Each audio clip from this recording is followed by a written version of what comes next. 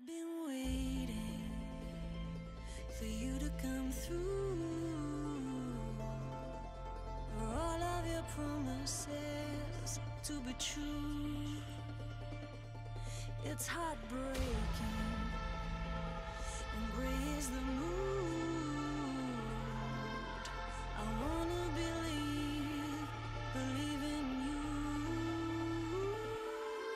You can run and you can hide, learn to live with your denial. Oh baby, I'm losing faith, got to the chase. I can read between the lines, don't wanna live up all time. Oh baby, I'm losing faith, got to the chase.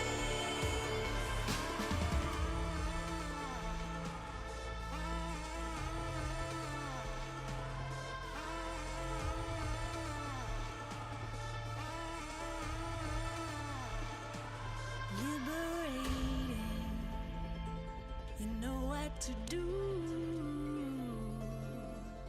Don't let your demons define you. You can run and you can hide, learn to live with your denial. Oh baby, I'm losing faith, got to the chase. I can read between the lines, don't wanna live up all time. Oh baby, I'm losing faith, got to the chase.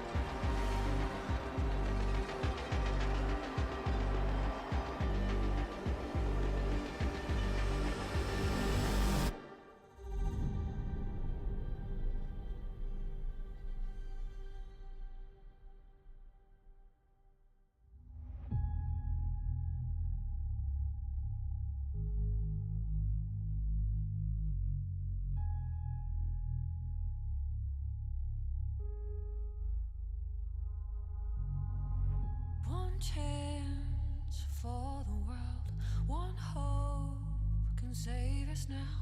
Our time for history. Brave hearts will win the day. Run strong all the way. It's time for you and me, 'cause nothing can hold us down. On the ground, nothing can hold us down. On the ground, we can be heroes.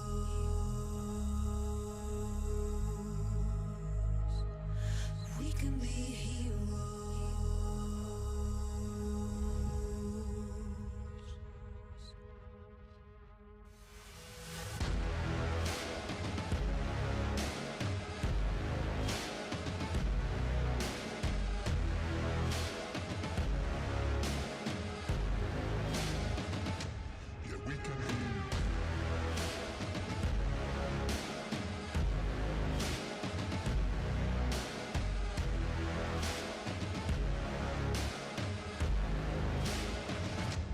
We can be heroes.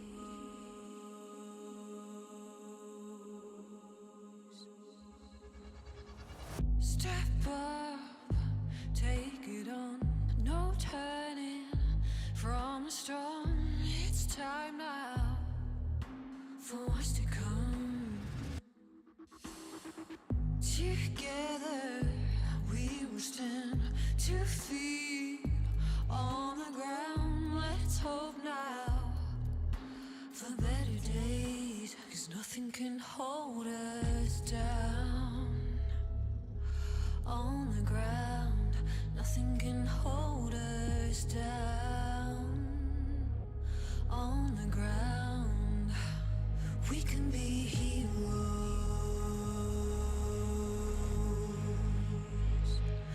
We can be heroes.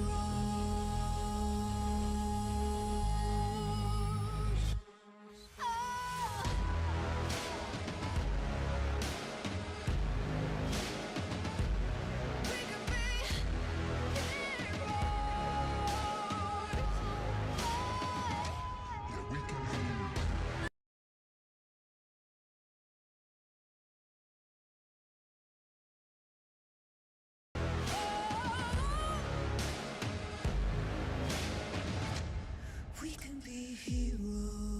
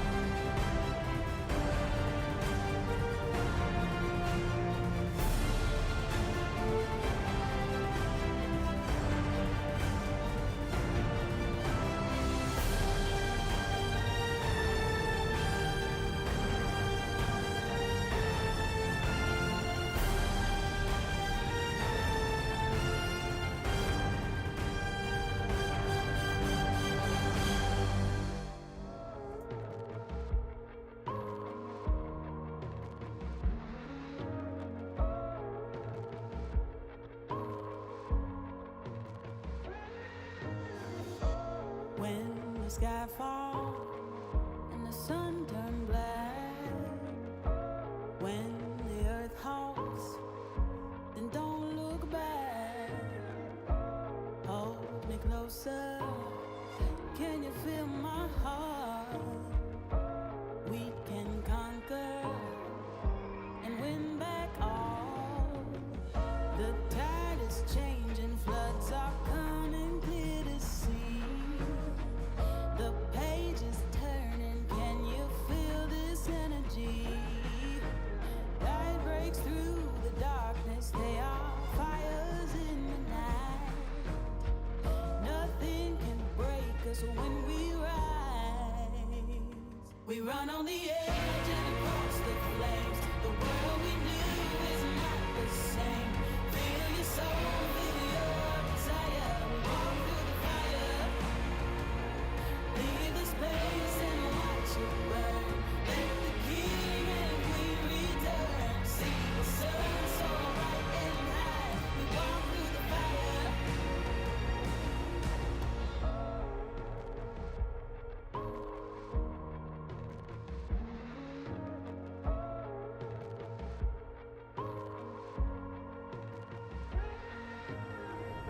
The embers glowing, we're waiting for the blaze, ascending from the ashes, bonfires in the haze. Standing tall now, your feet are on the ground. You fought your demons, nothing breaks you down.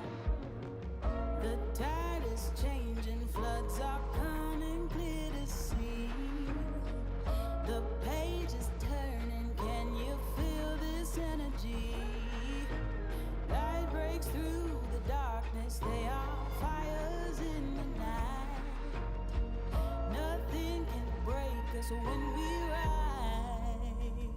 We run on the edge and across the flames. The world we knew is not the same. Feel your soul, feel your desire. Walk through the fire. Leave the space and watch it burn. Let the king and queen return. See the sun so bright and high. We walk through the fire.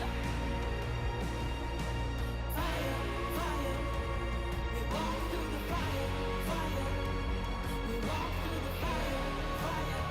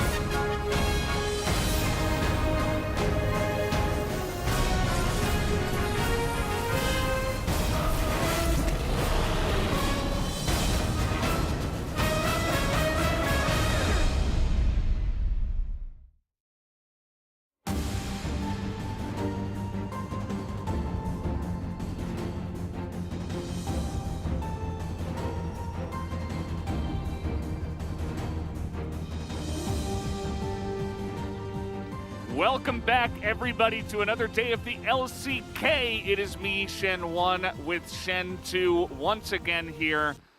And the other Shens will be on the carpet space. But man, this is a great matchup we have here to begin the day. We have T1 up against the Kwangdong Freaks. Kwangdong looking better than ever, and of course T1 currently on top. Yeah, well, we might be playing 0 for 1. I think the teams here today are going to play a very exciting game because as good as T1 has been, Kwangdong overall I think has been surprisingly consistent. The biggest problem points, those being Alem and Hoyt, look a lot better.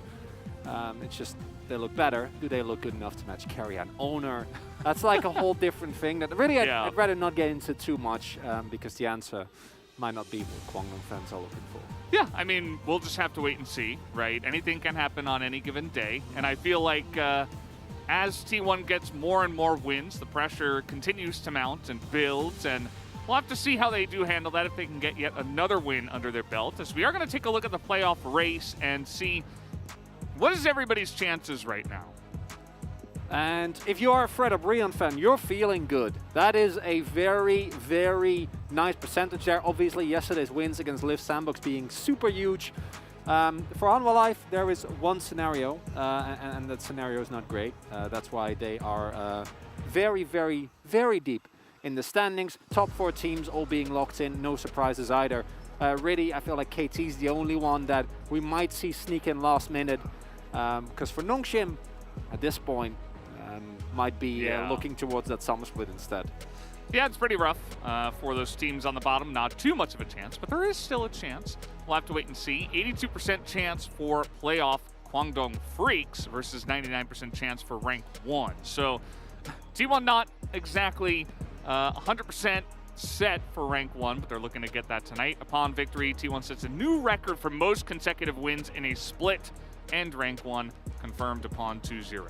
Yeah, so even if Gen G wins everything 2-0 from that point onward, and even if T1 somehow lose everything 0-2, still, no, it doesn't change anything, right? And again, that would make them second instead of, you know, just first. So. Potentially. Potentially. If that would happen, which doesn't seem very likely, as I think a lot of matchups are really interesting here. When it comes to the top lane, Zaze has been, I think, one of the coolest developments this split. And at the same time, it's nice to see Keen has actually returned to form. That 1v3 Akali play on top, really showcasing some, I want to say 2018 Keen coming up huge there.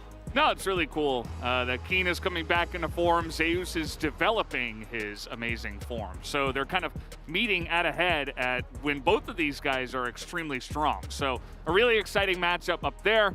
From teammate to enemy, Teddy versus Gumayusi bot Ego War. Number 2 and number 1 support Pog battle as well. Carry up 500 points. Definitely maybe robbed of some of those points, but it's okay. We still get to watch him here. 400 points for Hoyt, which is also huge because he's just really been good, especially with the beginning of the season where he did not look good at all. It's been a remarkable development, and I think one that Hoyt deserves a lot of credit for, but as I mentioned at the opening, is it enough to beat T1? That's something else entirely. And if you look at the stats, they're kind of self-explanatory. If you win everything, your stats will be great, as we can see that indeed T1 wins everything, so their stats are amazing. I think more interesting is that Kwangdong's stats, even in round 2, where they've been pretty successful, actually aren't that high for a team that is still able to get out the win. Because, you know, a lot of 7th places. Now, of course, they're currently in 6th place, so it's not too far off. But those are 7 wins. Oh, never mind. There you go. Yeah. There is one 7th place. Thank you. Though. You are correct. I got thrown off by that one. But the other ones are undefeated when they do have gold leads at 15 and at 25 for round 2. And it kind of makes sense. I remember we were having a Pog State episode. We were talking about what happened to the Kwangdong Freaks. Why are they not looking good? That was towards the end of round 1. And now they are looking incredibly strong. So definitely in the right form to challenge the best team in the LCK right now. Teddy and Hoyt having a final chat as they move onto the stage, and Kwangdong to me is one of the most satisfying stories of this entire split. A team that we were all asking what's going on. With Nongshim it's very apparent what the problems were, but with Kwangdong It was Fate not really looking good, Keen and Teddy looking okay, but not nearly enough, and Elm and Hoyt basically being in line for some of the worst performers of the split. And then as they got further and further in, as they started racking up the wins, they looked more and more confident. Hoyt bolstered by his Nautilus, a couple of great Poppy games from Elm as well. Now we have a Kwangdong Freaks that are looking poised to get themselves that playoff spot. Yeah, Keen, Elm, Fate, Teddy, Hoyt. When we first saw this roster, we thought, hey, definitely a pretty strong team. Probably middle of the pack, should be decently good. You know, perhaps a couple of steps above what Afrika was able to do in the past seasons. And so far, looking good in round 2. But here is T1, currently undefeated. Have not changed the roster. Just the same 5 guys doing the same thing they always seem to do every night, as we get a nice little wave there from Keria. And the hardest part about this T1 roster is finding a definitive weakness, because while, as per usual, players on a given day will perform better or worse, there is always someone on T1 that can hard carry. Sometimes it's Zeus on a cannon, sometimes it's Keria on Fresh, sometimes it's Faker, which at this point in the LCK's history, you might be like, is he still doing? Yes, he is still doing that. Yeah. And Gumayushi speaks for herself as well. And actually, in my opinion, I think Owner has been so insanely consistent when it comes to having a reliable impact for this team. I think he's really the cornerstone. He's always just at least 8 out of 10. And that helps him a lot. Yeah, absolutely. That fan sign was calling for mid-Kaisa. She's like, maybe some mid-Kaisa today. And it has been something that Faker has been playing a bunch in solo queue. Whether he feels like it's a competitive pick or not, we will have to wait and see for some of the drafts here. But in my mind, this is definitely the key player matchup, especially because Hoyt is playing so well nowadays, and in my mind, Keria is the best support in the world. So these two going head-to-head really should be a fun matchup. And they're very different players, because Hoyt to me has become one of the most reliable engage supports that we've seen. I do still think that that's what he's the strongest on. Obviously, Nautilus come to mind, but Leona has improved, similarly to what we've seen in, for example, the Light. But Keria, he just plays everything, and that to me, well, yeah, and he does it exceptionally well. And that to me is one of the key factors that T1 have been able to utilize is they can R5 counterpick and they can win a game off of Keria getting something like a zillion, right? Actually utilizing how incredibly gifted this player is mechanically. I just don't know if we're actually going to see any of that, because I would not be surprised if T1 wants to play it as standard as possible. Yeah. Not to give anything away as we get closer and closer to playoffs. I mean, there have been times where he's played Braum and looked amazing. He's played Yumi and looked amazing. You know, some of these supports that you wouldn't necessarily say, hey, this is a mechanically, you know, intensive support pick. You know, we really need you to play well. He just makes it look really good. He was also practicing Zeri before the match, probably just warming up his hands, but, you know. You never know, I suppose. I've heard the rumors of Zek support, which Keria has been spamming a lot as well. I love Zek, so I personally would be very happy about that. But, you know, what we see in solo queue might not be what we actually end up seeing, although I'm sure there's many people in solo queue that aren't too happy with the Kaisa mids that have been popping up. Because unfortunately, not all of us are Fakers, so a lot of us lock in Kaisa mid and then die a lot. Yeah. It's definitely something that can happen. Faker just taking a short micro nap there. Probably just getting ready for the match. And it should be a really good one. Definitely one of the reasons why T1 is doing very well nowadays is that Faker is also returning to quite a strong form here in the middle of spring as well, which is really cool to see. Because when we talked about the top 4 mids, obviously over the last year and a half, it was basically just always Showmaker. And now we start to see Showmaker has already fallen down the ladder. BDD, not even going to mention him, where usually he was a hallmark of consistency. He, of course, had a lot of struggles this split. And that's kind of allowed Faker to just rise to the top, naturally bolstered by incredible performances on things like Ahri and LeBlanc, these old school but still very proactive. Yeah, Vex comes to mind as well. Kind of old school picks. Well, not the Vex, because she's really new. But yeah, I thought it was great until you brought up the Vex. Sorry. Oh, that's okay. That's okay.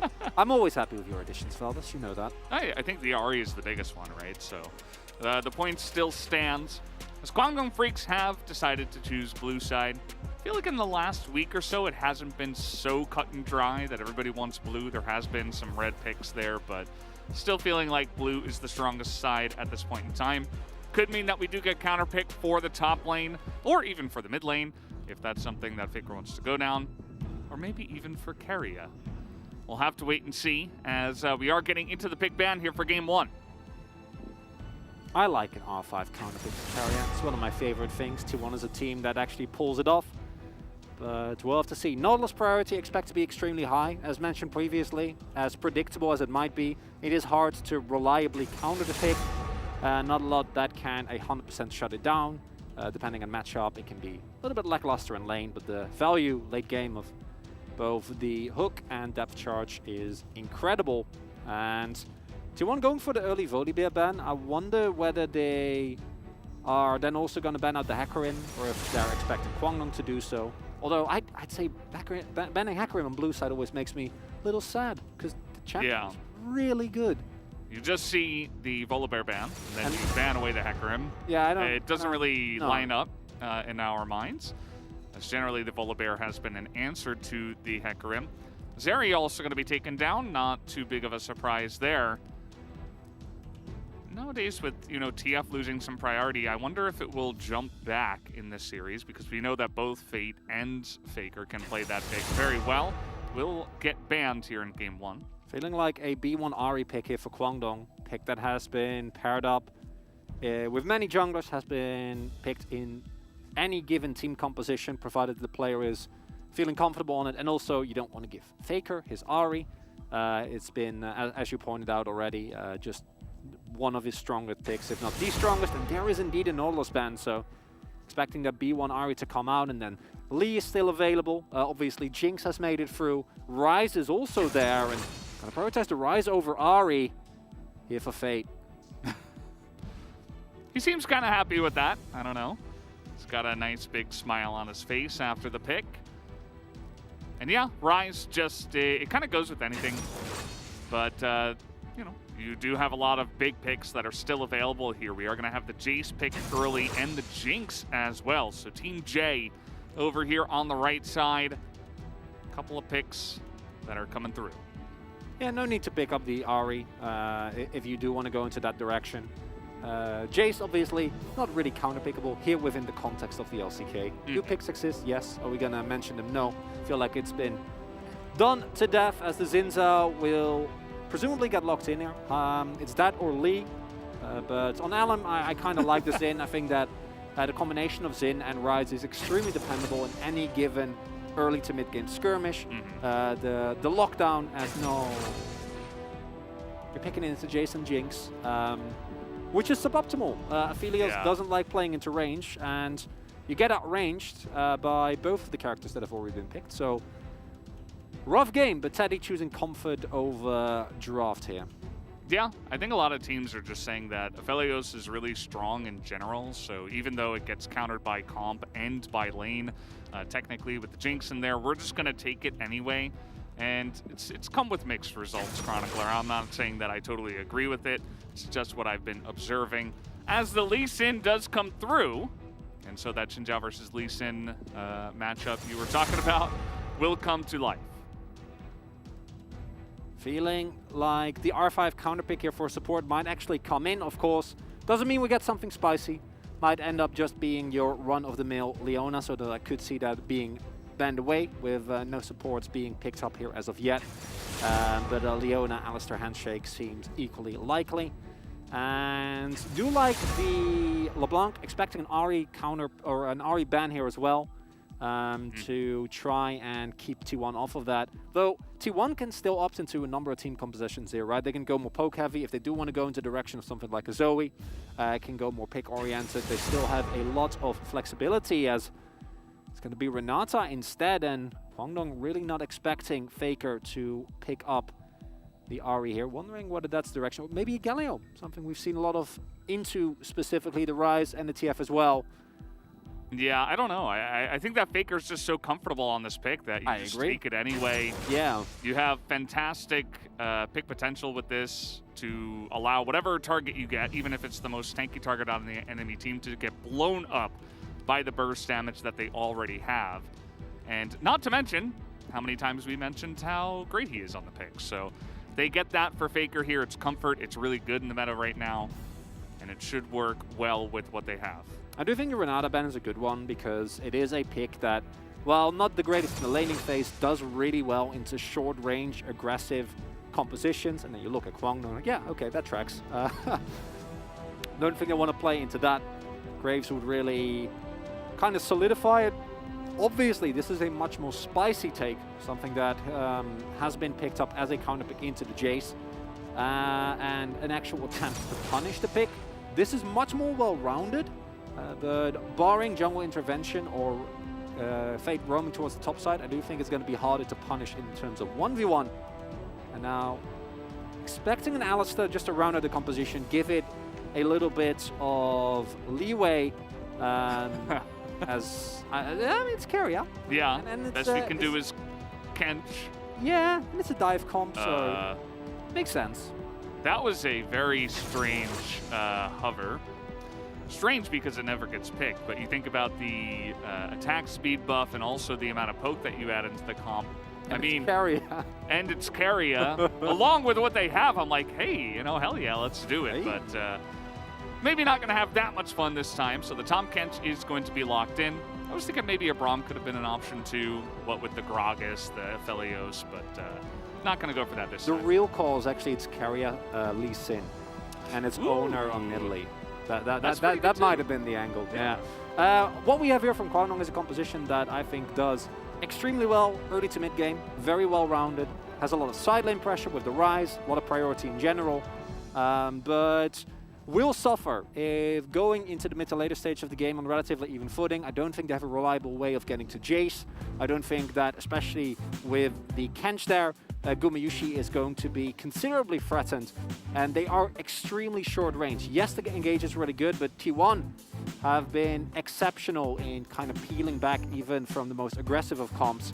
So Kwangdong, well-rounded comp, I think, but one that might be hard to pull off specifically into T1.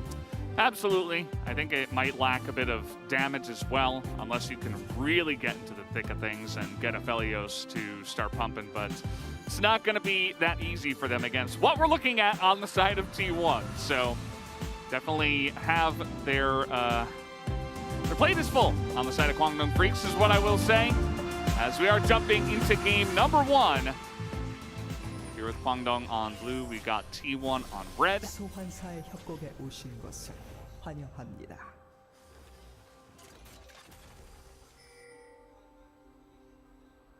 Looking at the runes, Keen gone for Comet.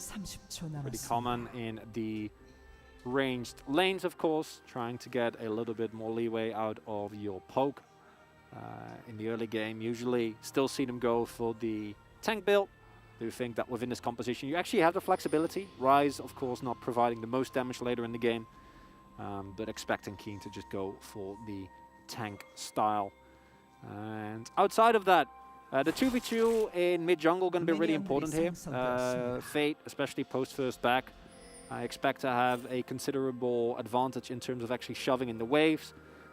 And silent matchup is going to be really important there to see to what extent Fate is actually able to leverage that prior and that pressure. And they will have to do a good job of tracking owner, because while I think a straight-up 2v2, especially early on, is going to be very manageable for Fate and Alan. If one of the two gets picked up by a charm, you get 100 to 0, and then there's not a lot of counterplay to that one. Yeah, that's the thing. That's why I feel like the RE works really well. What they do already have here. Alan going to start up at the blue buff, so actually looking to path down to the bottom side of the map. We'll see how that works out for him. You know, with the Tahm Kench changes and the Devour on his ultimate now, sometimes if you get ahead of that and you put him behind and delay that great ability, you can have some luck. As already, seems like the lanes are going pretty well for T1 in terms of mid and bottom. Terry, of course, the first person that showed us that Tahm Kench could actually still, after his rework, be a useful support. Has now been followed by some other teams, but not a lot of them prioritize it as much as T1 often does. Level 2 gets hit first, brush control is found, and This should give them the opportunity to get an early bounce so that they're safe of any possible jungle intervention. Has of course spotted with the ward that the Raptor camp has not yet been taken. I think they should also be able to see Ellen before the ward time's out, as I'm going to start at that camp now, and that does mean that Gumayushi and Kara should be able to easily avoid any possible bot lane shenanigans. Yeah, I didn't see any pings there on the Raptor camp, but you can definitely guess based on what the information that they know. As Faker 11-4 so far on the Ahri, pretty good to start off. I shouldn't say start off, he's been playing this for years, but to go with this pick, I could say. Keen, unfortunately for us, he goes on to a Gragas pick, which is not necessarily something we're going to be seeing some huge plays on, as Keria will have to flash down here in the bottom side. Nice little safe flash as he gets a bit out of position. Yeah, as Guma gets in a small cheater and is able to pick up a call on his first back there as they got the bounce on the turret. Keria was looking to, at the very least, get some river. I don't know if he was actually looking for a roam timing as well, but didn't end up working out. Has to use his flash, and Owner not going to get it back. Gets rudely interrupted by Keen. Wasn't very nice. No, really mean, I'd say. Yeah, not 100% sure how he knew he was in that brush. Was one ward up there towards that tri-brush at the top side, but no other information from us, as we're just kind of hanging out here in the beginning of this game. We'll see if this Gragas pick actually ends up working out. You know, we talked at length many times, both here on the casting desk and over on the carpet space, about the potential picks. You can go into the Jace to try to counter it, or to try to take advantage of that lane. And as we also said in the draft this time around, teams just don't like to do it. Just doesn't get picked. We don't see Malphite, we don't see Wukong, which has been a pick in the past that's actually worked and found success. Teams nowadays just don't think it's good enough to warrant the counter pick. So instead, we kind of just get tanks that essentially nullify the lane and make it so that, okay, we're just not going to die against the Jace. But the Jace is still going to get a lead in CS. He's still going to push in and get priority, and he's still going to have an easy lane. So, you know, what is the answer here, Chronicler? Yeah, I really want to echo your sentiments, and it's a problem that we've seen so often. The one upside of the Gragas, as I mentioned previously, is that the setup is really good post-6, so you can, if Fate or Ellen makes his way to our top side, easily get a gank off, or at the very least force a summoner, and then the gank take the Jace down, as he doesn't really have the tools of staying alive through the lockdown that Gragas provides. But Keen is no slouch in terms of laning, right? We talk about the Keen exam very, very often for a reason. It's because he is basically the measuring stick that is used to size up any possible top laner within the LCK. And Zeus, currently passing his exams with flying collars, has been looking better and better. And the Jace is, of course, also one of the picks that he is always looking credible on, right? The Jace, the Gnar, these picks always come to mind as... Oh, Hoyt. Oh, Hoyt. Bit of a mistake there. He is going to be fine and just walk away. Teddy doing a good job stepping up and essentially blocking for him. Did have to use the heal just to make sure that Hoyt, after taking 2 turret shots, it doesn't feel too unhappy, but that's definitely going to put them a little bit behind in this lane, and you can never really afford that when you're going up against these two.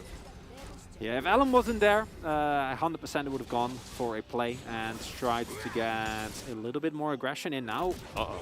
Yeah, they've been able to deny the vision. 3v3 imminent here. Yeah, no level 6 for carry or anything like that, but it is a 3v3 as you mentioned. Slow goes down onto Element. T1 just saying, no, we're not going to fight it. In goes the Xin Zhao, and Element's going to get super low. Owner going in for the execute, but ends up giving up his life. As in goes Gumayushi, going to pick up a second kill as well for the side of T1. So he gets one under his belt as well. And Faker's hiding. Oh, man. If that charm hit... Oh, it might not matter, though. The knockup comes in from the side of Keria, but not quite enough damage as Fate will flash away. Violent 3v3 are in the bot side of the map, but in the end, it is definitely T1 that gets the better end of it, right? Gumayushi able to pick up that kill. Teddy will be able to pick up the wave, and key thing here for Kwangdong is that they do hold on, because especially once that Realm Up comes in, you're feeling really confident about this play. You're like, okay, we might not have the greatest start to this. Hoyt obviously going a little bit too deep on a Kench, which generally isn't really going to work out. But with the Realm Up, you're feeling very, very good about this. And then crucially, this would have been an even trade, or rather would have been a 2-for-1 trade. I feel like they should have gotten punished here. They didn't. Wasn't quite enough. But stepping over forward there when you know Faker is there, when the teleport has been invested, could have led to a lot more. Kwangdong, I think you're going to be happy that you only traded 1 for 2, and fight hasn't seized yet, Valdez. Yeah, Keen, he's looking for that engage. He's going to find Owner. Owner with no flash, but the Devour is there. The charm up to LM, and the damage comes through. Over a huge Moonlight Vigil onto the backside. Keria is behind enemy lines. He's going to have to flash the opposite way. And Kwangdong Freaks will pick this up as Owner goes in and smites it away. What will he have to pay for it, though, as Keria is just going to slurp that up and says, see you later. But 2 of them from the side of T1 will go down. Faker also on the run here, but he should be fine with the Foxfire speed up. Even gets a little charm there onto Teddy, but man, what a crazy trade there in the river. Charming his old teammate, gonna make it out alive, and yes, you get the Rift Herald, but you do give over a double to Teddy, and that's not a trade I'm sure that you really want to take, and it's Keen that sets up this fight beautifully. Spreads it out nicely. The charm means that LM, even with his ultimate, is still going to take a lot of damage, but that's clumped up Moonlight Vigil that Teddy is able to find coming up clutch here, and the audacity of T1 to say, oh no, we're just going to go in here. We're gonna get this, and then Keria with the heist of the century, as everyone else is distracted. But as the dust settles, it's a courageous play from T1, sure, but even with the possible Herald Gold, look at the state of Teddy right now. And as we mentioned, Kwangdong might run into a damage issue if they fall behind. If that Aphelios doesn't really get going, well, he's going. And it's Teddy, who generally, when he does well, Kwangdong reaps the rewards. Yeah, we could have a case of Teddy versus T1 on our hands, but overall just a great fight from the side of Kwangdong Freaks. I think T1 assumed, okay, you're not going to walk in the river against us, but they were able to.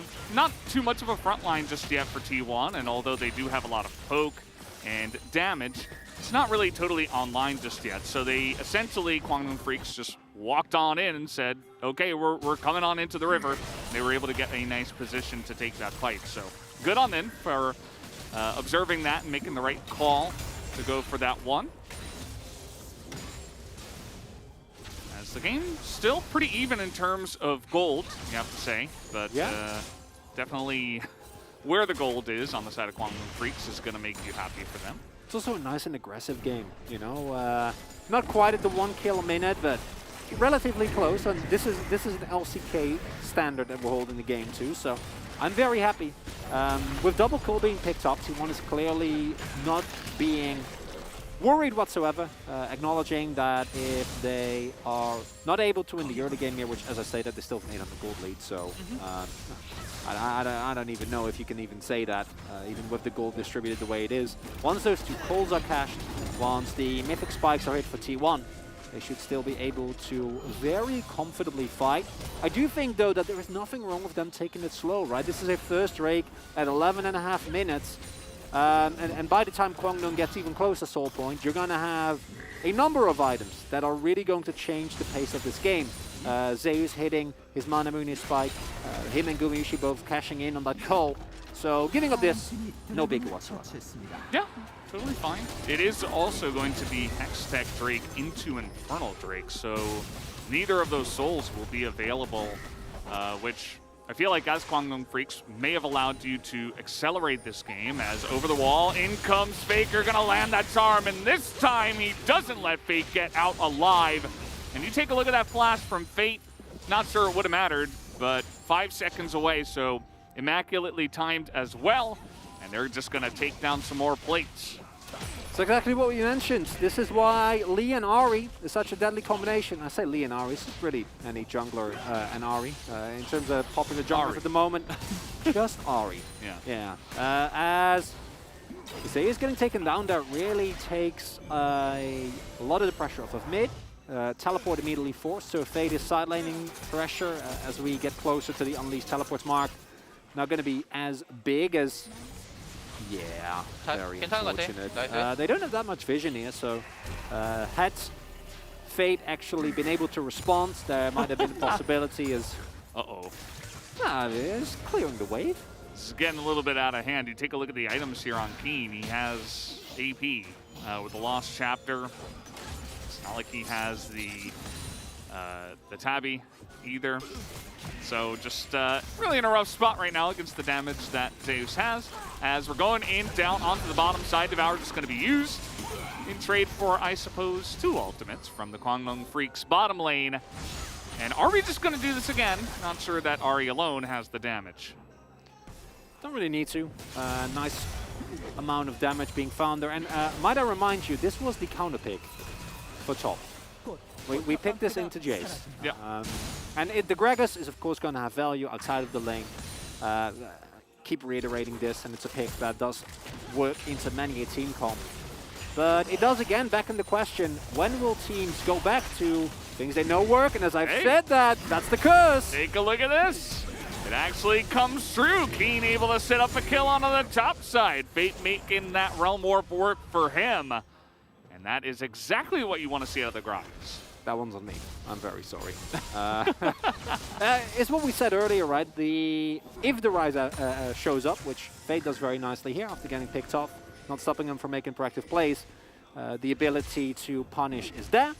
Thank you, King, for redeeming the Gragas. Makes me happy.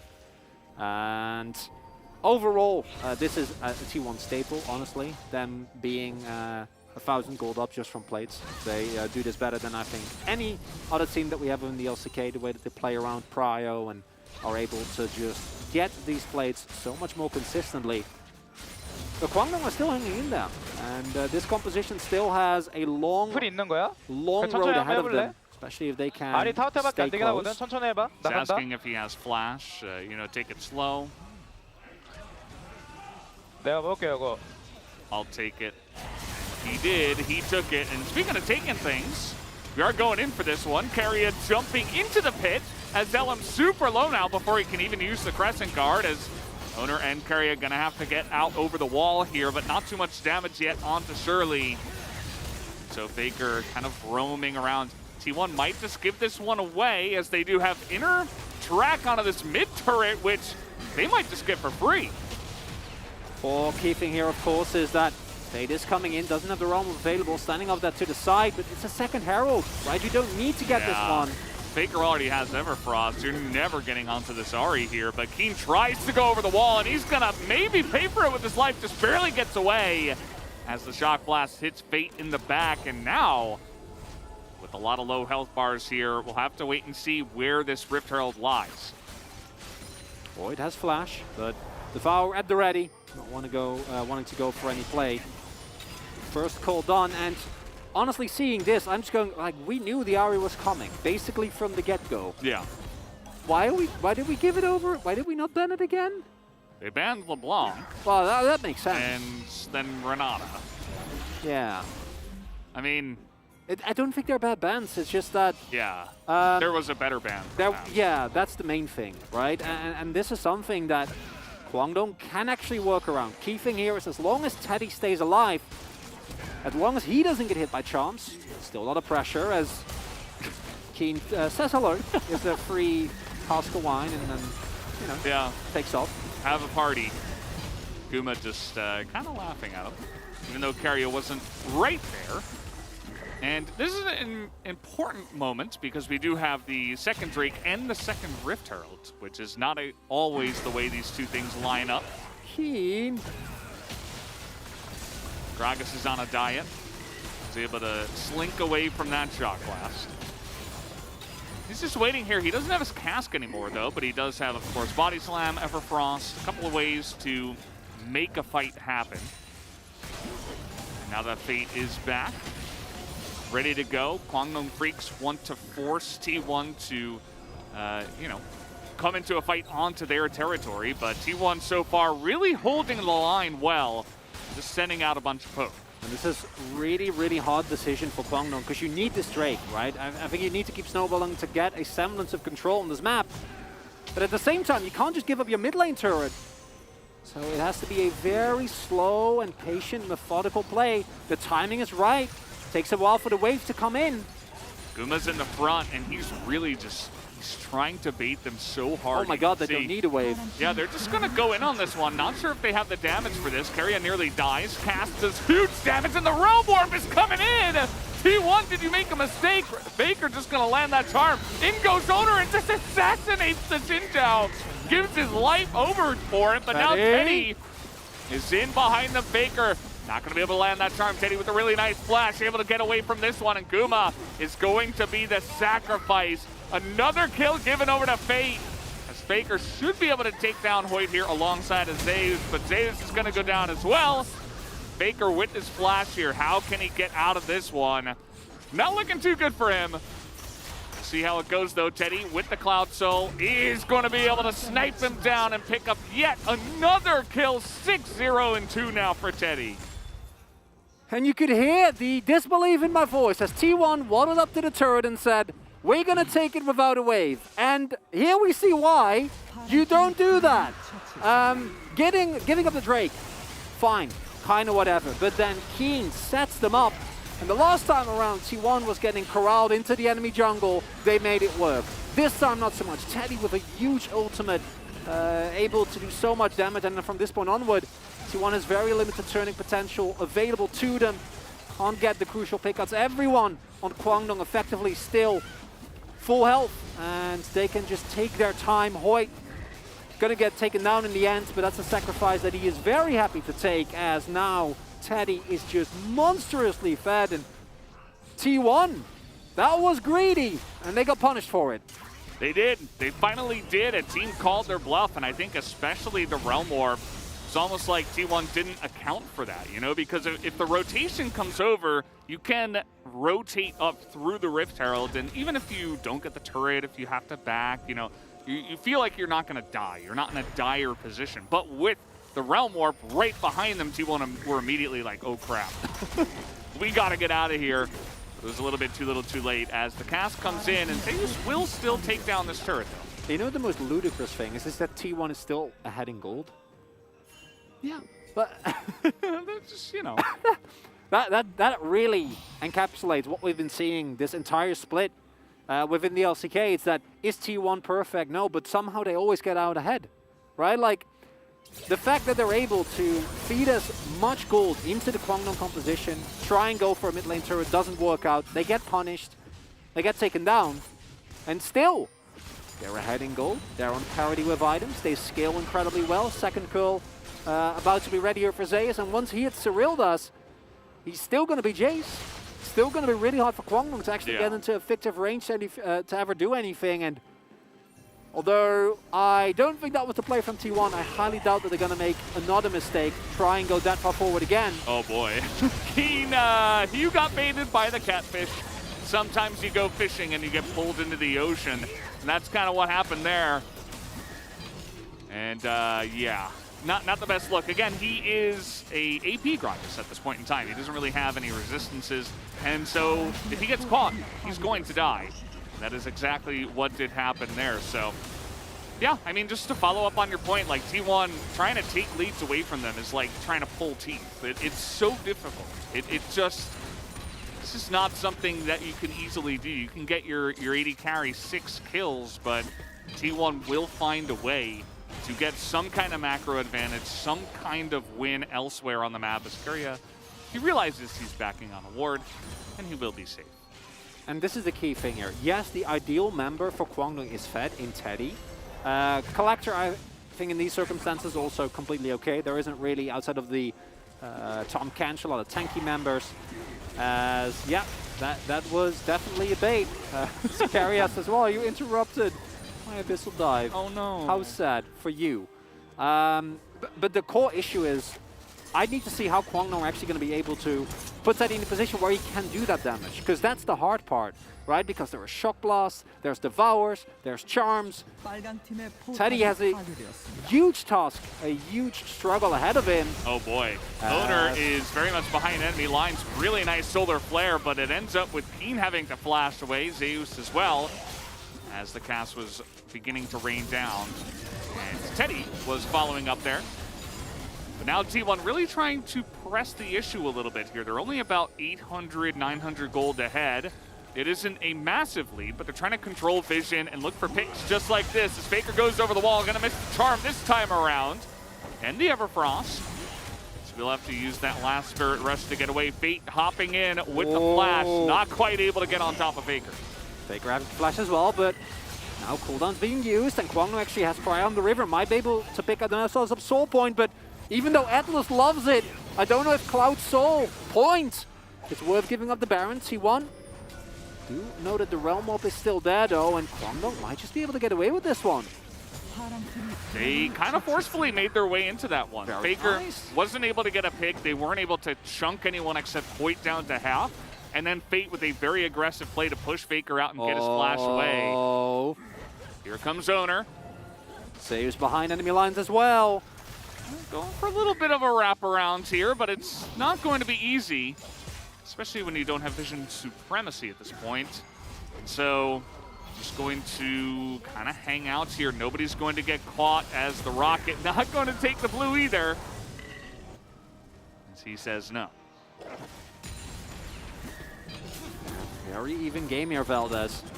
Compositionally, we're slowly getting to the point where you'd have to start to favor T1. Gumayushi building towards his Lord Dominic. Zeus approaching that Cyril does as well, but Kwangdong have been playing so incredibly well. Do have Soul Point, and Cloud Soul, while not the most popular, will still provide you with a lot of value. If you look at Kwangdong, the movement speed, very, very beneficial to many of their members. Might also be helpful in actually getting Teddy into a position where he can use his lead without getting immediately blown up. Wonder what he's going to go for that Infinity Edge. Third is looking like it. No defensive items. He is all offense. And you gotta, at this point, honestly, it's going to be him or no one, right? We see more and more tank items coming through for Key now with the Thimble into finished. Fate, obviously going to provide a lot of utility with the Frozen Heart and the overall lockdown he's able to provide, but are getting slowly closer to the point where Tank Ride's damage not going to be as valuable anymore. You can see the gold difference there right underneath T1. It did kind of rubber band back at 20 minutes, and that was after, you know, the shenanigans in the Kwangdong Freaks jungle. But T1 immediately were able to slowly grind that back. Yes, they are giving away Drakes, but not quite too much more as they do not have vision here. Gumayushi not in the best spot. He's going to flash over to the top catch, but that was a very strange little interaction there. Kerio went back to where Guma was and then had to get the long-range Devour, but that's a lot of summoners used now for just a great engage from Kwangdong. And Guma and Kerio are like, hey, we're going to meet at your house, right? No, I'm at your house. Are you at my house? What do we do? And somehow, Gumayushi still able to make it out alive. Kerio able to get the Devour, but that is a lot of crucial summoners now gone. No flash on Kerio, no flash on Guma, and that might come in huge if Kwangdong want to make, again, an aggressive play on either the Baron or the Soul. They can try and play for either of these. T1 gonna have to respect. And I am loving what we're seeing here from Kwangdong. They are matching T1, and though again, in terms of gold, there is a slight lead for T1. That in of itself doesn't really tell the story of this game. That may never go away, Chronicler. I don't know. As we'll see this once again. Look, he flashes to the Tompkins. The Tompkins Abyssal dives to where Guma was, but then he flashes back and gets the very long-range Devour to get the Jinx out alive. I suppose this is why you picked Tompkins. I just can't believe he got out alive. I think it's one of the funniest miscommunications. And like, it makes sense because it's in a split second. Yeah. Right? It's just, you're not used to seeing it from T1 of all teams. It was like the first time that Kerio and Guma were not together. You know, they've been standing next to each other the entire game, but one small slip-up. A really nice solar flare. Nearly got him there. I'm not sure if Keen was like standing on the edge of that for the whole time, whether that was the intention or not. As 1 minute till Drake, both these teams going to be trying and fighting for vision control of the river, because for T1 it does become very hard. Something we haven't really talked about is that while they have an incredible amount of poke, and especially once Zeus finishes his next item, it's going to be even better. They're relying on vision of actually making that stick on Teddy, because they're engaged. Not the greatest. For Kwangdong, no such issues. They can start a fight at any point. This is where we're seeing the value of the Gragas begin to come in here as a gigantic Moonlight Vigil is going to chunk Keria low. But now that ability is on cooldown. Keria healing up a bit here. As we go, he's got a refillable of his own. So that is going to be down now for this fight as T1, they're always playing around this Baron, but again, this Ryze is getting a lot of value just threatening a Realm Warp at any time. The Kwangdong are playing this so well. They can possibly go again for sending off someone. Not going to take the risk. T1 calling their bluff. They're going to go in for this one. As, don't think they're going to be flipping anything here. They know. Yeah, they do spot the Gragas, which is going to be incredibly important. Keen not getting in on that one. They're going to clear out some of the vision as well, but Kwangdong, they have the inner line to the mid lane turret. Teddy will be picking this one up for free. And T1 really struggling to even begin onto this Baron. I don't think they can. Don't have the prio, and this might be another situation where Kwangdong is able to get the better end, gets the mid lane turret, and they should be able to pick themselves up the soul point here as well. They could definitely, yeah, they could just rotate down and take that any time. It doesn't feel like T1 is really valuing that much at all. They have not been making big stands on these Cloud Drakes. They have not made a huge attempt to stop this. And so Kwangdong will be able to take 4 Drakes and the Soul. Back again. Cloud Soul.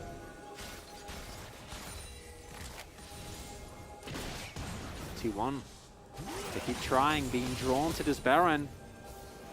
Maybe third, fourth time's the charm. Realm Warp is still available though, and there's denied vision right now on the Baron, and Kwangdong, they know that the timing of this, but look at the damage right now. Gonna deny the Blast Cone, in goes Keria, and the vision is too late. The Realm Warp not able to get them in there, and T1 with the heist. They take this down. Kwangdong not grouped up right now. Keen and Hoyt though trying to corral them in. As the charm will go wide, so will the Everfrost. That's all onto the Leona. As Teddy is in behind them. And T1, they're just on the run. They're like, okay, we'll just go over to our minions, buff them up. What are you gonna do now? And Kwangdong, they're behind them in the lane. They want to go in on this one, but Zeus has a really nice position, and into the back line they go. Huge knock-up. Keria gets the engage onto the Aphelios. And see you later, 6-2, or 6-0, I should say. As Keria is an engaged support on the Tahm Kench, and he is looking for more. He's not gonna get it, I don't believe here. His fate is fast enough, but T1 are taking everything now. How do they keep getting away with this? Every time I think that they're caught, they're not. This is unbelievable. I don't even know, man. Really makes you wonder. They have Baron, and they're pushing. I mean, they have so much damage. They could potentially continue to push, but they're not going to take the chance here. As that was a really wonky situation, right? That is non-standard for professional League of Legends. And T1, they navigated perfectly. Teddy maybe getting a little bit too close. Didn't expect the Tahm Kench engage angle. Oh, yeah. Key thing here, of course, is that because Keria's out of vision, the actual notification for the Abyssal Dive shows up so late, and simultaneously Zeus fires a Shock Blast, so Teddy trying to kite that does get taken up, but they know he's there, right? This is not information that is unavailable to them, and Kwangdong, that's the one member that can't die. Yeah. I kind of wanted to see Teddy's vision as well, but generally we don't do, you know, the team that loses the fight, we don't like to get them on the camera when they lose it, so makes sense as Keen is just dead. See you later. Owner going to scoop that one up here. Faker this time going to hit the charm. not even his best Ahri game, but, you know, doesn't seem to matter. I don't know. What do you do? This was such a good game from Kwangdong. Yeah. Well, I was really impressed. and then they realized Keria exists, I guess. I mean, that's essentially what it came down to. Just a really nice engage, and your Aphelios doesn't exist anymore. That's how the fight began and ended. I ask you, how can you look this good on Tom Kench? It makes no sense. They're making it a pick once again. I should say he. As, yep, now with the Baron buff going away, T1 with the 2 inhibitors. Looks like they will back off of this one. They do have a wave in mid with the super minion. Will they go for a push? Faker on vision here, and he does spot that. So just going to back off of this one. T1, they can essentially do what they want now. And unfortunately for Kwangdong, as long as they have been able to stay relevant in this game, your composition has run its natural course. T1 is monstrously far ahead in terms of gold. Their poke is devastating to deal with. And you're going to be forced to hard engage into charms, into kicks, and into carriers Tom Kench, which might be the most formidable foe of them all with this short-range composition. Going to require a miracle from either Keen, either Hoyt. But look at the summoners. Gumayushi, Flash plans available. Devour gonna be up for any subsequent fight. And with how far ahead T1 is overall, if just Faker or Zeus stay alive, they can win the fight as well. It's not even just about Guma anymore. Yeah, I mean, Guma, he's kind of just hanging out. You know, he's 1, 2, and 3. He's just chilling. I mean, the carry of this game right now is Keria.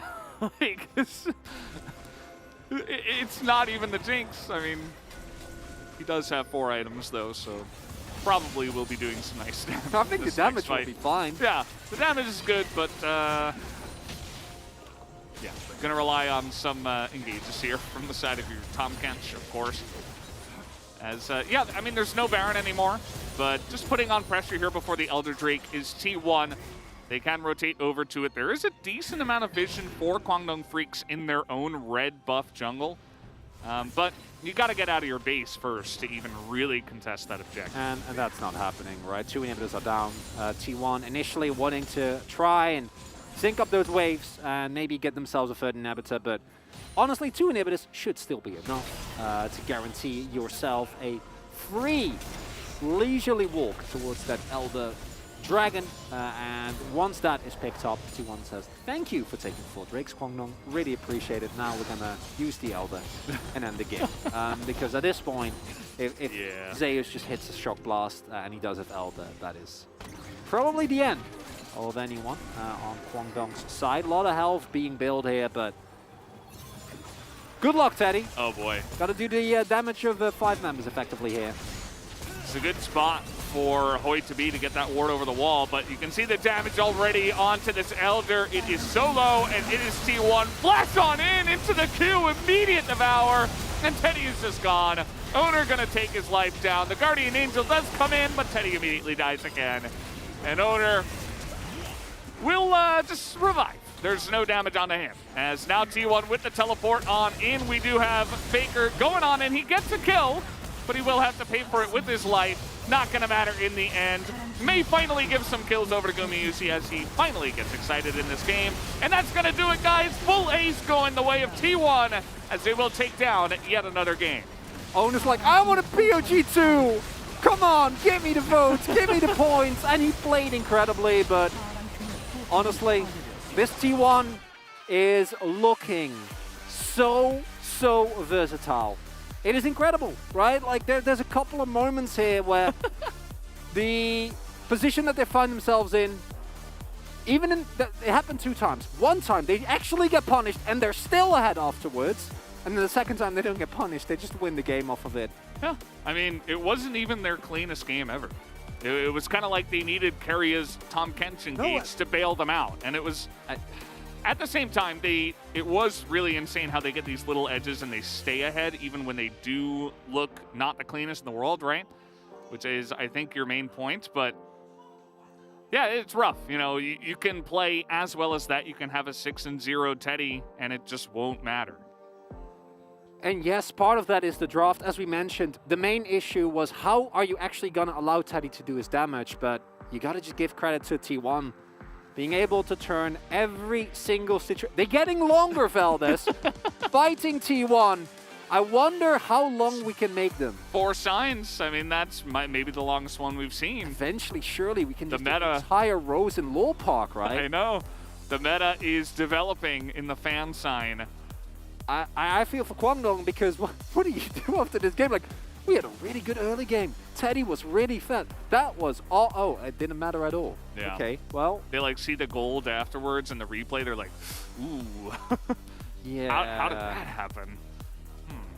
And I do want to go back, as we always do. This Aphelios pick. Imagine if Teddy wasn't as real. Imagine if it was a pick with more agency or with more range. Even Isaiah, I think, would have been a better solution here than the Aphelios into this comp. Didn't work out at all, even when you're 6-0-2. Yep, not enough to get them over the line. T1 take down another game. It's 1-0. We'll go to a break, guys, and go over to the analyst carpet space after that break.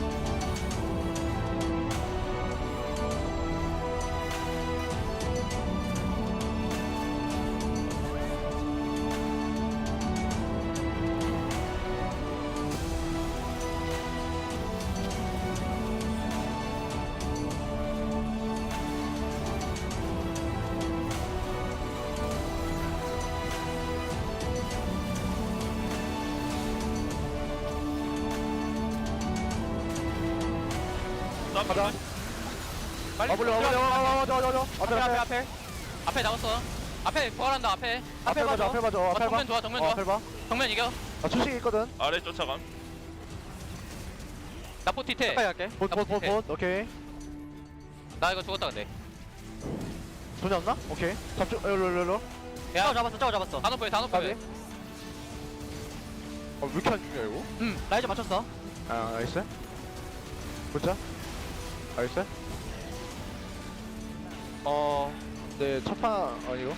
눈물겨운 희생. 얼렁뚱땅 이긴 거 같냐? 되게. 조금 붕뜨긴 했다, 이 판은.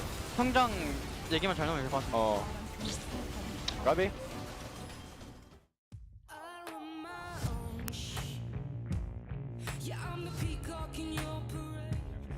It's the mid lanes, which is the least interactive. Hold on. Ooh, okay. No wallop, but Licorice flashes right back in and he gets first blooded 1v1. He is very, very good. Just a masterclass, in all honesty, on how to play from the top lane.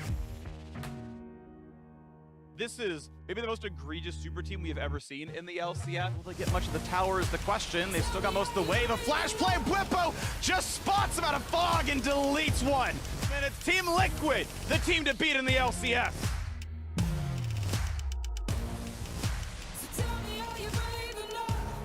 I do feel like this is one of the most competitive splits of LPLs. Dilby now running into the middle as he goes Golden Knight. He's hitting away in a choke point as well, or at least a created bubble. Flashes away, spreading the damage. Jakulov getting excited. AoE heaven. There's the return damage from LNG as Light tries, but with Rise and Jinx, it's time to say goodnight. Yeah, for Weibo, I think they're looking really good. They have a clear system that works for them. And now Hotfog is on fire. He's excited. He's picking up kills left and right. He's blasting forward. Jin Chao's down. And now Jay is going to die to a quadra kill to Hotfog.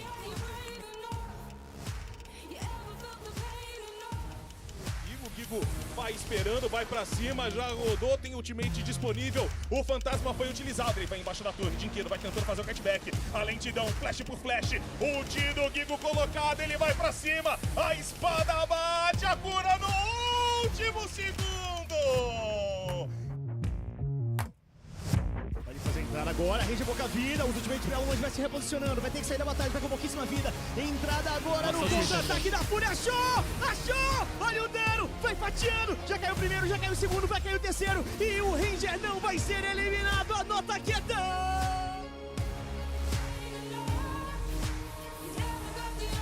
Quantum Freak's looking like so improved.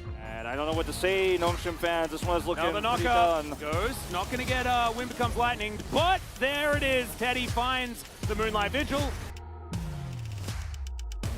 We now get to talk about the best bottom lane in the LCK and possibly the world. Right though, as Gumyushi flashes right at the last second as the dredge line was coming in, and now Rascal needs to be respected. Zaya's trying to run this one out, good sidestep there as T1 needs to play this perfectly. The Flame Chompers, they come forward, the Crush is there as well. As he takes the lens and the hook's gonna connect. Life is gonna get taken down, and now Faker's in for the cleanup. The Rockets will land, and I have no idea in hell how T1 did that. How did Kuma live?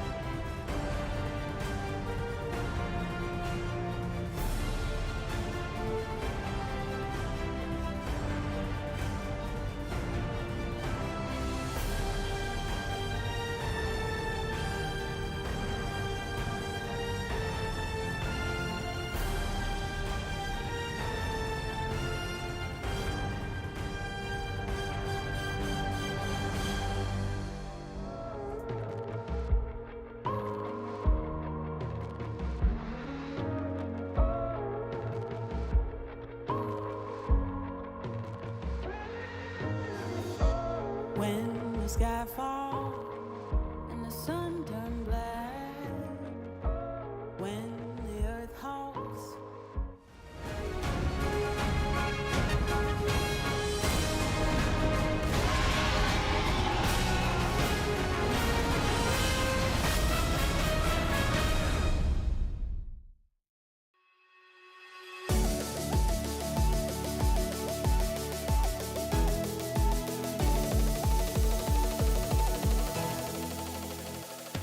Welcome, ladies and gentlemen, to the Analyst Chairs and Collaborative Carpet Space. I am Atlas Shen, this is Wolf Shen, and we are here to bring you through what is a LoL Esports deemed approved banger as T1 eventually managed to get the win. But Kwangdong Freaks really made them work for it, and it started off in the draft. I actually felt like the draft was really cool, right? We had a lot of displacement options for Kwangdong in the early game and things like that to try and get Teddy snowballed. That worked, but then T1 had Jace, Jinx, pick supremacy, poke supremacy. It was very, very cool to watch. The second ban phase for Kwangdong Freaks, I think, is where a lot of people put their criticism, because they did not ban the Thresh and the Tahm Kench, which ended up giving Keria the opportunity to save Gumusi in so many incredible moments, had a great initiation there as well. They also left Ahri open. So you ban the LeBlanc with Fakers, Ahri open, and you run into a can of worms there. I do like the Renata Glass ban because I think it does also work very well for T1's composition. We are seeing these comps get more and more popular as of late. Sorry for the foggy glasses. This is just what we're dealing with today. But I thought overall T1's draft was more well-rounded. They had a lot more potential to control the mid-game. And Kwangdong Freaks had a severe lack of damage with the Ryze and the Gragas here that are both going to be building very tanky. It was all about Teddy. And when he was picked and when he was unable to do damage in those team fights, you could really see how much T1 were able to control the game. Exactly, especially with an engaged support like Tahm Kench, you know what I'm saying?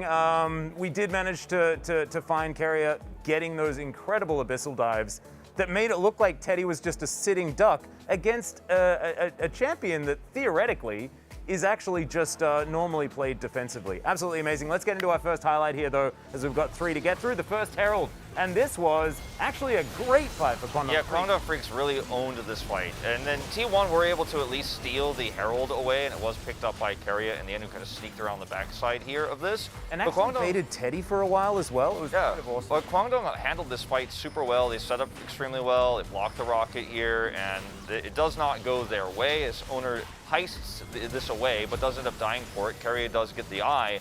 But this was a lot of gold going over to the side of Kwangdong Freaks early on in this game, and it gave us hope, like, okay, maybe this comp will actually work out. Maybe they'll get ahead enough early on, and then we'll actually see Kwangdong Freaks make this comp work, because it needed to be ahead to control vision around this Jace poke, the Jinx poke that comes later on. Yeah, and it was always going to be a difficult task, right? And what we were hoping for is that things were going to get competitive as the game goes on, because T1 have used compositions like this to just steamroll their opposition. We don't want to watch that. We want to watch a close game. And in the end, it actually was one of these. So many of these skirmishes went Kwangdong's way, but they were never able to position themselves on the map to get enough afterwards to actually get leads. Because T1, they were always taking more whenever they got anything. Even when they lost, they seemed to just get ahead in gold. It was just crazy. As we'll get into our next highlight here as well around this Drake is T1 overextend a little bit without minions. Yeah, they just don't have the ability to come over here safely. Like you said, they have no minions, and it's an amazing cast from Keen.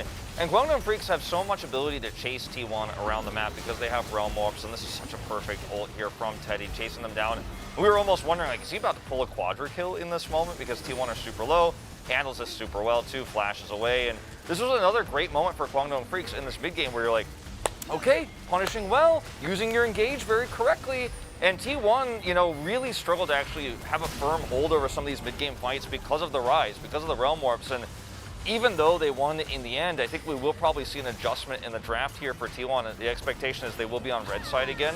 And I don't think they'll give Fate the opportunity to control some of these mid-game fights and objectives with the Ryze Realm Warp. So it wasn't enough in the end, but I thought that we wanted to highlight how Kwangdong Freaks fought super well around those early objectives. Yeah, and now we have to get to the bit where T1 eventually managed to win this game. And of course, in the early game, it was actually fantastic, like Faker finding these picks onto Fate alongside Owner. Some of those kicks and those plays with the Ahri and Lee Sin really demonstrating that synergy to the fullest.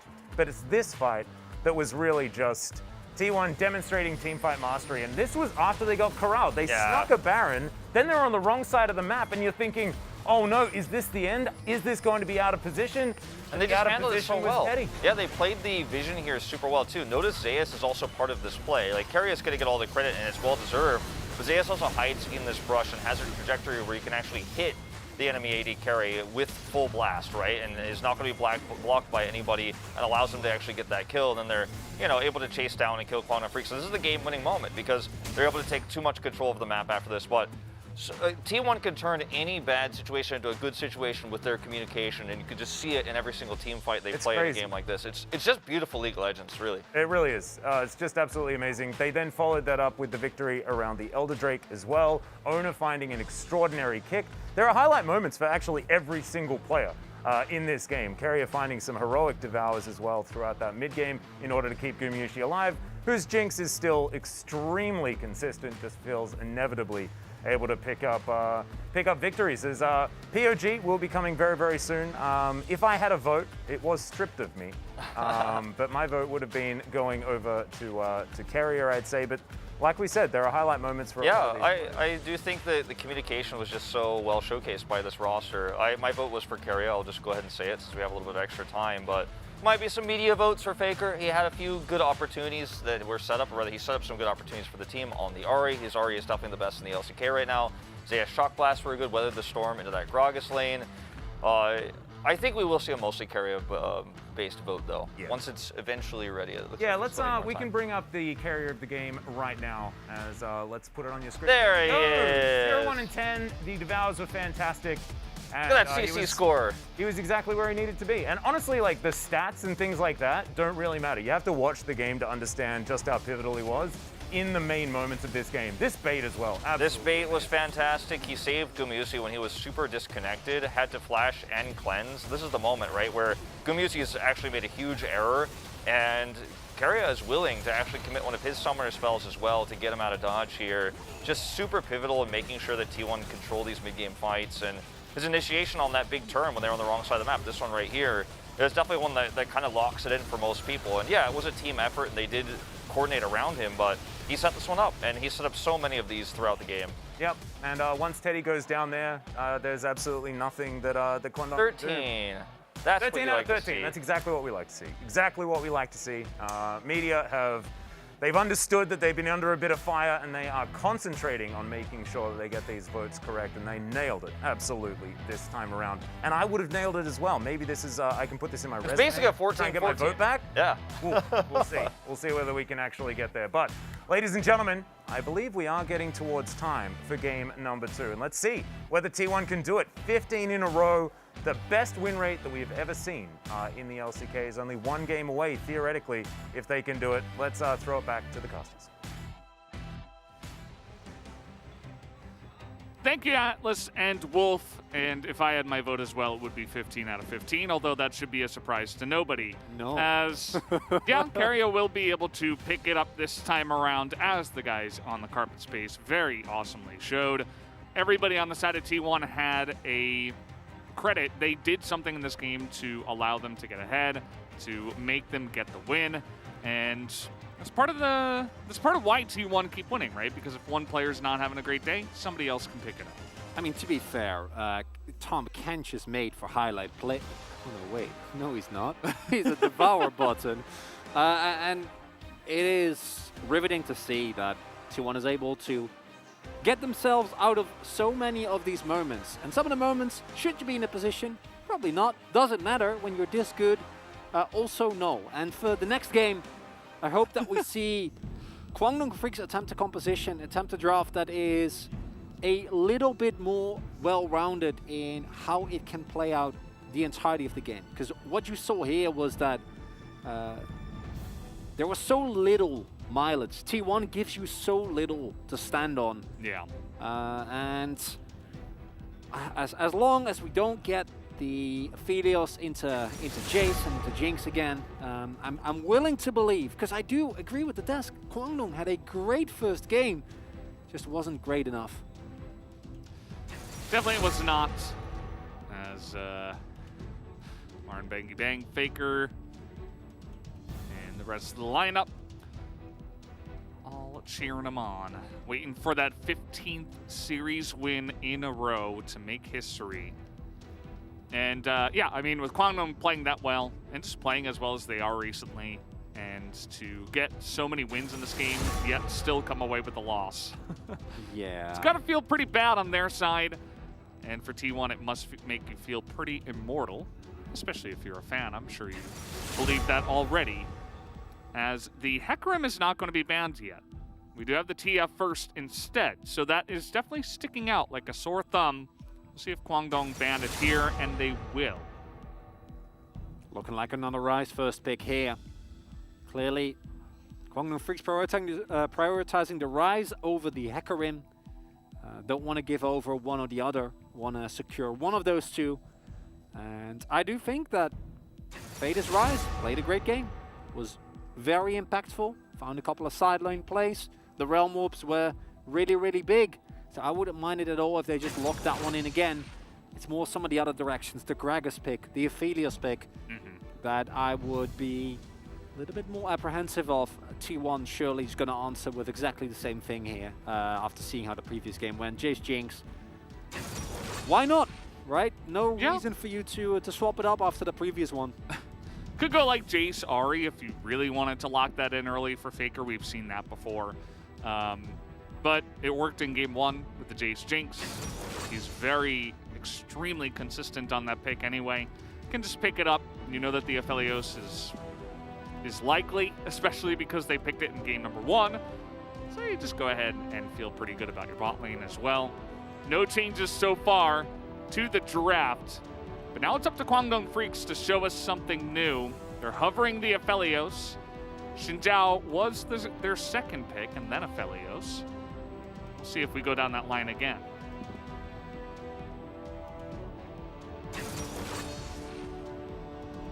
And after the previous game, this one stings a little. Teddy, as fat as he was not able to have an impact in this game. And that was honestly a best case scenario. Again, he was 6-0. Still didn't really get to do a lot. 6-0-2. Yeah. And I think the Leona is fine. I just, again, would reiterate that, especially into things like the Jace, the Jinx, Jhin, Ezreal, all directions that would provide you with a lot more, right? Picks that can still, I mean, I actually love this because even though I don't think we're going to see Kai'Sa mid, I'd honestly think that Kai'Sa would be really good as well for how Kwangdong was playing, as this time around, Keria says, I won the champion really badly. Yeah. And with how Kwangdong have been drafting, this pick is going to be great no matter what. We are potentially going to see some jungle bans now because no junglers picked this time around. The supports actually prioritized over the junglers. That's really the only thing that has changed this time around alongside of the new support pick here for Keria. And so let's see how Kwangdong Freaks want to go about this, because if you're thinking about banning away mid laners, then you just leave all the junglers available again once here. So we'll have to wait and see. LeBlanc gets taken off the board, and we were definitely calling for the Ahri ban in game number 1. I'm calling for it again here in game 2. Well, it's going to be something different. Can't ban Renata. Maybe they ban Lee instead, trying to keep owner off of that pick, but you're not going to feel that great about that, right? Because that's interesting, because this opens up the opportunity for T1 to pick up the Xin Zhao themselves, and then Kwangdong are going to have one tray lower, right? You're looking at Viego, Jarvan, picks that are still good, but not as high priority as the big 3, I guess 4. Volibear really has been rising rapidly in priority, both within the LCK and within Challengers. And that is the Viego ban. So Kwangdong clearly okay with giving over the Xin Zhao here, although with how the draft has panned out thus far, could also go for Faker picking up the Ahri again here into the Rise, and then save the final pick for owner. Yeah. And what T1 is going to do here. See what they decide to prioritize. Jarvan is coming through. Xin Zhao is available. Owner seems a little bit... He's like, why is the camera on me? But yeah, they're going to prioritize that Jarvan 4. Will come out here ahead of the Ahri. Xin Zhao seems a bit obvious with the pool where we have it.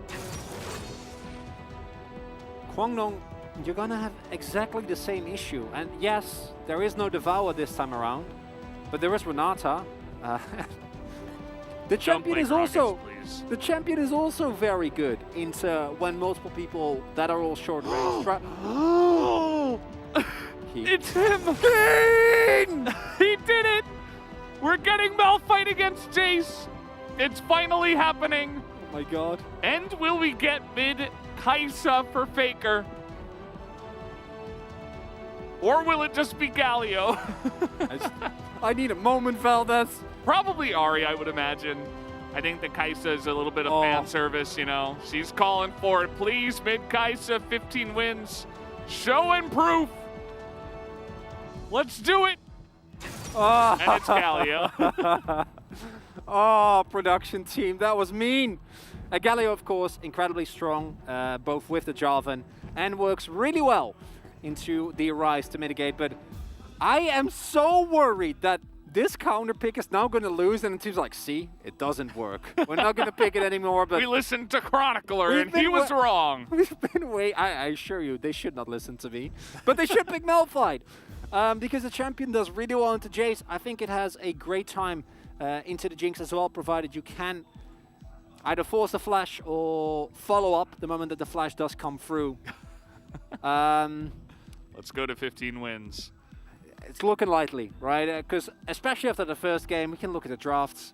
I think that, again, Kwangdong have drafted themselves a much better draft with the Malphite this time around. But it's T1. Yeah, and that's the only difference. It's the only difference here. So maybe you have a better laning phase against the Jace, which is what you would assume. You have much more reliable engage, I suppose. A little bit less so, though, right? You have that one-click ultimate. After that, he doesn't do as much as the Gragas, you could say. Other than that, it's exactly the same on their side. So they might be lacking some damage. I think we're going to get AP Malphite this time, right? So maybe even less damage compared to the AP Gragas with the tank build afterwards. We'll have to wait and see what they do, as here on the side of T1, looking pretty good once again as we jump into game number 2. Actually, do you think the Malphite helps a lot? Because if you look at the T1 composition last time around, we saw that Keen actually wasn't that tanky, right? Had issues with actually staying alive through the amount of lethality and through Guma. Now, a 5-6 item Jinx is going to shred through everyone eventually. But Zeus's impact should considerably be neutered by the fact that Keen, both with his passive and the amount of armor that Malphite naturally gets, is going to be able to tank so much more of those shock blasts. Keria feeling a little cheesy here, setting up his luxury chair. He's going to ward back, as I think Keen is trying to tell you something, Chronicler. Getting a lot of voice lines there from the Malphite. He's finally here, Veldas. I can't believe it. We called for this yesterday. Yeah, we've been calling for it for weeks. As soon as yesterday, but as early as the beginning of the split.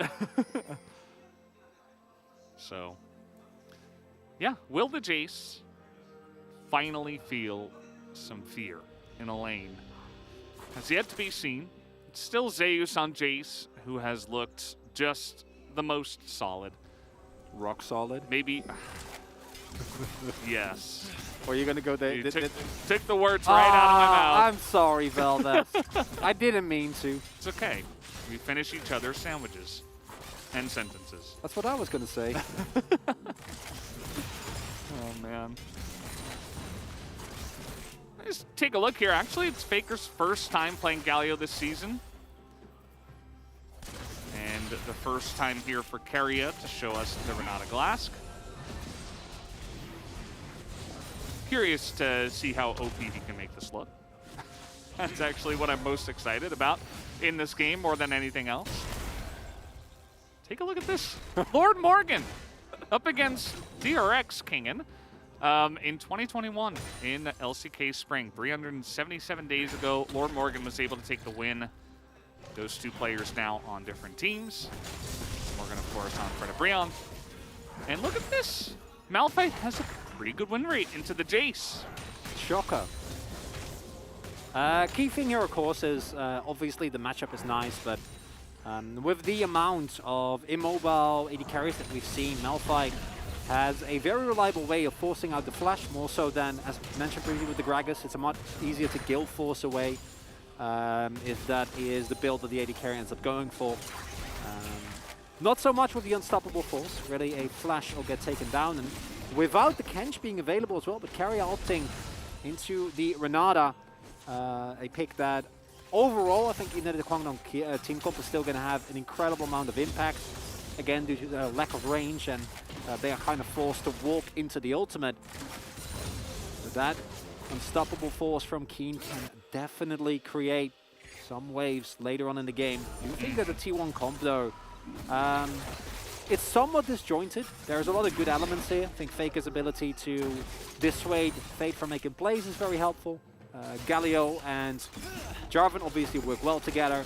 And honestly, if you get ahead, this comp is bananas, because you throw down an ultimate, any of them, and then you throw a rocket and a shock blast, and then they're all dead.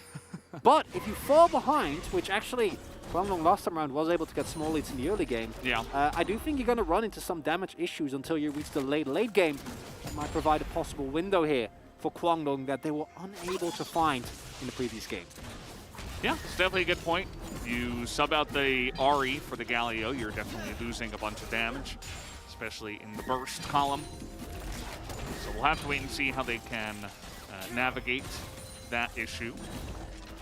For now, a very similar early game, no big ganks happening, everybody kind of just laning it out. You can see that this top lane, you know, it's pretty comfortable. Keen will run out of mana just a bit here, but he has 2 biscuits, he just leveled up. And he will begin to make Zeus's life not that fun.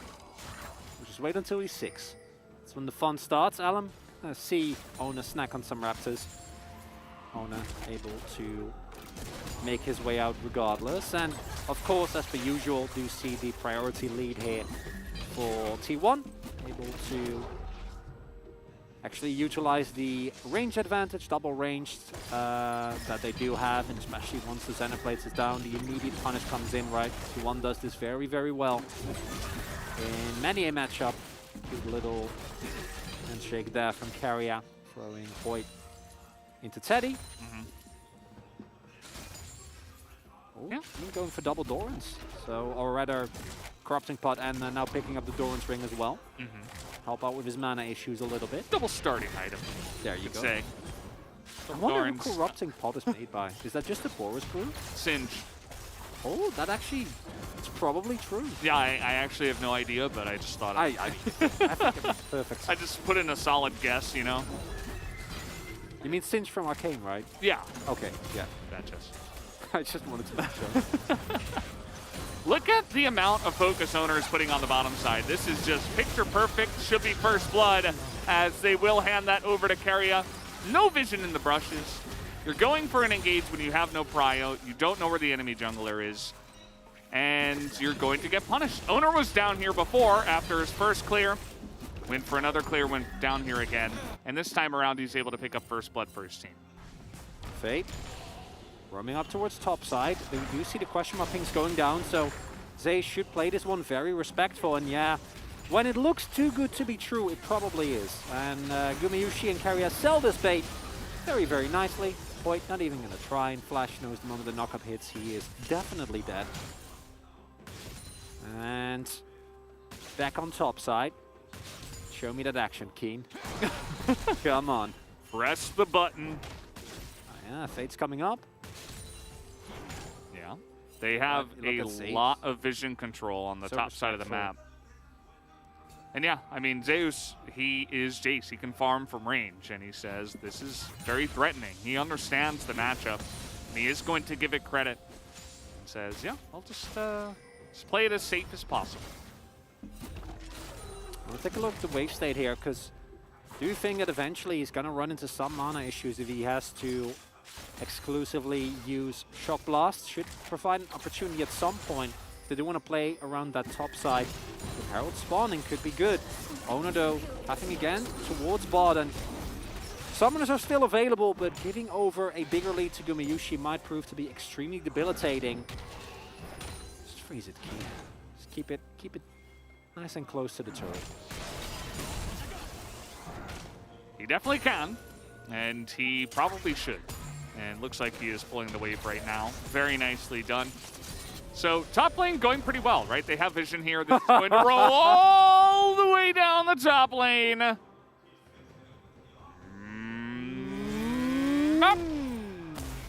We had different ideas for how that was. The sound for when it hits the Jace. You get more of a downbeat type of noise. I was going for the bop. I like it. It's big rotation down here to the bottom side from Kwangdong, but no can do.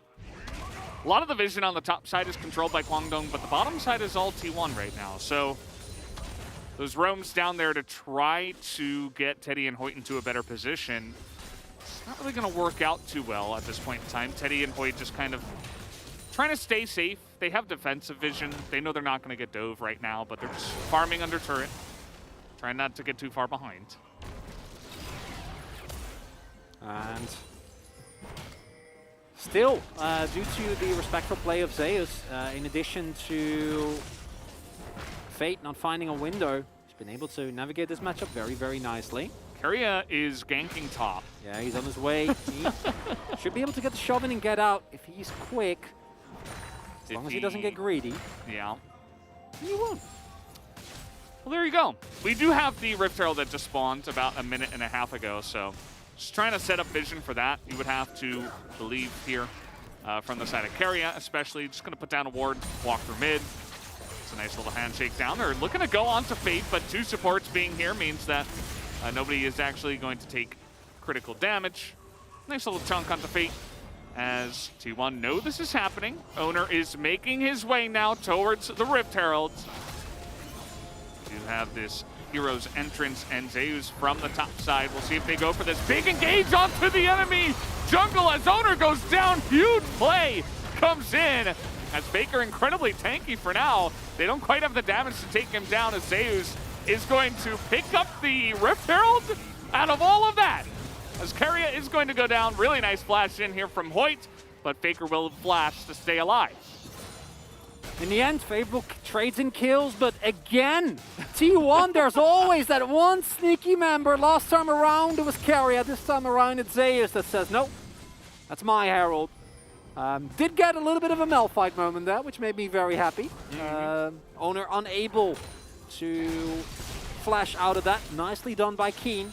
The issue, of course, is that even with the kills going over, it's T1 that gets the favorable end of the trade.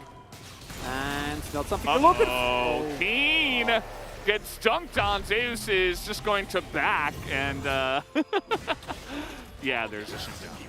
Yeah, so you are going to go down. So Elam is at least able to take the kill back, but that whole wave up there not taken by the Malphite. Zeus will be just fine with that. That's Hoyt going for the ward. But we'll respect here, although they are trying to shove out this wave and need to be very careful, very good. They will choose to do so, especially with Faker missing as well. Teleported back to lane. Picking himself up some chickens. Can be very nice, but let's break this down once again. Really nice engage from Kwangdong. And with all this damage going down onto the Jarvan, we do see that, of course, Faker quite tanky, but a lot of damage here. 41 is actually being thrown in the Rift Shout because it is Zeus. Jarvan not being there means there's no setup, and if they also get the kill on Faker here, I think it might have been pretty much worth it, as unfortunately, especially without your passive available here, and that shot blast hitting, just look at this, perfect mana as well, right? Exactly enough for the combo, so yeah, really well piloted by Zeus. Yeah, that's the unfortunate reality of the situation, is that even with them winning that fight, the overall trade, not in their favor. Oh, Owner knocked up. He will have to flash out of that one, but don't let that distract you from what's actually going on in this game. We are going to have the Realm War potentially down to the bottom side, but no, Owner will survive. And even Keria and Owner moving back in with Faker, looking to turn this one around. As LM gets the engage onto Guma. Doesn't have a Tom Kent this time around. Going to have to Gale Force away as the Renato comes out and dunks on that one. But a huge Moonlight Vigil from Teddy again. Gives me flashbacks to game 1. At the end of the day, T1 will lose 2 for only the 1 on the Kwangdong Freaks. Favorable trade this time around. Nicely, nicely done. Warden's Mill now done for Keen. They're still playing very aggressive. And that was a really nice trade found by Kwangdong. Yes, they give up LM, but not the end of the world, especially not with Teddy picking up another kill. Helping out a lot in terms of overall gold, as he's going to be picking up that plate, I think. We'll never know. Maybe in the next replay. Here goes Gumayusi away, and Yeah, great turn, but actually it just clumps them all up for Teddy. And this early on, Infernum Ultimate generally not really going to get what you're looking for, but when they're all this low, value still quite large. It's Guma. He's in a lot of trouble, but pretty much perfect jumpers. Still not going to matter too much. Looking for the takedown, but he will not find one. And he gets taken out a bit too far down the lane without a Tompkins, without a flash. And there's a Rise on the enemy team. So a bit of a whoopsie there. And we do see why Kwangdong is paying this much priority, placing this much importance on that Rise pick. They utilize it incredibly well. And they're able to get themselves into a very similar position to last time around, right? Yes, they're slightly behind in gold. Pick up the Drake as Atlas. Come on. Give us some variety. And this, very straightforward. Even with the chompers, not really going to change anything. Teddy. Greeting for the plate. Yeah. Yeah, it does happen. Renata gives you a lot of survivability when the ultimate is up, but it wasn't. And unlike Kench, not as much outside of that if you just, you know, get under to zeros. No devour from over the wall like last time around. But of course T1 is still up gold because that's just what they do. It's kind of the way it goes with them. And they have gotten a lot of big wins on the map as well. I mean, they took down the entire bottom lane turret before 14 minutes. So tons of plate gold once again. You can see here on the turret plating graph that we have on the bottom side. 7 plates to 1.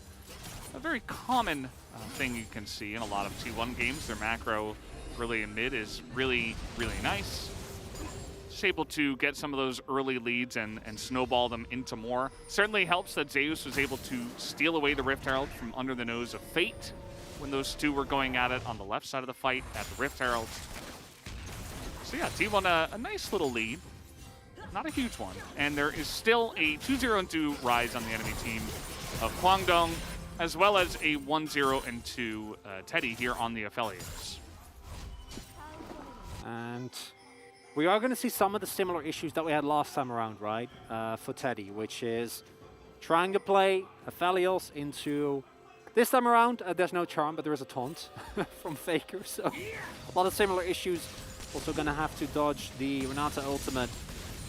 Fate, danger of getting collapsed upon here, but we will kind of suss this one out. Keen is level 11, does have the teleport available as well. Wonder whether we're going to see an actual fight here. You see that flank ward. Keen, he's going to have to use it now if he's going to go for it. There it is. Oh boy. Here comes the engage, and that backline doesn't have many flashes. The smite goes the way of Elam as well, as Keen is going to get the knockup on the Zeus, it looks like, as he's trying to run away. And in the fight here, Elam pretty low, but the Crescent Guard keeps him alive. Huge Moonlight Vigil again. As T1 are on the run, they are going to get nearly completely wiped out here. Keria has to flash away as Faker gets the taunt. Nice little turnaround, actually. Faker going to pick up that kill. So at least they get the one thing, but Kwangdong Freaks sweep them up on the fight. A little bit of miscommunication there in the end from Kwangdong, and man, Keen still resolve. I thought he was going to go for a multi-man ult. Just went for Zeus, was able to pick him up. And most importantly, the overall fight being won here by Kwangdong. That's 2 turrets, thanks to Shirley being extremely helpful. And now Kwangdong, a small gold lead, but a gold lead nonetheless. With a really, really nice deep flank there. A lot of ultimates being thrown into the nether here for T1 as well. I just was waiting for the multi-man ult, Valdez. Yeah, they're pretty nicely clumped there in the back. Yeah. Feel like that would have been a possibility. Especially with no flash on both Keria and Guma. But overall play still ends up working fantastically up until the point where Keen is definitely ready to go after Faker. Rest of his team not so much, and if this is a little bit less disjointed, might have actually worked out the extra little bit of health that Keria was able to give him, in addition to the knock-up actually saving his life then. Where do we land after this? It was only the second Rift Herald, but now Kwangdong looking for a little bit more. Owner in the wings. Bit of a 3-on-3, but with Galio nearby, could have turned into a little bit more. You can see T1 trying to bait it out a little bit. They even got Guma up here as well. As the ultimate will come in, and LM, ooh, just barely going to avoid that. Max flash here from Hoy. Kwangdong gonna try and probably maintain that prio in mid so that they can make their way towards the bot side of the map. Maybe make a play for the Drake. As I say that, they all rotate top, so maybe not. Maybe looking to get the outer and try and leverage some gold. A little bit of indecisiveness here. Would have much preferred to make a decision one way or the other. Is looking now like the Drake will be the goal here. And if you look at the gold, do you think that the distribution is favorable for T1 because it's on Zeus and on Guma versus Element Fate? In terms of tankiness, obviously going to be helpful, but Fade's damage is naturally going to drop off. But at least Teddy is fed again. So that's something that as a Kwangdong fan you can feel comfortable. Yeah. And then you think back to the previous game and like, did it really? And it didn't.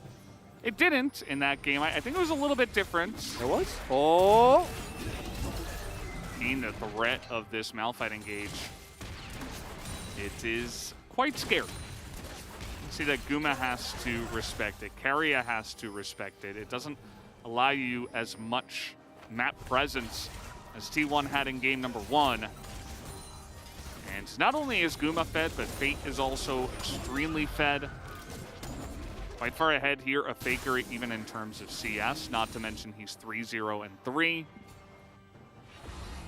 And I feel like Kwangdong, you know, they kind of get screwed by the double Mountain Soul once again, because game number 1, they had position early mid, they had all the Drakes here essentially for free into their pockets. And again here in game 2, it's like, yeah, I mean, you can take the Cloud Soul. T1 doesn't seem to care about that. They will prioritize other objectives on the map. Unfortunate situation. If this is a Mountain Soul, if this is a Hextech Soul, it's a completely different game. Imagine Mountain Soul with Malphite into the T1 comp. Running down Fade. T1 really forcing this one. Get a bunch of damage on a Fade. Here comes a TP. Owner is Jarvan, so he just gets out of there, but the Realm Warp will not be taken. And so TP down now on Keen. It's going to make T1 feel a bit more comfortable about those flank Malphite engages. Still looking. It's Kwangdong, but not going to end up going with Fate teleporting to bot. Going to relent their assault, or attempt rather, as the Ryze trying desperately to get some more damage on the turret here, but going to have to wait for the next wave. Teddy, I don't think you want to get anywhere near Owner. Something that we haven't really seen here yet, but Kwangdong will also need to play very mindful here, right? Because if Teddy missteps and Owner finds a way to use a Cataclysm, even with a flash out, you might still die because of the hero's entrance. Yeah. But if you don't die, you're still without flash. And Hero's Cataclysm. Yeah. It's an oldie but a goodie. Yeah. That one. It's one of the biggest Wombo combos, you could say, in the game. Shout out to Wolf just and need Orianna. His real class skits. Definitely take a look at those. As we are going to have Zeus going pretty hard in there onto Fate, and he is going to get punished big time. No vision in the river, and he gets shut down by Elam here. Oh, well spotted. So completely fine for Fate. Yeah, Elam getting on the pick there. That's the bounty on Zeus, picked up by the Xin Zhao. Gonna turn that into a nice death dance down the line. And bounties are starting to stack up. T1, even though they're even in overall gold, it's Kwangdong that really is dictating the pace of the map. And no breakpoints really here for either team. And as we get further and further into the game, as I mentioned previously, I do think there's gonna be a point where once Keen finishes a second item, he's going to be so hard to kill. And in late game, surely Gumayushi will be able to make his way through again. But that is pretty far off, especially because he is forced to go Guild Force, right? Yeah. Not going to be able to go to Kraken Slayer here. And the Galio damage, not going to be the most effective at dealing with a Malphite in the face of your backline. Malphite very comfortably just stacks armor in this game. Oh yeah. It's not a very mixed damage profile here from T1. Hoping that Galio can do any sort of damage in this. Kwangdong now on position here on the Baron. They do have some pretty nice Baron damage. Not amazing, but should be enough if they can get position onto that objective. Owner very far behind enemy lines. The team not necessarily with him here, as he's just going to try to run away. As Carrier a little bit caught here. It does not have blast, and the Solar Flare alongside of the Realm Warp will be enough to take down Renata Glass. There's the rise value again, and unfortunately no one from T1 able to respond. Carrier maybe getting inhibited a little bit by Owner there. Eden and Zeus are able to get out, but Carrier is unfortunately not. But is there actually a punish opportunity here as Fate will find Zeus, but it's a very scary chase. Regardless, even with him being 1 and 3, Zeus 40 CS up, close to the Surreal Dust. Yeah, even Fate with how tanky he is, going to respect that at this point. As seems like we have really slowed the game down. Doesn't look like T1 really want to go for any big plays at this point in time. Kwangdong Freaks, they're just slowly taking down Cloud Drakes without too much pressure. T1 has grouped up right now, though. They are going for a little bit of an engage from Owner. Not going to commit to that one just yet. Crucially here, Summoner's up for T1. Flash on everyone. That does mean that Keen IRS is gonna find an angle. Oh, gotta be a really good Solar Flare from Hoyt. Makes it a lot harder. Guma, key member here. Saves your shot plus hurt still, so if he's able to land multiple of those, it's gonna be a better setup for T1. So Kwangdong, they can't hesitate for too long. They gotta pull the trigger eventually. That's why their comp excels. Look at the position here of Keen. Trying to be marked by Carrier, but you got to be careful about that. The Solar Flare onto Zeus. Where's the follow-up? In goes Zellum. Fate is trying to extend onto that as the ult goes in the back line, and that Malphite value gets in there. You can see now with no Jinx, there is not much damage here on the side of T1. Kwangdong Freaks able to clean them up once again. Oh, and they're continuing here. I don't know if they actually can get a lot done here. Keen's just tanking the turret. He doesn't care. I mean, look at this. This is just ridiculous. The Malphite does not care about your turret. There's maybe a little bit of snipe action here from Teddy. Doesn't seem to be enough damage, though. But still a massive win in the team fight once again here to the Kwangdong Freaks. Zeus getting caught out there, even with Owner on a supposed hidden spot there. In the little brush will get found out regardless. And this is what we talked about. Once the flashes are down, it becomes very hard for T1 to actually play out the fight. And as Zeus is forced to immediately make his way out here, this is the scenario that you're dreaming of. Look at the flank from Keener, and Teddy immediately flash Guild Force over the wall. Had that blast cone not been there, this would have been even a faster destination. But that is a T1 composition that is really not able to play proactively, and this is where the kind of disjointed nature of that comp comes in. If you're ahead, that Galio and Jarvan combo is incredible, right? Like, it works so well with the rest of your comp. But when you're playing from the back foot, neither of those picks really provide as much value as you might want. Yeah. That is proving to be an issue for T1 here. Yes, they're still very good in terms of gold. Gumayushi, once he finishes his little Dominix, is going to feel a whole lot better. And I think late game, when we're talking 20 minutes in the future, if we do get there, the equation changes once again. But right now, Kwangdong incredibly strong. Yeah, and their comp loves to be ahead, right? You just get to do stuff like this. You deny vision, but they run straight into Renata. Not much of a turn there from T1 at this point in time, as Gumayushi taking a huge amount of damage. Zeus getting pretty low as well. The Gale Force used. Teddy is in the Cataclysm. Do they have the damage, though? A huge Hero's Entrance comes in from Faker, and now Teddy is down. As you see, the Realm Warp comes in, but the taunt is not going to hit Fate. And so the two of them do get out alive. Faker, he once more. Teleport is coming in. But they're not going to be able to take any other champions down. Oh, a little bit of a step forward with one of your strongest teamfight elements gone. I think it's not necessary to go that deep. Teddy lives incredibly long, has gone for a much tankier build. BT second. With overheal, you do see that he almost stays alive, but in the end, enough damage available for T1 here. As, yeah, maybe we should see more Malphite, Val. This is just a suggestion, you know, just an idea, as he is able to force out the ultimate from Carrier, and then this play from Teddy, especially without flash. Yeah. Little overzealous. Into Galio Jarvan. Yeah. That is a whoopsie. Not necessary. And fortunately for Guangdong, that is the only price that they do have to pay. The taunt hits, but no. Ryze is also pretty good, Chronicler. I really like that champion.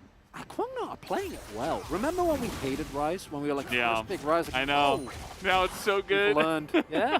We and the teams collectively. Yeah. Because I do think that, you know, at the beginning, when it was prioritized, we didn't see this amount of play, and teams have just gotten so good at utilizing their realm mob. Yeah. It's beautiful. Now, Infinity Edge finished for Teddy. They spot Void here. Just gonna hit him with a shield. A little bit of a troll maneuver there. T1, they gain a small foothold in this one. They have incredible Baron damage. Oh, I don't know about this one. But you're up against Ryze, and you're up against an insane amount of engage. And grouping up against Malphite is not what you want. Yeah. I think T1, you have to get away from this one. The TP is coming in. Fate gets the flank. Keria already flashed. The solar flare is basically going to kill him. In goes Zellum. There's the flank onto Gumayusi. He is so low. The Baron even going to go the way of Guangdong Freaks. T1 get desperate, and Guangdong shut them down. Owner on the run here. He is going to be rooted eventually. Gonna go out with a bang, but a triple kill on the backside of it too goes the way of Fate. And for the first time in the series, Guangdong gained a definitive lead, actually finding themselves in a much better position as, I guess Keen dies in the 1v1, which is unfortunate. Oh, yeah. Keen was like, what are you gonna do? And then Faker's like, nah, I'm just gonna kill you. Yeah, Faker went for death caps. So Yeah. remember what I said about Galio not doing that much damage? Not true, doesn't matter, absolutely not! Does not matter. Faker's gonna try to get in there. Big taunt at the end of the day and a big knockup, but your Nexus is open, and that is going to be game 2 going into the hands of the Guangdong Freaks, immediately making this series a lot more interesting. They had some big footholds in game number 1. They weren't able to close the door, but this time around, they showed why Guangdong are such a strong team nowadays. We're not going to see the same draft in game number 3, I can assure you. Fate, I don't think he's getting Ryze again, because as much as I love the Malphite, and we can finally get a little bit of redemption and resolve the fact that that pick has not been in the LCK for, was it 377 days. The big story of this game was Fate. This is a player that at the beginning of the split was kind of invisible. And in back-to-back games, game 1v1, it isn't quite enough, but this time around, his Ryze, his realm warps, his catches, his presence around the map, wonderful. And T1, 15-0, is still available. Guangdong is going to make you work for it. Absolutely. You can see a lot more smiles there in the booth, but still very focused. They know that there is still work to be done. If you are the Guangdong Freaks, there's not a lot of teams that have taken even a game off of T1. Guangdong Freaks are part of that list. You can see a lot of it comes down to just the composition that we saw from Guangdong Freaks being played out really, really well. In the early to mid game, they got a lead. And then T1, as you mentioned, they weren't really able to come back from that. Even with some overextensions, some small mistakes from Guangdong, they were able to hold on. And I think the one out you have there as T1 is if you're actually able to get to that ultra late game. But if you start Baron, that's probably not going to happen. Yeah. Felt like a desperation play. And honestly, it kind of was, and it's understandable because Guangdong had been winning the team fights ever so often. Very, very valiant effort here. Nonetheless, you do see how hard it is to actually get a definitive lead on T1. Guangdong, though, in this one, able to close it out. Yeah, excellent job by them to make this series an interesting one. We're all tied up at 1, but we will go to a quick commercial break, and when we do come back, we'll have to see what the guys on the carpet space have to say about that one.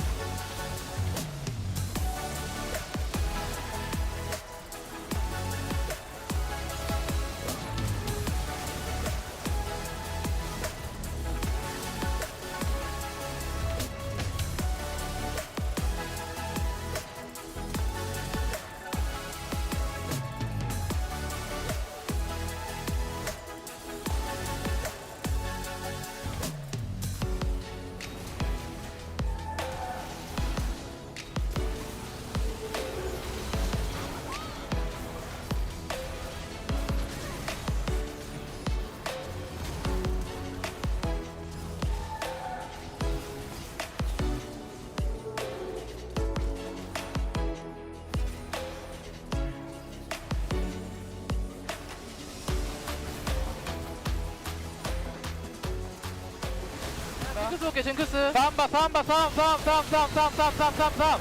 징크스. 뺏어. 나이스. 앞라인. 제이스. 야 갈류 봐줄 수 있는 나 거 미드 없지? 뛸게. 형 그냥 따라가. 야, 나 이거 1대1로 지거든 이거? 똥박대? 아 괜찮아. 따라가봐. 야 라인 끌고 가봐. 나 미드 궁 찍어줄게. 미드 갈만한데. 가자. 야 끝났어 와봐. 끝났어. 야 놀아 걔라. 야, 집만 끊어봐. 이거 끝났어. 라인 공 쏘자. 라이즈. 아파. 나 죽는다. 아이씨. 끊기지 마. 나 죽는다고. 나 몸 될게 이거. 아 알아서 하고 너는 야 우리 끝내가 볼게 이거.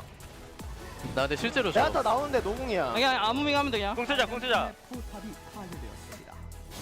다 잘 쳐봐. 나 앞에서 막을게. 아래 거부터. 야 타워 넥서스.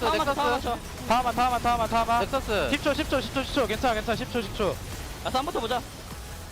야 죽이자 이거. 오 예. 나이스. 나이스. 아 제이스 저기 안 죽노.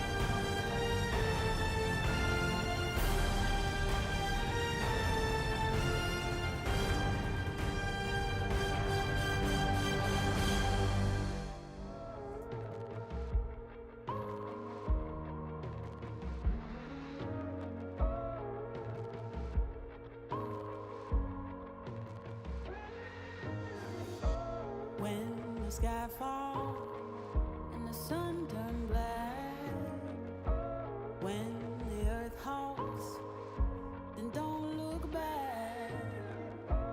Hold me closer, can you feel my heart? We can conquer and win back all. The tide is changing, floods are coming clear to see. The page is turning, can you feel this energy? Light breaks through the darkness, they are fires in the night. Nothing can break us when we rise. We run on the edge and across the flames. The world we knew is not the same. Feel your soul, feel your desire. We walk through the fire. Leave the space and watch it burn. Let the king and queen return. See the sun so bright and high. We walk through the fire.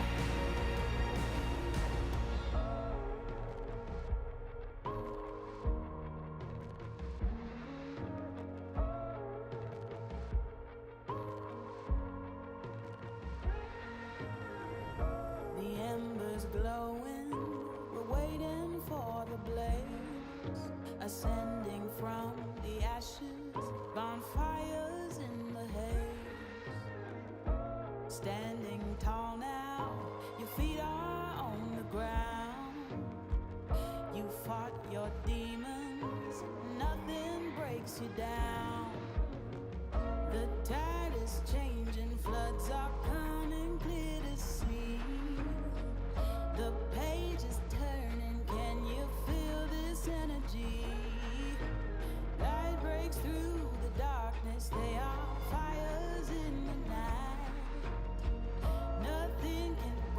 So when we rise, we run on the edge and across the flames. The world we knew is not the same.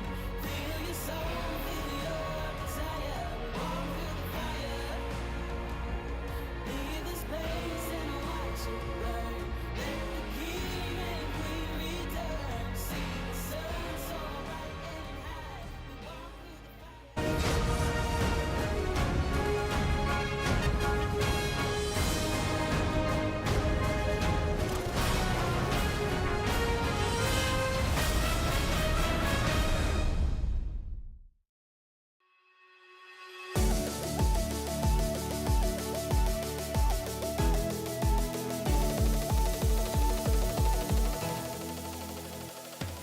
Welcome, ladies and gentlemen, to the Analyst Chairs and Collaborative Carpet Space. I am Shen Atlas, this is Shen Wolf once again to break down that rock-solid Kwangdong Freaks victory. This rocky gentleman here really coming through, saving Chronicler's analysis, finally. Yeah, because we have been talking about this a lot. Yeah. And this is not the first time we've had this guy on the TV, but this time it's because he got picked.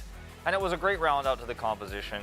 Gave the opportunity here for Kwangdong Freaks to engage onto this Jinx comp from several different angles. The Realm Warp angle as well that Kwangdong Freaks picked up again. Really feel like we could have had this over a Volibear ban here for T1. Means that Kwangdong Freaks can outpace T1 around the map, find these angles for the Malphite. T1 have to deal with too many different things at once, and even though they have a Galio, which is great into this Malphite and the composition chosen, they just can't actually keep up with Kwangdong Freaks, despite having a pretty nice lead to the mid game. Yeah, and actually, I think that I'm less on that sort of side, just because if there has never been any Jace counter ever picked in the LCK, why would you ever ban it, right? Because it's been so safe to blind pick the Jace. So now, I think the draft is going to really change for game number 3. I think that the Renata being picked very early on was a little bit questionable, just because the Tahm Kench was so valuable against basically the same composition last time. But still, like I think that a shout out needs to go to Spirit, right? The right adaptations were made by Kwangdong in their draft, and you can see the results. Yeah, I mean, I think if you ban the Rise here as T1, you know, Kwangdong Freaks might go a completely different direction with this draft, and we might have seen a very different game. And you know, that's not the reality we're living in, right? We're in this universe, right, where they actually let it through, and then Kwangdong Freaks, after almost pulling it off in game 1, in game 2 are successful. And I do think that T1 really need to rethink that. We talked about it even after their win in game 1, like this Rise was a problem. This time with a better composition for Kwangdong Freaks and arguably an inferior one for T1, it was the problem, right? The Malphite was great opportunities they had for engage, but the Rise set it all up. No, it was absolutely fantastically done. Yeah, the Jarvan Galio were not necessarily able to find the value that I think they could have possibly found in a different draft. But ladies and gentlemen, let's get into our first highlight here to really break down how this game demonstrated the value of the Malphite. Yeah, this is just such a great game of League of Legends, you know, across the board, because T1 had so many nice advantages early too. Is you could just see the value of Realm Warp in this game. Like, anybody gets spotted and they're dead, as long as they're not, you know, a Jarvan who can go ahead and flag drag away. And even the Jarvan had some problems actually staying alive in so many of these scenarios, right? Like, even a moment like this where Keria is just like so far away from the rest of Kwangdong Freaks, he's playing Renata, he's fragile, he can get dove by a Realm Warp, and there's so many moments where Fate is threatening that angle, so you have to prepare for that. But then where's the Malphite? He's coming from another side. Like, how do T1 ever get to set up for objectives with this extremely Jinx-focused composition? It's almost impossible. Yeah, exactly right. And there was that incredible 3-man unstoppable force that came through from Keen around that dragon fight, which was exactly the flank that he was looking to try and get. Actually finding a little bit of value out of his chem tank that I know some people have been questioning just a little bit, because there are other item options and stuff like that. But let's get into our final replay here that really put the last nails in the coffin. This is the Keen teleport, right? And they set this up. You know, it's actually the Fate teleport, excuse me. They set this up, you know, and obviously we do see the Keen teleport second here, but they set this up with deep vision behind the Baron pit. And this is a really poor call for T1. They have a lot of Baron damage, but into what Kwangdong are running, if you're trying to take Baron here and they call you out on it and actually engage on you with the teleports they had available, this is never going to work. And unfortunately, T1 either weren't tracking teleports there or just miscalculated how much Baron damage they had, because this is Kwangdong Freaks just going, well, you guys put yourself in a terrible spot and we have all the engage in the world. We are going to trap you, we're going to take you out. As This is Keen's sacrifice in the end. Yeah, and actually the rest of his team were like, you go and take Galio, and he's like, but guys, I lose this fight. Like, you guys don't understand. And then when he died, he's like, see? And everyone's like, stop killing the mood, dude. Yeah, We just won the game. Don't ruin the vibe, man. We just won the game. We just beat T1. We're 1 game away from breaking the streak. Yeah? And that's where we are right now. Like, this Malphite pick was great. The Ryze utilization was awesome here for the Freaks, and they might be the ones to stop T1 after what was such a rough start to the season for them. The last time these two teams met, we were excited, but it was the very beginning of the season. Then we were like, oh man, Kwangdong, they got a lot of work to do. They put in the work, yeah, and now maybe they upset here tonight. They could theoretically do that, but I expect a big change in draft. Let's have a look at the fate of the player of the fate of the game as 9, 0, and 8 on the rise. Yes, ban detected for game number 3. Yeah, I think so. I mean, the Volibear ban is great for how Kwangdong like to play, but you don't need to target that for LM. You can actually just play around the Volibear draft if it's picked up early. And I think T1, maybe a little bit of overconfidence, thinking, okay, well, as we saw in game 1, yes, Ryze offers you a lot and can give you a lot of objective control and early leads, but we still out-macroed them. We still beat them in game 1, and they were trading up over objectives. Even in this game, the first Rift Herald fight, we didn't show that replay, but, you know, T1 were able to lose the fight, but then still get the Eye of the Herald. This keeps happening. Yeah. So you can understand why T1 feel like, it's okay, we don't need to ban the Ryze, but after this one, like, please just do it. Yep, some votes there for Teddy as well, and I think a bit of game 1 seeping in with his early game being so incredibly good, and also the fact that he was, once again, the main character of the Kwangdong Freaks. Teddy has been fantastic today, got caught out a couple of times in game number 1, but he will be pivotal in game number 2 as well, you'd have to imagine. Sorry, game number 3 as well. That's right. That's the one that we're yet to see.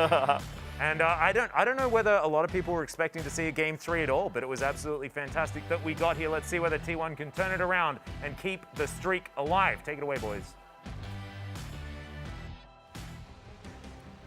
Thank you, Carpet Spacers, for that wonderful breakdown. As yes, I don't believe we will be seeing the Rise. If we do, perhaps it's if T1 choose blue side and Kwangdong Freaks then choose to give it away. But I would imagine that no, we probably won't see that here on the Rift.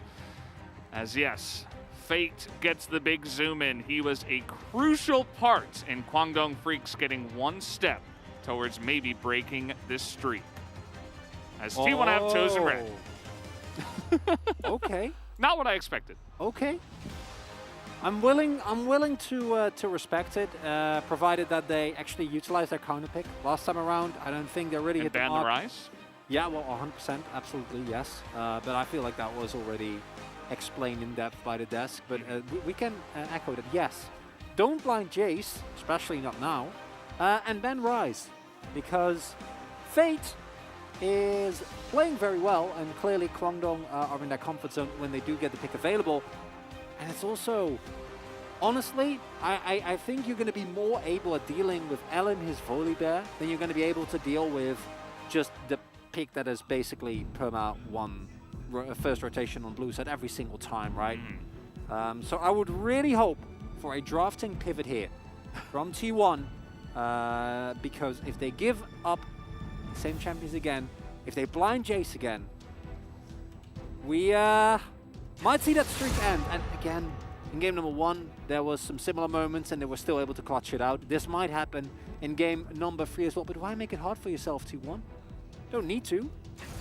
Yeah, you know, that's why this is a big sticking point for us, because it just feels like those picks are getting so much value, and that's what the bans are for, just denying that. Of course, you would have to give over something like a Nautilus, like a Zeri. Zeri's not going to be given over, obviously. Hecarim and TF, same bans here so far. Nautilus, the big question. Do you want to give that to Hoyt? Pick that. I'm 100% certain Kwangdong is going to first pick. If this is not a Rise ban, but it is. He's earned it.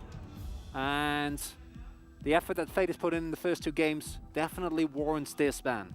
So the question now is, what do you first pick as Kwangdong Freaks? Do you want to first pick a Jace, or a Jinx rather? Do you feel like Zeus is not going to play a Malphite? Would you put that much priority onto a Jace?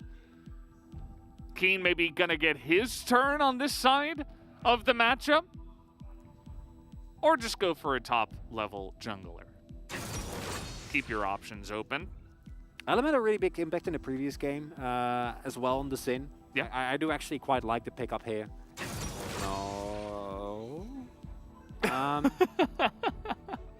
And yes, you can draft accordingly, right? If you pick yourself up a Tahm Kench, then the impact of a possible Malphite does become less of an issue. So I don't think it's as egregious, provided that Kwangdong Freaks don't pick up the Malphite in this rotation. You get the opportunity to ban it as well. Yeah.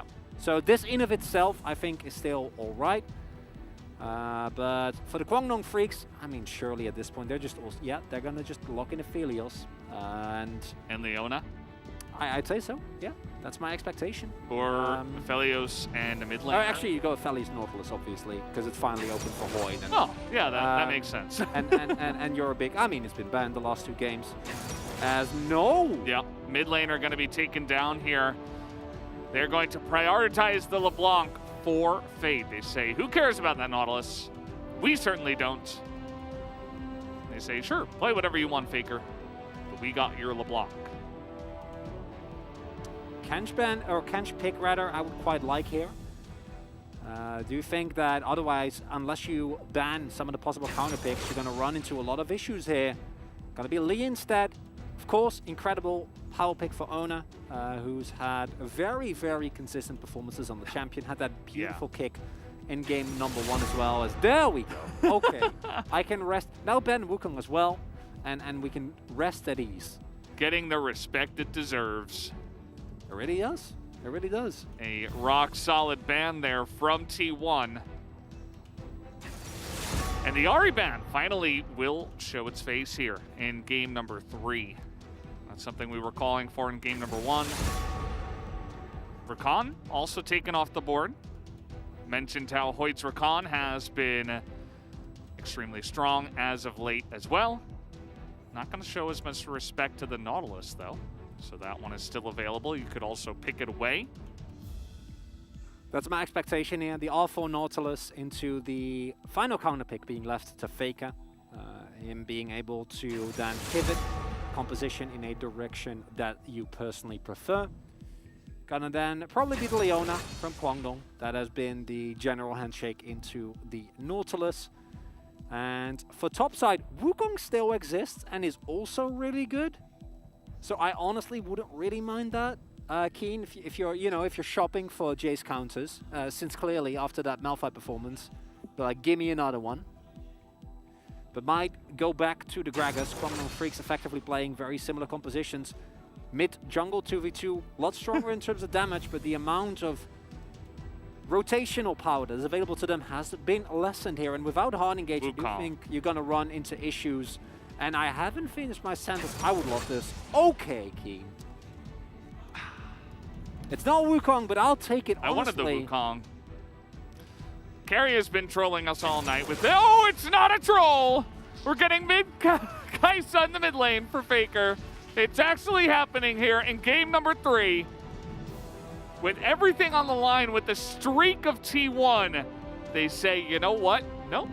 Mid-Kaisa is actually just really good. He has been practicing it so much recently. And this is a straight-up poke composition, especially now with the Kaisa being added, with a lot of dive as well, right? Faker and Owner both can dive in deep on the Nime backline, but into a hard engage composition. There we go. There we go. Redemption. Mid-Kaisa fan. Yeah. And Faker, of course, has been terrorizing the ladder, has been very successful on this Kai'Sa mid. The Evolve on W is incredibly obnoxious to play against. But Kwangdong, I do think, have a composition that can actually win, right? With the amount of hard engage you have between the Ornn and the Leona, there is a possibility here for them to just play a nice front to back. And if they can find some key members, there's not that much peel available. There's only a Lee kick. You know, there's Chompers, and that's basically it, barring the Nautilus. Really exciting third draft here on either side. Yeah, it's going to be great. And we get the Kaisa in the hands of Faker. It's not what you would expect at the beginning of the season. But in the last week or so, this has been the thing for him. And we'll see how it works here as we jump onto the Rift for game number 3. On Guangdong Freaks up against T1. There's not a lot of peel, but Kai'Sa, of course, as we have seen with Def playing it a lot recently, and the resurgence of this pick, you have the ability to, you know, get a shield, to reposition, and that is going to be very worthwhile here up against what Guangdong Freaks have. I think that Fate might end up being the biggest threat, as regardless of dash, you can kind of just hop over the wall and get that poke damage in. We'll see how it goes, though. Has to get through the lane first. Oh, yeah, because T1's composition has an incredible amount of power, right? Between the Shock Blasts, between Faker's Kai'Sa, and if they can get to a point where they've hit their 2 item spikes, Nashor's is done, and Faker is sitting on his Manamune as well, right? That's when, especially if Zeus is also hitting the 2 spike, your composition becomes disgusting to deal with. The amount of reliable poke that you're going to be able to throw down is incredible. But this is a composition of 4 squishy members and a Nautilus, and it's also Glacial Orc with Nautilus, you know, and Nautilus isn't really known for being the tankiest of supports. Yeah. Not like Alistar or Leona, where he can reliably act like frontline. He's a great initiator, but if the hook doesn't land, which, to be honest, it's Carrier, so I don't think it's that likely, but... key thing is that there are definitely windows for Guangdong where if they just throw out all their hard engage and someone on T1 gets hit, they 100% die, and actually playing out the front to back, I think is going to be quite hard here. So Fate, crucially, don't want to give that... Oh, 5th plasma stack. Yeah, I think you might have wanted to let that minion go, but she's him. Alan with the red buff. Yeah, he's got a great angle. Big poke onto Fate, but he's got that clone in the front. The flash comes in. One more auto could do it. Owner is here, though, as the Ignite goes down. Doing a nice big chunk into LM. Now Owner might get some position here in the jungle, could even look for some hunting, but no, he'll just go back in, as this is Faker's 71st unique pick in the LCK. Incredible. He had 70. We said that was incredible, but the number just keeps going up. Incredible, like 71 unique champions. That's just, it boggles the mind, even with how long and illustrious his career is.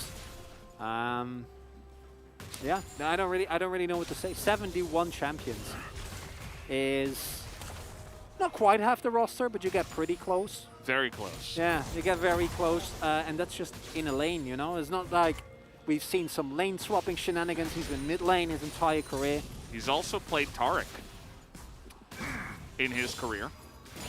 That is one of the 71. Not to bring up bad memories. Is that, is that a good memory, fellas? Like, what are you getting at here? It's just a memory. We get the big lockdown, though, onto Guma. The flash away, and Hoyt is going to go down. First blood goes over to Guma, as they will turn it here onto Teddy as well. He will survive, and Elim is looking for the revenge. He will be able to... No! The knock away with the pull, and Guma will survive! Carrier keeps him alive, and now red buff is onto the Jinx. And that was an incredible risky gank from Elim. He's level 2. He knew his top side was going to get invaded by Owner, so he tries to make a bot side play, but his bot lane is already caught up in the fight before they have the chance, and oh, that is disaster. That is disaster, Valdez. Guma getting out there, takes a sip of his water. He's not impressed at all. Just a normal life in the day of Jinx. Just hanging out. As we are really trying to get out earlier, and Guangdong, I don't think that was necessary. I think you can wait a little bit longer. I don't think they were expecting the random cheese gank. Oh, Ellen. Oh boy. Oh no. Hoyt is here too. It is a 3-on-3. Carrier still sticking around, but the damage is coming in. Owner jumps onto him. They're trying to burst down Element. He does go down 1 for 1, but a lot of low health bars here on the side of Fate, as Hoyt will go low, and Faker will be gifted another kill. Picks it up, as Owner nearly able to take out Fate. The chains miss, the distortion misses, and Teddy is here late, as Faker nearly looking for the snipe there onto Fate, but yet another big trade in favor of T1. I think that 15-0 is looking pretty good, Valdez. Fate, he's gonna... Wait! He gets it down, but still, he will be taken out, and that gives a free lane here for Faker. The trade of flashes. Not the cleanest kills, but he gets the job done. Alum is still level 3. Yeah, that's good luck with that one, Despers. Yeah. We don't stop. We just keep going. We're not done yet. Okay, we are. Never mind. He's still level 3. And you know, Dragon really hurts when you're this on the level. Then, honestly, I would love to go into a deep dive, but it was hard to keep track of. They really felt like, as we can see here, they know that the top side is going to get invaded, right? Because Alan was so low from the jungle or for the mid lane gank, so instead he tries to cheese gank bot. And that's fine if Teddy and Hoyd are a little bit slower on the plane. Yeah. Because they try to force summoners, but they actually hard commit. No, I don't want to. I don't want to watch this. As this is perfectly played by Karrion Guma. And then from that point onwards, Hoyd is still level 2 here. Right, like, this just never works out. Unfortunately, with the level advantages, Owner full health, Lee Sin, this is a dream scenario for him. Yeah. As at least Flash is forced on top side, so that's, you know, something. Like the entire foundation of your house is collapsing, but you got a nice drink, so that's cool at least, I guess. So we got like, what, 3 replays? And we get a replay of what happened in the picture-in-picture as well, and like within the first 6 minutes? Come on, Valdez. This bottom lane is pretty boomed as we continue in this game. 1,100 gold in the lead is Guma. And yeah, we have roams that can come down here. Of course, Nautilus can easily enable the faker Kaisa as well. Was that an actual flash? It looked and sounded like one. I don't think so. I hope not. Owner is totally fine. This game is a lot, Valdez. I mean, we had game 1 and we had game 2, and now we have this. Teddy is going to survive for now. Guma going very deep for that one. Gets excited. Keria stays alive. And not even the wind becomes lightning can get Carry on the backside. So annoying for Kwangdong Freaks. They were so close, they even got a win in game 2, and now this happens. And T1 are just like, okay, well, I guess maybe we should start trying now. Not to take anything away from what Kwangdong Freaks have achieved in this series, but, you know, I think this early game has really... They flipped the table. We have gone from two games that, barring some amazing, you know, escape sequences from T1 make complete sense, to this. Yeah. This game doesn't make a lot of sense. The level 2 cheese gank from Alan on Faker, who of course has no escapes, into a Fate that is still level 1. And then from then onwards, it all gets increasingly crazy and crazier and crazier. And now Guma is just monster fed. And is probably going to single-handedly carry the game with the lead that he's been given here, because honestly, I know I talked about the hard engage. Yeah, I mean that was never. It's Carrier, right? He had flash. He wouldn't die, surely. And I talked about hard engage. You know, there's lots of ways to get on Jinx. But if I see a 3k gold lead at 9 minutes, I'm less inclined to believe Valdez. And that's me. I'm very optimistic. Yeah, you're a believer.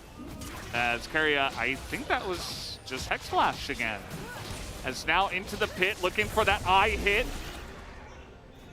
T1 did pick it up, but just gonna have to wait for Owner to try to make this. Looks like he might just give it away. Being chased down, he knows he's got wins elsewhere on the map, doesn't want to just go on a risky play. And that's another play into the hands now of Gumayusi.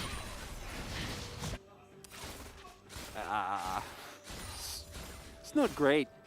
When we say that Aphelios gets countered by Jinx, this is not quite what we mean. This is not the... as if you just tune in. Still counts. It still counts. It does still count, but this is not the normal way that things go. But Guma is about to get a 2k gold lead here. Yeah. And maybe even some more kills. Rocket comes in, the Gale Force as well. Hoyt looking to turn it around, and he might just be able to. Well, I mean, he got the kill on Keria, I guess. As Guma gets 2 more, and the knockback onto LM gets kicked away, and Guma is the president. Everybody just trying to keep him safe. Can even Fate take him down? The leash is not enough, and the last auto will get him. But it just doesn't matter, guys. He already ate his fill, and got even more on the back of that. He's 5-1! We're 10 minutes in, Valdez! He used his Gale Force in the last fight, which, by the way, he had picked up and bought already before that fight. This game is insane. At 9 minutes. Well, if you completely skip the early game and you just go straight to your 2-item power spike, I do think that the Tier 1 comp is very good. I haven't really given this VOD a lot of consideration during Champ Select, because generally you have to actually play the game. Yeah. To get there. Well, they're only 5,500 gold ahead. Whoa, yeah, you're right. Okay, I'm sorry. I won't. Hold your horses now, Chronicler. Okay. A lot of damage. Faker gets chained under the turret. Thankfully, he has his backup 80 carry to to come in and keep him safe. The rocket here is not going to land and not delay his back. Yeah. Yep. I don't know, Val. It looks like Faker is going to go with an earlier lost chapter buy. We've seen several variations of the build. I'm just going to cling on to his semblance of what I know to be true in this observable universe. Because there's not a lot that is given to me by this game. It's a 60 gold lead at 24 minutes. T1 saying, no, this you cannot tarnish the 15-0. We're going to break our own record. They have plot armor right now, is what it feels like. Oh yeah, this is where you think that you have killed the boss, and then the Latin music starts playing. Yeah. And this is like, now we're actually gaming. Anyway, as I was saying, Kai'Sa builds. Uma in a bit of trouble here. He is just going to skirt out of that one, I guess. As Zeus in a little bit of trouble, trying to jump away, but the knockup comes in. He knocks away LM now, as the gate not quite gonna help him get away. Zeus, it looks like he's still hunting for Keen, but you gotta be careful, buddy. Keen gonna get that one down. His owner gets the Q there onto Fate. So they're just bullying them here in the mid lane, it feels like. Faker's just pushing tier 2, 12 minutes. As I was saying, Kai'Sa mid build. Because obviously you want to get a number of your revolves as soon as possible. Nashor's, or rather Manamune into Nashor's has been the most common build because it allows you to, especially if you get a Dirk as well, hit all your revolves very early on. But you can also alternatively choose to go straight, which just looks like what Faker is doing here. Go earlier into either your Crown, if that's what you do want to go. I do think in the Guangdong, that's a pretty good shout, as long as you can dodge Fate, keep track of him. Ludens, also of course another option if you want to go for the pure damage. And he's looking to go, I think, for an earlier lost chapter, so that's nice. Why am I talking about this? I do not know. I mean, there's only so much we can say about the way that the early game went, right? I think we've kind of covered it. Everybody, T1's mad, we all took that class. Everybody passed. We all know what happened. Hey, when the ornaments come through, T1 will only be actually like 4K gold ahead. Yeah. You know? Good point. That'll show him. Yep. Yep. Yeah, it's unfortunate for Guangdong. I thought, after game 2, in game 1 we were like, oh, they got close, but no. And then we were like, okay, it's probably just going to be 2-0. But then they actually made it happen in game 2. They outplayed them, they counterpicked them, they played a better game, and they won. We were like, beginning to believe, and then it's like the piano in those like gag movies. The piano falls on the head of the protagonist, and then he steps up like an accordion. It's like, oh, that's what happens now. It's like, oh no, never mind. T1 just gonna, they're just gonna win. Yep. If they lose this, it's one of the most memorable games. True. To ever have been League of Legends. Should not happen in any circumstance. Just want to reiterate that. The most legends to have been leaked in a game before. If T1 lose their 15-0 record-breaking historic streak off of this game, it's third Cloud Soul in a row as well. Yeah, you just know the CEO of Base, Joe Mars, is at home popping the champagne already. But the game isn't over. We'll have to, you know, we have to wait until the Nexus explodes, but it's very comfortable. It's very comfortable. Let's see how it goes. Guangdong Freaks, they are trying. It feels like they're trying to take that Rift Heralds. There are objective bounties in this game, so keep that in mind. Just need one good team fight. That's all you need. This is where, if you're in solo queue, like, you know, you're typing, guys, we're scaling. We're scaling, it's fine. We have Helios, we have On. We can do this. Guys? I mean, it's so oppressive, too, because when you're this far ahead, the fact that you have basically no front line, as this is kind of funny as well. The fact that you basically have no front line for T1, it's not really going to matter too much because you're so far ahead. Zeus is, he's going in here, 1v2. Got a little bit too far up the lane, and there is a pick onto the side of Guangdong Freaks. Bingo to Fate, unfortunately, do you think that if you are funneling someone, he should be the person in question? Power spikes? Okay, so power spikes.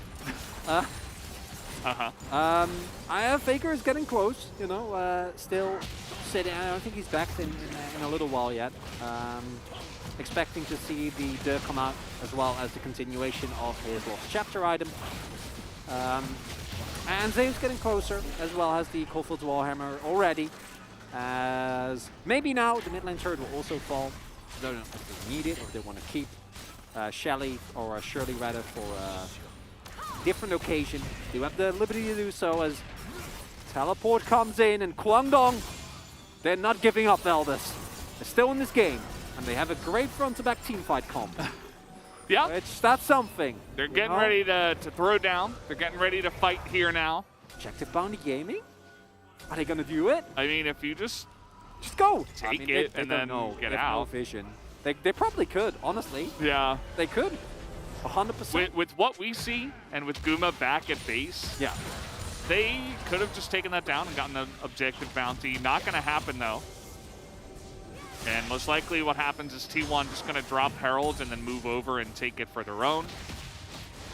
They could just sell his longsword. There was a longsword there, right? Yeah. I'm not crazy. There was. Okay, I'm just double checking. This game has been a bit wacky. Over the wall goes Carrier. He just wants to party, and he will get his party. In goes Faker, and he's just going to get blown up 100-0. We do get into the back line here, does Owner. Going to force Fate away. This just feels like the wallets are extremely heavy. Huge kick comes in as well. As down will go Hoyt eventually. Zeus does take him out here. And Fate is going to get cleaned up by Owner too. Just picking them off like flies at this point. Trying to give the kill over to Guma, I think. And then Owner's like, nope, just going to get the execution. Just going to take him down. That is a clean ace to T1. As expected, all according to plan. Just get this far ahead in the front-to-back teamfight composition. Can actually front-to-back. Carrier goes in, and honestly, I applaud this call. At this point, any fight is a good fight, right? It doesn't matter. Faker going in way too deep into 4 people doesn't matter. Because everyone on that team is so fed. While all of this is happening, Guma is still full health, right? So like, the damage looks nice. Guangdong trade a kill. And then, man, Owner really feeling bad about his POG score. You know, it's like, guys, how many plays do I need to make? Yeah. I just have to be 100% hit rate on my Q ability, I guess. And my kicks need to hit at least 2 people every single time. Yeah. And then Guma's going to get it anyway. Could definitely happen. Oh, there's another Q. Maybe. There's still a carrier angle as well. Yeah, definitely. As per usual. There always seems to be that angle. You can see the goal difference here. It's actually biggest in the AD carry, as you would imagine, but take a look at the jungle. 3,200 ahead for Owner over LM. Started at the level 2, right? You remember LM went mid. The gank didn't work out. He wasn't able to kill Faker. And then he went bot because he knew he was going to be invaded. Still level 2. And then he's still level 2 and he gave over his life. And that's why he's so far behind. And from there, the game has basically been over. But how much farther can we take this one? In goes Hoyt, he's dead, but so is Faker. Faker has been tanking a lot of the damage. I feel like he's certainly enjoying himself in this game, you would have to imagine. And overall, Owner 1 assist away from completely mirroring Guma's kill score, which is nice. That's neat. You know, that's a cool little thing. First ornament has come through, so the gold lead is now only, I want to say 8k. You know, yeah, counts. Does it count, Valdez? It exists. Does the math check out? I don't know. The math says that it does. But you can see here, once again, Carry is basically just like, yeah, see enemy champion, engage on enemy champion. Unfortunately, with the depth charge, Keen also condemning Hoyt to an unfortunate fate. And you see some remnants here of what this comp could have done, right? With a lot of heavy engage, a lot of tankiness, Fate looking in from the flanks, Teddy hitting with ultimates, but because of the ludicrous state of this game, we never ever, or we should never ever see any of those fights actually come to fruition, right? Because, as you pointed out already, yeah, you might have 4 squishies and a Nautilus, but that doesn't actually mean anything when... Yeah, it just doesn't this matter far ahead. anymore. No, it doesn't at all. You can just force any fight, and as long as any of your damage dealers are alive, you're fine. Carrier is literally the only one that can't like 1v5 a fight with somehow. Yeah. Like, that's it. Everyone else, if they stay alive, easy peasy. Could definitely get that going. And T1 are going to get this Baron going. They say, well, we're super far ahead, 22 minutes in. Okay, Alan. This is your moment. You gotta get in there and steal, probably. Get that bounty. Can't see them turning this one, but Keen is going to attempt it. He knocks up Guma in the back, and Guma immediately goes down.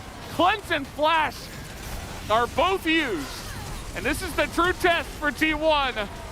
Can you win 4v5 from here? Big Poke comes in, very nicely blocked by Hoyt, as Zeus is still looking for more. More Prey Seekers are coming in, but at the same time, you know, T1, they only lose one person. And not too much else. But at least Kwangdong are able to buy themselves some time. They're holding on desperately. But the plot armor might be a little bit too much on this one, Valdez. Plot armor or the gold lead that we have talked about to death, because there's honestly not that much to talk about. This is as good as a fight as you're going to get. I actually love this from Kwangdong, and again, it shows the power of these team comps, and if the early game would have gone any other way, this is probably a game-winning fight for Kwangdong. This gets you Baron, right? You get the Fed Jinx, and then you can turn it into something, but they're so far behind that even fights like this, you need 4 more of those. And maybe then you'll get there. Maybe. Maybe. Yeah. T1 right now, they can kind of just get in onto this Cloud Soul. Pretty free for them. If they want to take it safe from here on out, because now you have Guma with no cleanse, no flash. So you do have to be a little bit careful. There still is an immense amount of CC on the side of Kwangdong Freaks. So, yeah, just take the safe objective. You know you're not going to be challenged on this one. Objective bounty. Given over to Fate. Get some extra gold up there on the top side. But yeah, Cloud Soul is taken down here by T1. And they say, well, maybe a little bit early to go for the Baron try, but we're still extremely far ahead.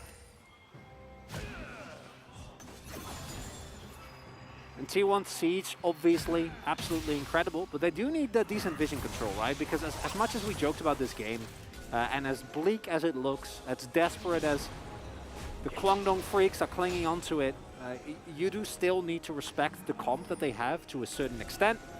And although they are generally a full item behind, there are some, like Fate, that are on relative parity, right? Keen also not looking too bad, all things considered, as here we go.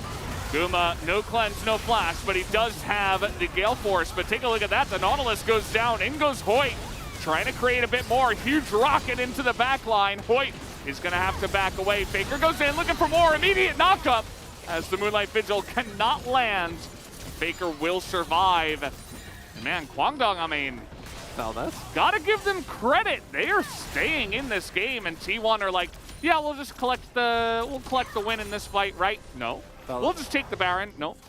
There's no way, right? Surely not. Right? I'm not. Kwangdong are very, very clearly not deciding to lose this game. And I don't think it should work, but do see.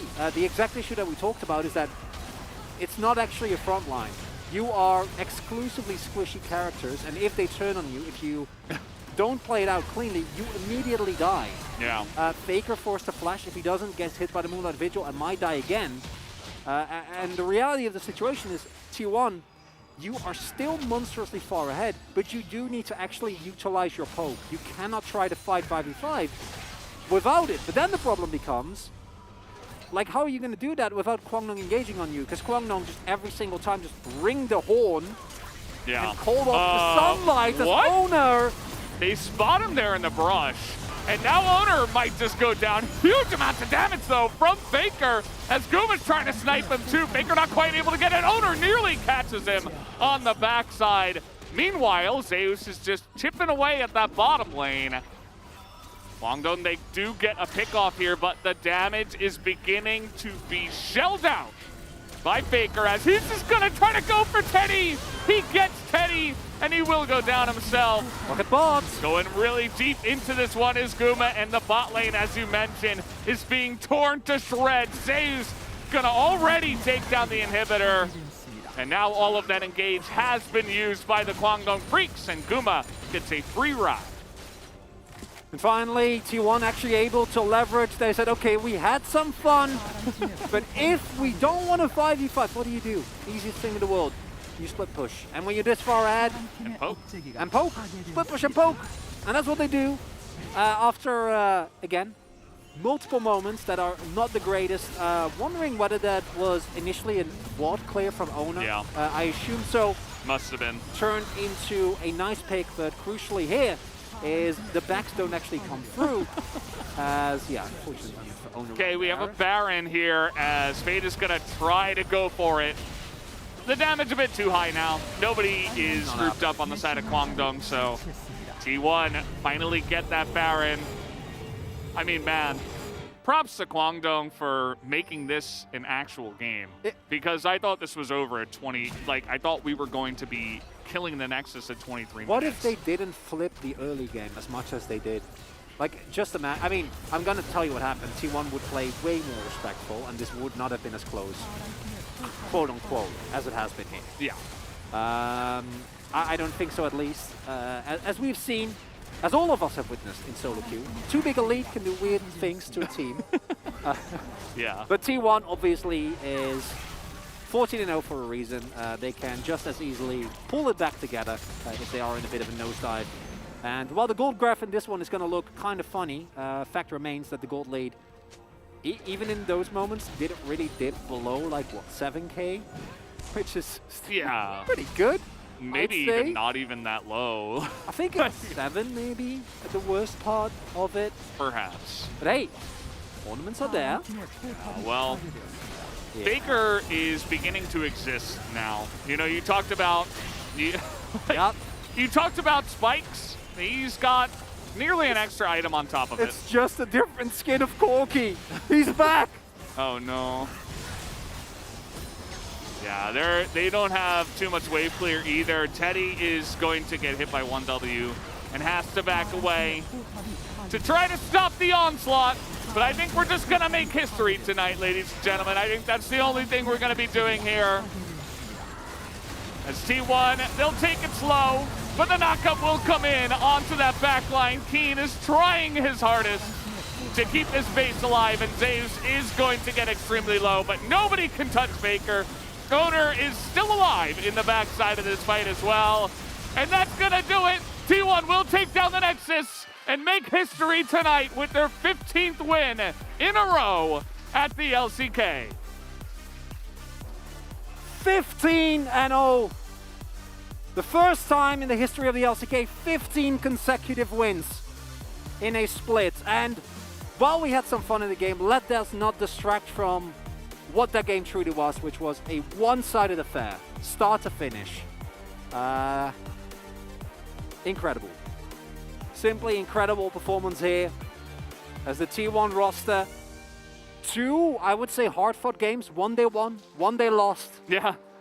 And then the plot armor kicks in. Yeah. Even a composition that in a more reasonable scenario might have had a shot, can't carry Kwangdong through due to the effort of, again, you're going to go back to them, that bot lane, right? Gumayushi carrier surviving that gank. Faker able to draw out. Elim trying to flip it a little bit too much in the early game. Yeah.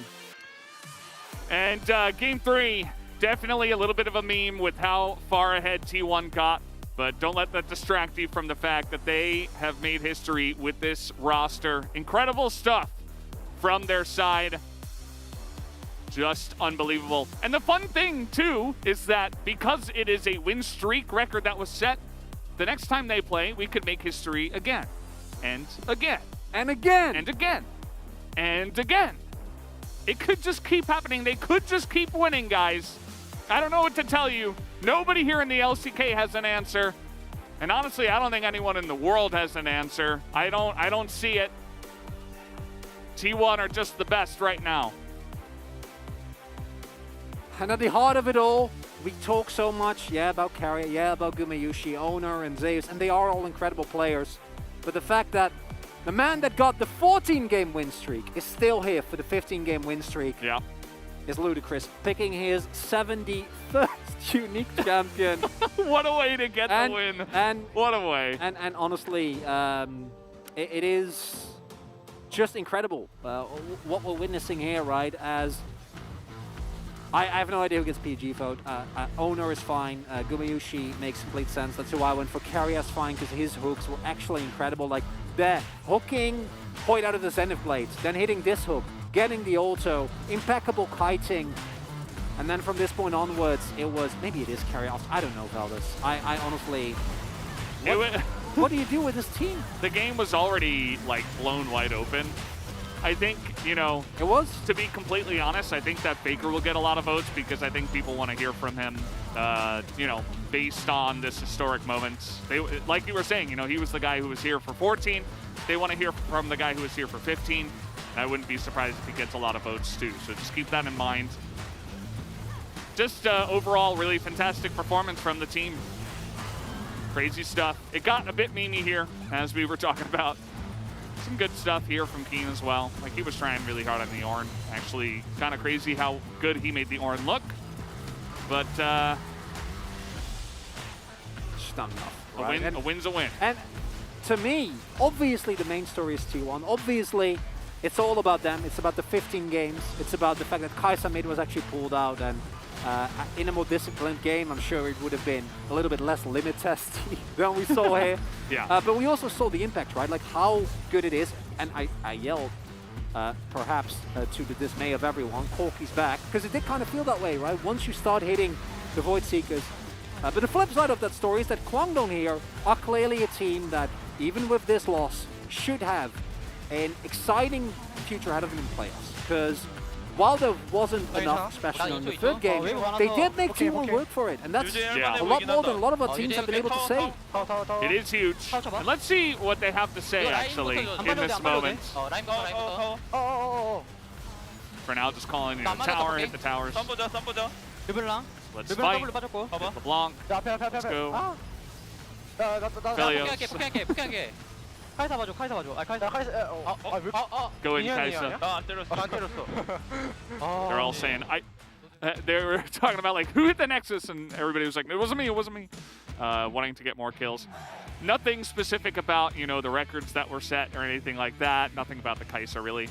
Just about winning yet another game. And that's really what it is for these pro players. They know they made history, but it's just another day at the office for all these 5. And The crazy thing about that gold graph is that you're like, oh, you're seeing a little bit of a it's still 8K. Like, yeah, it was not as big of a lead for a little bit, but it was still 8K. That really tells you all you need to know about that game. Yeah, honestly, ludicrous. Words kind of failed us, especially in the third one, because it was such a wacky ending to a wonderful series. Yep. We were here, Chronicler, when T1 got 15 wins in a row. Huge congratulations. But let's see what the guys at the Carpet Space have to say about this series. Thank you so much, gentlemen. And from 14 wins in a row for SKT all those years ago, G Tigers, Rocks Tigers, 13 in a row, even Griffins and Dumb Ones, 12 wins in a row, was not enough to compete with the team that we have here today. T1, 15 in a row. Absolutely incredible stuff. Yeah, it's just such a crazy moment in League of Legends history. The greatest player of all time was part of both moments across 7 years. And in this game, where he breaks the record, he's the first player in LCK history to play Kai'Sa mid. I believe it's his 71st champion. Yep, 71st unique LCK. champion. So there's a lot to talk about here. I will like put a little damper on this conversation and be like, it's very good that T1 got ahead as they did, because this composition functionally didn't work out as well as they would have liked to, but they had such a lead, it didn't matter. But there were so many moments where Faker ulted in after a Keria engaged with Owner coming through, and he died, did a ton of damage with his Q after he just burst in with his ultimate. But it did look like, almost for a moment there, if Kwangdong were not 7,000 gold behind, so early, that this composition was going to have serious problems in the late game. Didn't end up happening that way. You could thank the bot duo for that, because they got such a massive lead early on that it didn't matter. But still, Kwangdong Freaks, great effort in this best of 3, honestly, taking T1 to a game 3 and also making that game 3, really making T1 work for it, honestly, in the end. Yeah, and it was one of these games that got off to a pretty insane start. Gumayushi sitting at like 5-1-3 at what felt like 5-6 minutes into the game. Most of the time, that means it's just 100% over and we're walking down mid lane at 18 minutes and like this one's done and dusted.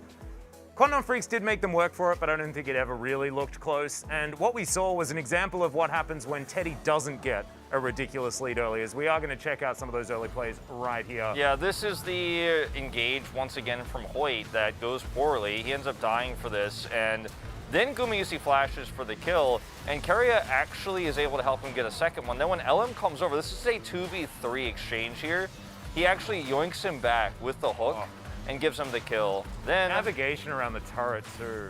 Then in the mid lane over here, Keria once again over the wall, as we've seen so many times, has an engage here onto LM, and Faker does a ton of damage at this point in this game too. Just completely untouched. At this point, he's just got a longsword, and he's doing auto attacks and getting Kai'Sa's passive to proc, and Kwangdong Freaks taking a few aggressive fights here that lead to T1 having such a massive lead.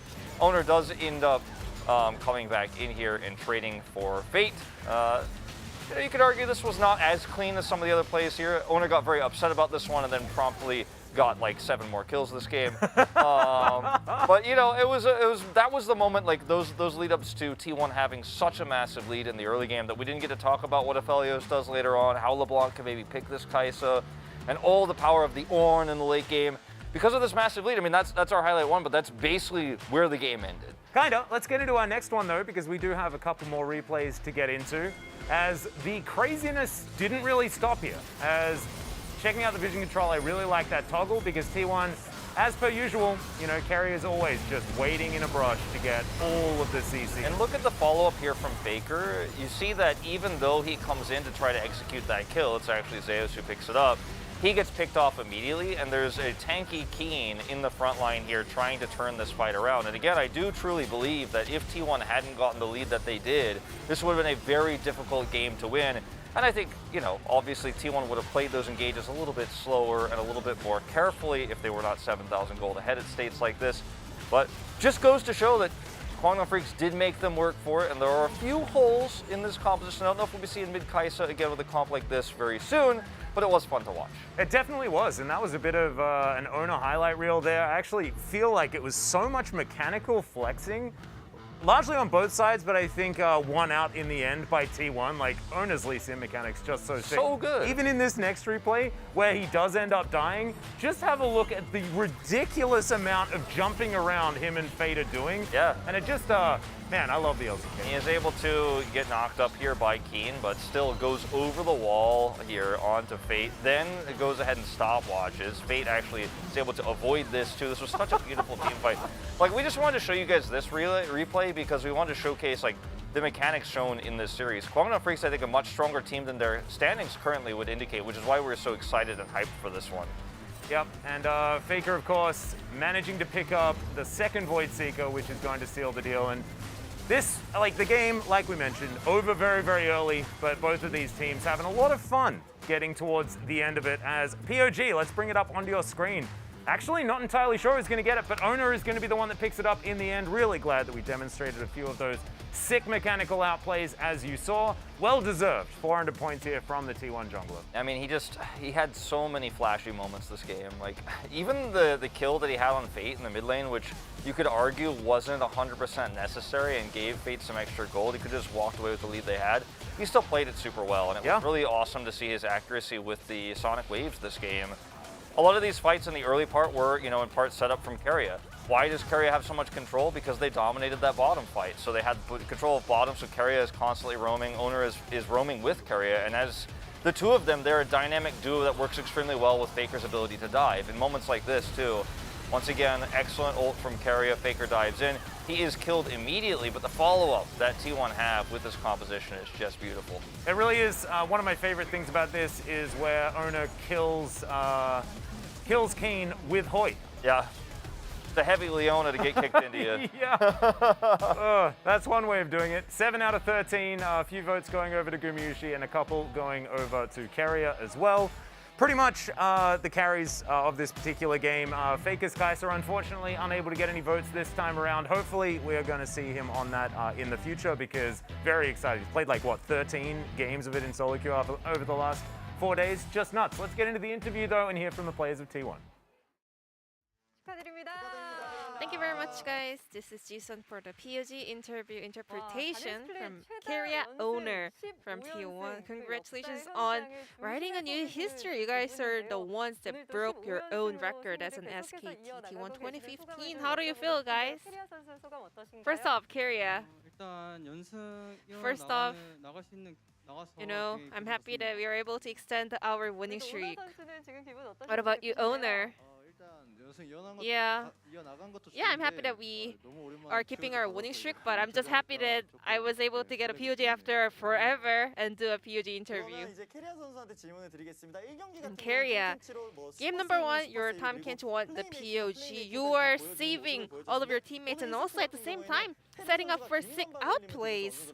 And also, we saw a different rune choice from other players as well, especially the fleet footwork was so on point as well. Was that in order to focus on the laning phase?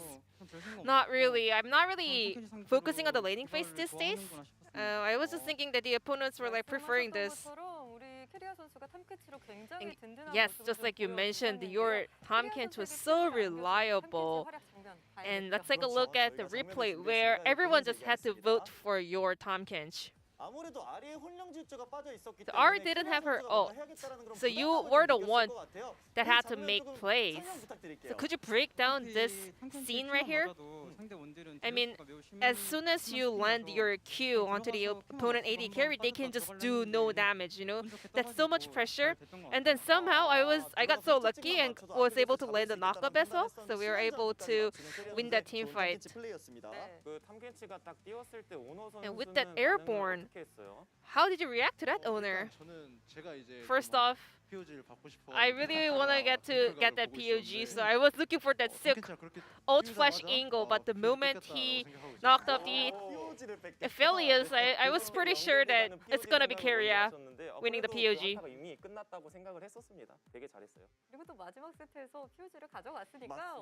But in the end, Owner, you were able to win the POG after game 2. Keria, we have another question for you. We are seeing a lot of first pick for Zeus, especially with the Jace. So how does T1 rate this champion right now? Zeus is really good at it, and also based on our tier list, we think this is a really good pick. And we have first pick, but also we have some bans that every team kind of focuses on. So in the end, game 3, you guys decided to ban Rise and also Malphite. Was that tricky to deal with? It was not like tricky or hard, but we kind of realized that banning Rise can become a really good action for us. And we had Faker's 71st pick Kai'Sa mid in game 3. So as a jungler owner, how much do you like that pick? He's really, as long as you are having a high proficiency on Kai'Sa, it's not a problem. So was that something T1 prepared a lot, or was that kind of a spur of the moment thing? We did practice it multiple times, and we decided to give it a shot. And Owner, you said you really wanted to win POG, and in the end, game 3, you are the POG. So when was the moment you kind of had the confidence? To be honest, even in game 3, because my bottom deal was doing a fantastic job, I was not sure, you know. I thought they might just win it, and I was like, I might not be getting any POG. In Keria, you only have 3 matches left for the regular split, which are for the Brilliant, Leap Sandbox, and DRX, and a lot of fans are excited to see T1 8. It's gonna be 100% our 18-0 run. What about you, Owner? 100%. Looking forward to seeing T1 closing out the regular split with 18-0 scoreline. And your next opponent is Freddy Brion, and you might be able to continue writing new history. First off, Brion is a very strong team. Recently, they have been performing so well, so I think we really have to prepare hard. And Owner, would you like to add on to that? Yeah, I also think that Freddy Brion is one of the strong teams, but due to COVID situation, not all the players are able to play on the main roster, so I really wish for their recovery and also hope they feel better as soon as possible. And this will be the end of the interview for Keria, Owner from T1, and I'm going to toss it back to the analyst carpet space. Thank you.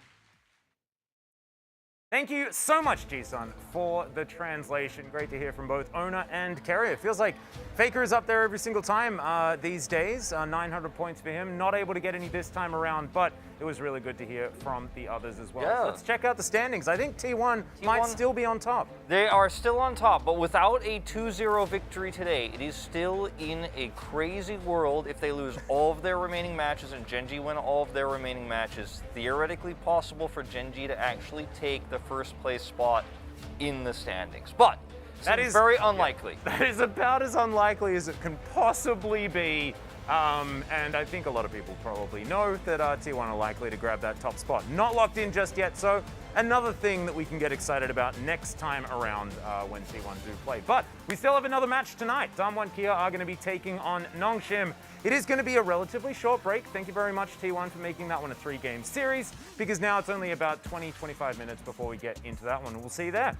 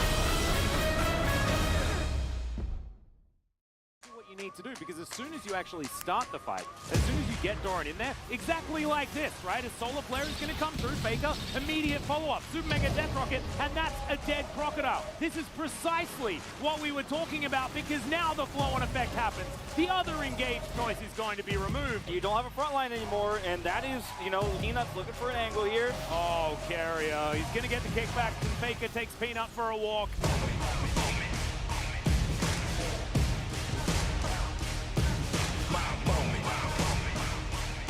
The depth charge out there. Rich already using the needlework as well.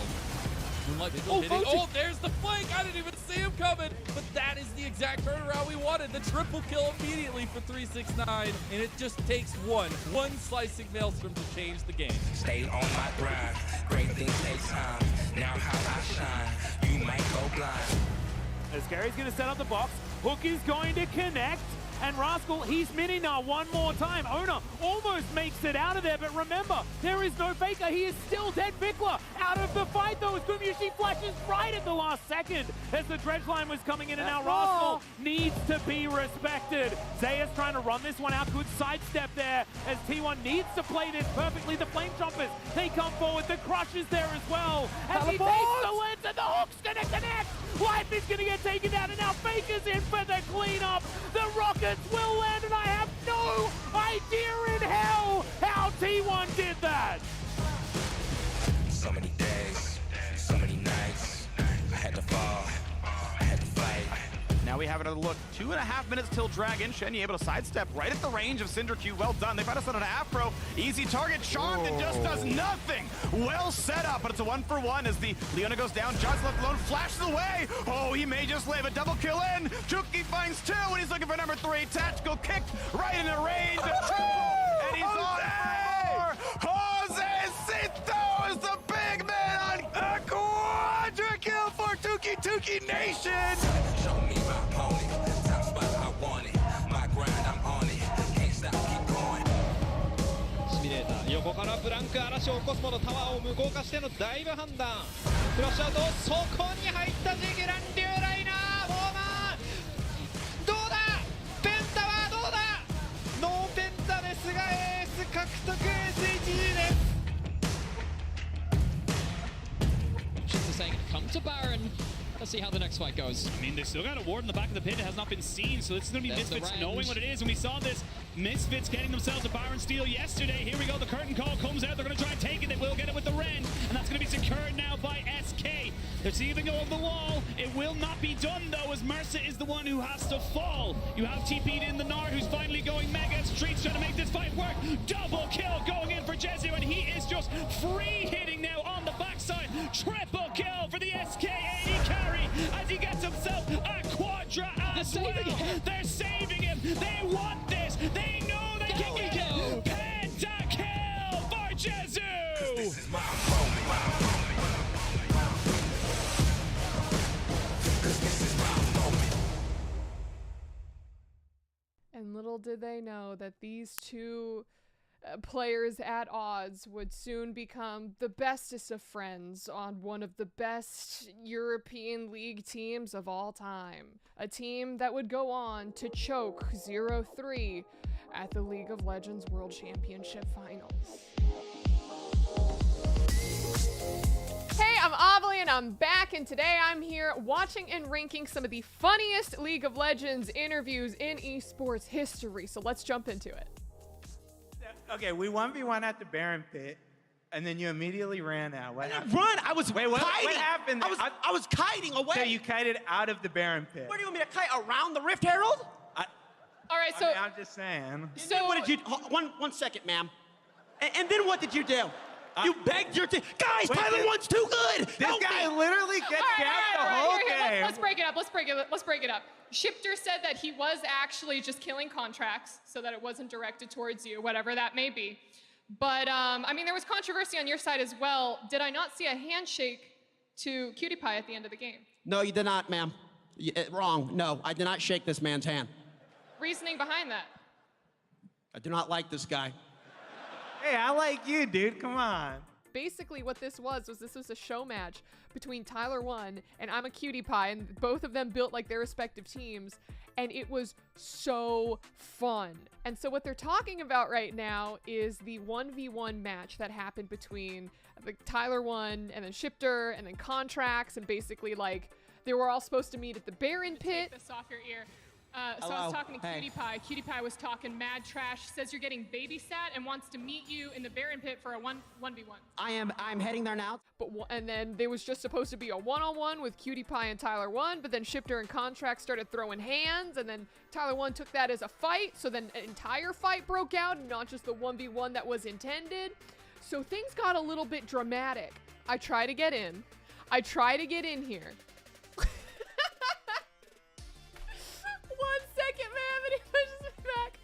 I freaking love Tyler1 so much. I love him so much.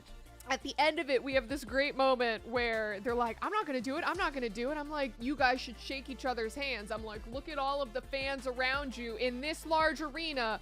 Will you shake this man's hand under, like, I don't know, the spirit of League of Legends? And then they both shake hands, and then the crowd goes crazy. And oh, that's such a good moment. Oh, nostalgia. I love those two.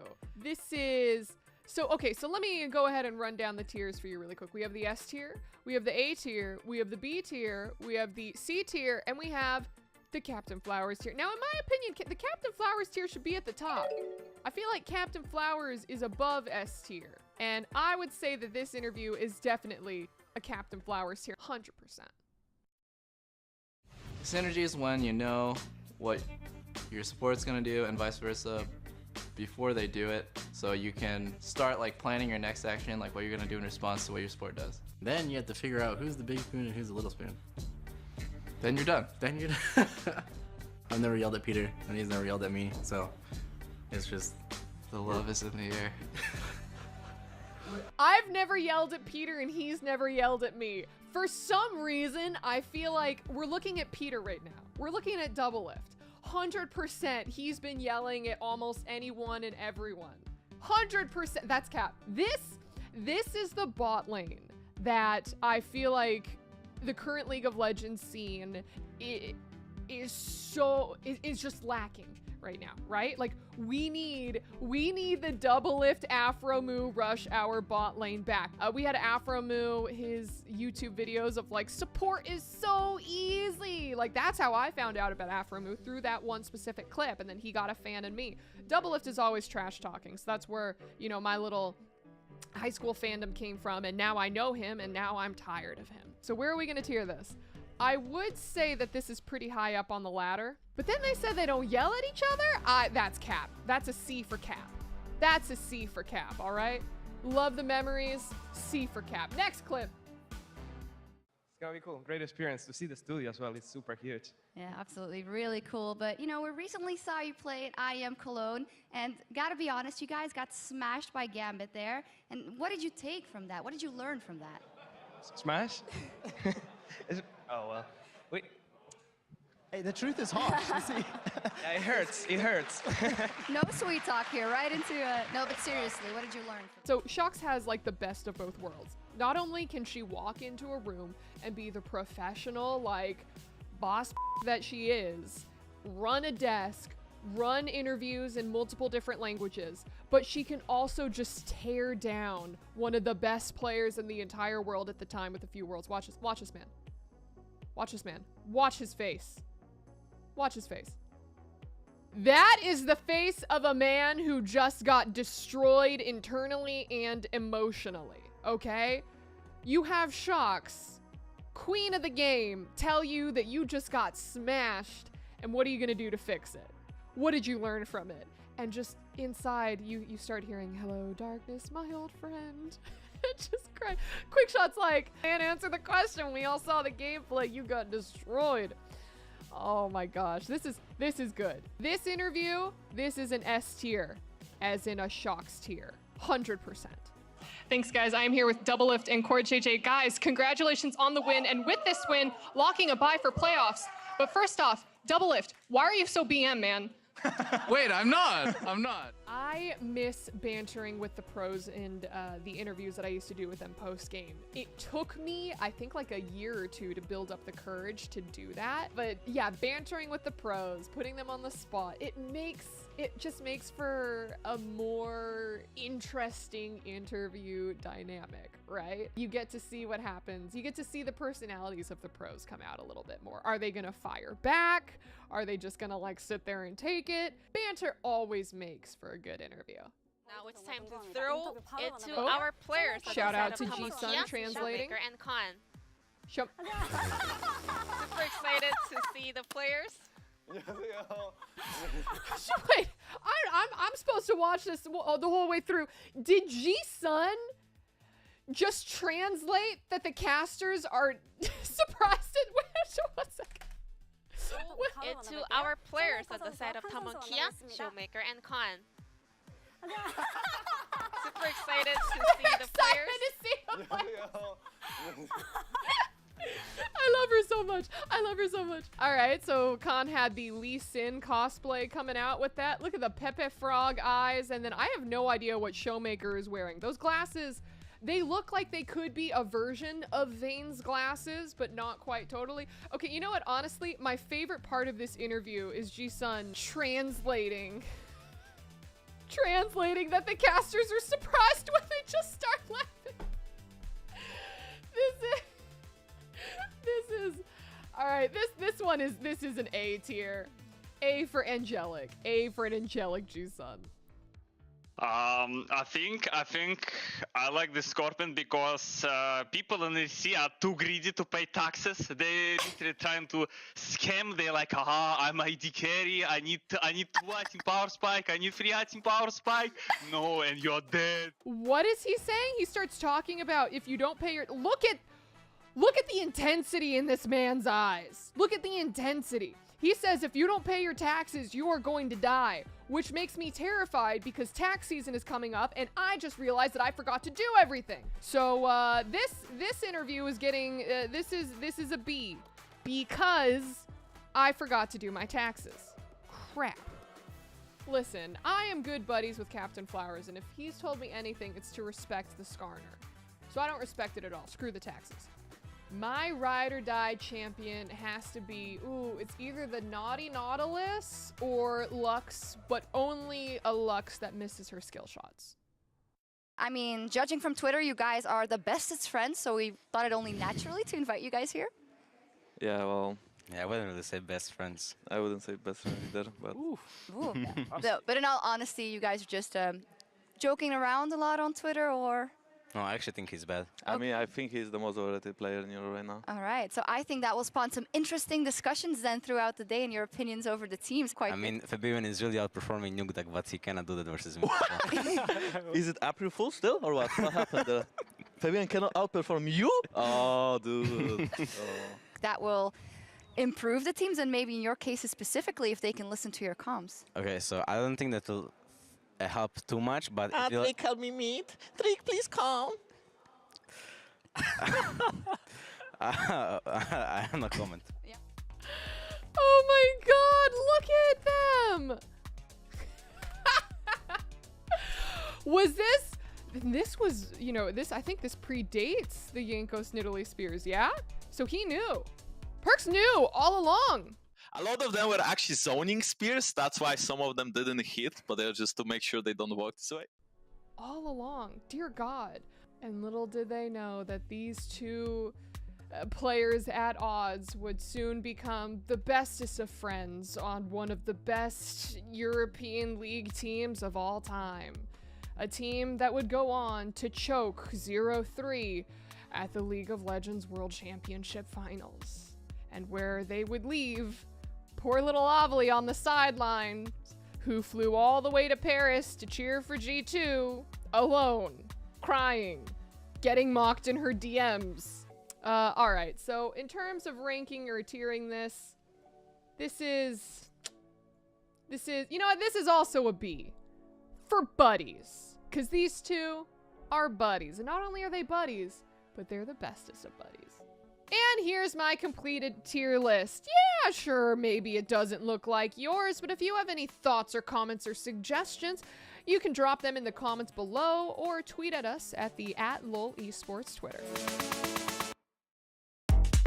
And that does it for this week's episode of Ultimate List. Thank you all so much for watching. I'm Avalie May, and we'll see you all next time.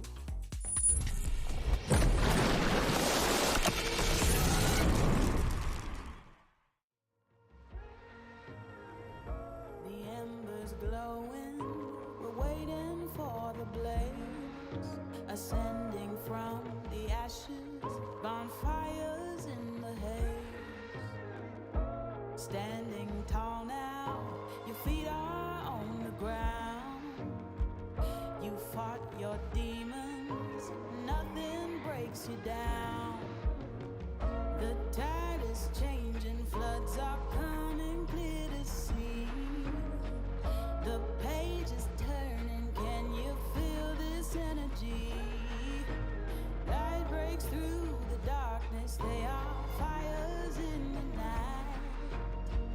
Nothing can break us when we rise.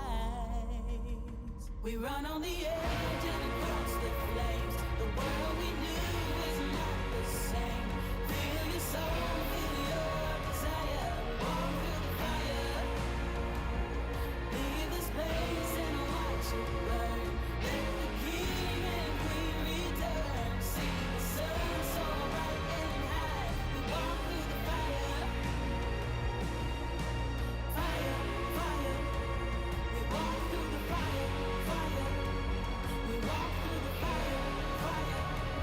We walk through the fire.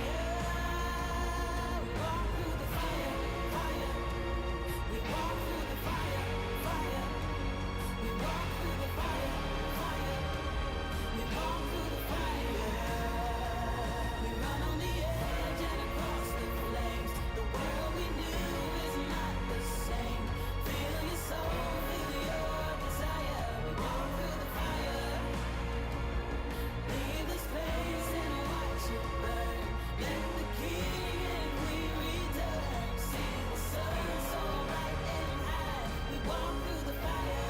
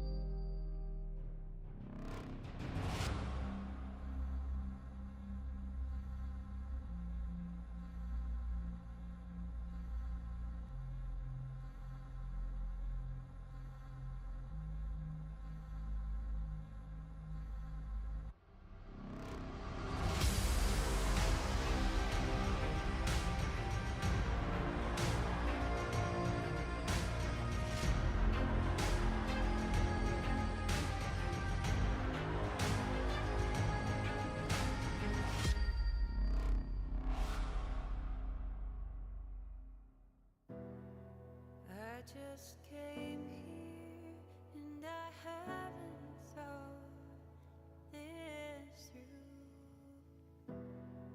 heart on my sleeve, ready to bleed. Wish I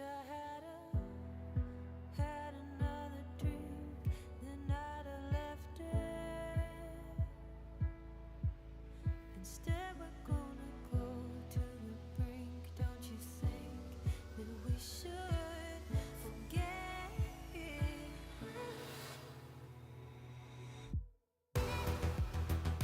Give me all your love, give me all your love. Give me all your love, all your love.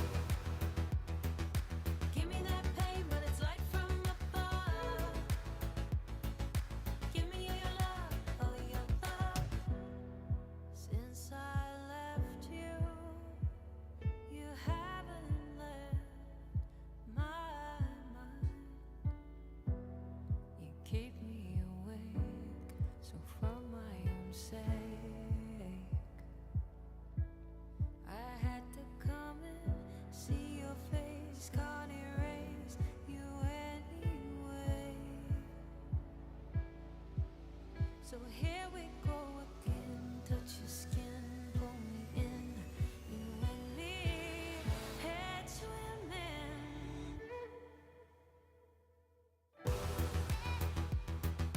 Give me all your love, give me all your love. Give me all your love, all your love. Give me that touch, give me strength from above. Give me all your love, all your love.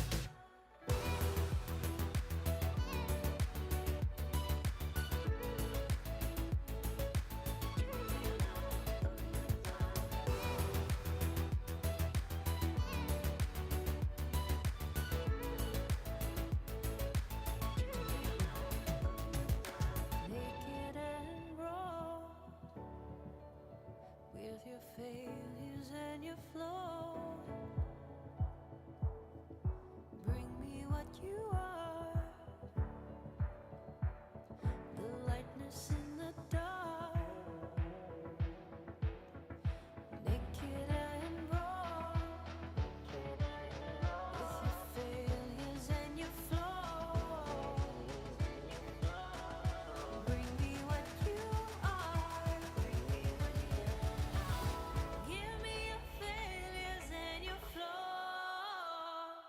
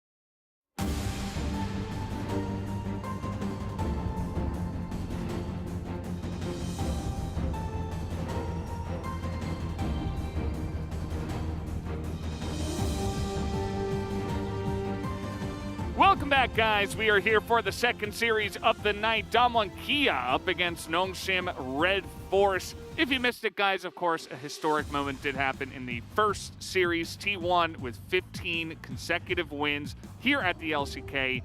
A record broken, their own record, essentially, because SKT did it in 2015. But now we have the second series of the night, and Damwon Kia looking good. They are here on the left side of the bracket. Nongshim, unfortunately, not looking as good. No. Of course, Ghost going to face off against his former team, but whereas Damwon have had their fair shares of struggles this split, Showmaker not looking like he used to, Birdle having to go through a huge developmental curve, Dogdom looking good every series, Kellen, bit up and down. Polar Bear is there. Nongshim has had a pretty disastrous split, marred by COVID, underperformances, and a complete lack of ability to gain momentum. They are currently playing way worse, I think, than any of us had expected coming into the split. Yeah, definitely an unfortunate time for Nongshim. Let's take a look at the points of the match. Different goals, desperate for victory. 0.462% chance for Damwon to advance directly into round 2 of the playoffs versus even making it into playoffs is going to be incredibly difficult for Nongshim. Of course, this is all based off of matchups and who you have to face and who's left and stuff like that. But in terms of where these teams stand, right, Damwon is definitely going to be making playoffs, whereas Nongshim is really rough for now. It's just painful, as honestly, no one on Nongshim looks as good as we know they are, right? Like, not even, as we see, Dread, who had a wonderful, wonderful round 1, was standing at the top of the POG standings at a point in time. But that is long past. BDD clearly getting hit hard by COVID, not playing like himself. Kana not able to get it together either. Similar issues. And honestly, I think it's Ghost that has been the most consistent, but not to the point where he can actually 1v9, which is, I mean, not really something that generally can be done, as that's good company to be in. Currently, same with Chovy, Kuro, BDD, Crown. Not, you know, lesser names by any any stretch. But look at Sunday and Smeb. I mean, they still have, let me just take a quick look here, 3 series. Oh, yeah. So he can definitely make it through. A maximum of 9 games that could be played, a minimum of 6. So consider that he's been picking up the majority of the POG votes for his team. Wouldn't be a surprise if he does beat the record here in the last bunch of years, as we're taking a look at some of the team stats as well. And overall, Damwon Kia, just pretty good win rate, unsurprisingly, but for Nongshim, and that's the real reason why we're seeing this. On blue side, they're okay. On red side, they're completely lost. And I just do think this makes sense. They're not really a team that has been able to utilize counter picks as well, because their laning has been so weak compared to many other a team. For Damwon Kia, are they living up to their own legacy? Probably not, but that might have been unattainable from the start with how successful this org has been. Now very much feeling like a 3rd, 4th place team with performances that, again, barring Canyon, go up and down a little bit. Yeah, and I mean, at the end of the day, you can always look at where Damwon as an org, you know, how far they have gone, but also to remember where they have came from. You know, this team, ever since entering the LCK, has always been a playoff team. And even if, you know, they're not going to win Worlds, or they're not going to go to the finals or something like that, they're still a good team. And they still have incredible players that have been there as well. So definitely like to give them the benefit of the doubt in that fact. And we'll see just how far they can go, as here's Nongshim, still back with their main roster, but still looking for some consistency. And they've been unable to find it. Again, we've had roster swaps, we've had individual underperformances. BDD going from what was one of the hardest carry performances we saw at Worlds, him single-handedly taking his team with some help left and right, but honestly, he was so impressive at Worlds 2021. And to then come back and, you know, the moment where he got taken down on the Zillion with Flash and ult still up really stood out in my mind to me, as it's just not a split.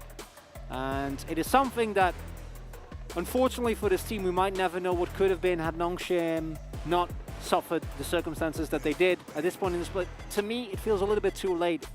Finding a turnaround at this point is so incredibly hard, and if they can do it, it would be truly a miraculous run. And individually, these players are 100% good enough.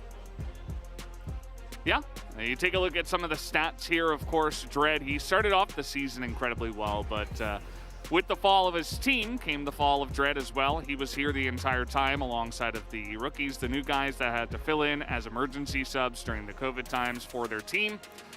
So, not good stats there, but of course, Canyon here on the 4th place team, some really high numbers. As expected of the player who is currently topping in the POG standings, and Canyon is the one player on Dom that I think really feels like old Dom, where he can take a seemingly lost game and turn it around with a single play. For Dread, it's been more about snowballing the early game and then kind of running on that, being able to make plays in the mid to late game as well. That was always what Dread excelled at. Sometimes the late game was not going quite as well as we'd like. Think back to the time where he was on the Freaka. But now the snowballing isn't happening either. We've had some polar bears in our time, and that was one of them. It was more, it was like a polar volley bear, it looked like. It almost looked like a final boss in like a pixel art game. Oh. It was actually like not a super high quality drawing, but it could have been in a pixel art game. A little ghost. It was pretty cool, actually. I liked that. I love how we get so many different kinds of polar bears. Or not polar bears, polar bears. We're slowly starting to rack up a number of different animals. We obviously alpaca drawings. That's the OG. That's the classic. Yeah. What it all started with. Polar bear drawings. Trying to think if they have any other animals that are as prevalent as those two. I mean, we have champions. Well, yeah, but that's not quite the same. Not quite the same. Doesn't feel as fun. Yeah. Need more of those, honestly. So players, get on it. Resemble champions. Or animals. Oh my god. There you go. Good start, good start. Doesn't really happen as often, I feel like. Resembling champions? Yeah. Not really. No. Yeah. I don't know. We had a lot of people used to say that LS looked like Set. Okay. You know, literally Set. Yeah, no, I can see it. That can work. But he's not a There's not a lot. pro player. Well, no. I mean, like, I don't know. I'd imagine that there would be more at this point in time in League of Legends, but not quite the case. As Dom Kia picking up blue side, good for them based on their own stats. Horrible for Nongshim, and also generally blue side just been the best side for a lot of teams, able to pick up things like Hecarim, like Rise with relative impunity. Absolutely. And we'll see what they do prioritize here, what Nongshim don't want to let them have. As we should be entering the game here in just a moment. There we go. On to the Rift, or into the Big Bad, I should say. Before getting on to the Rift,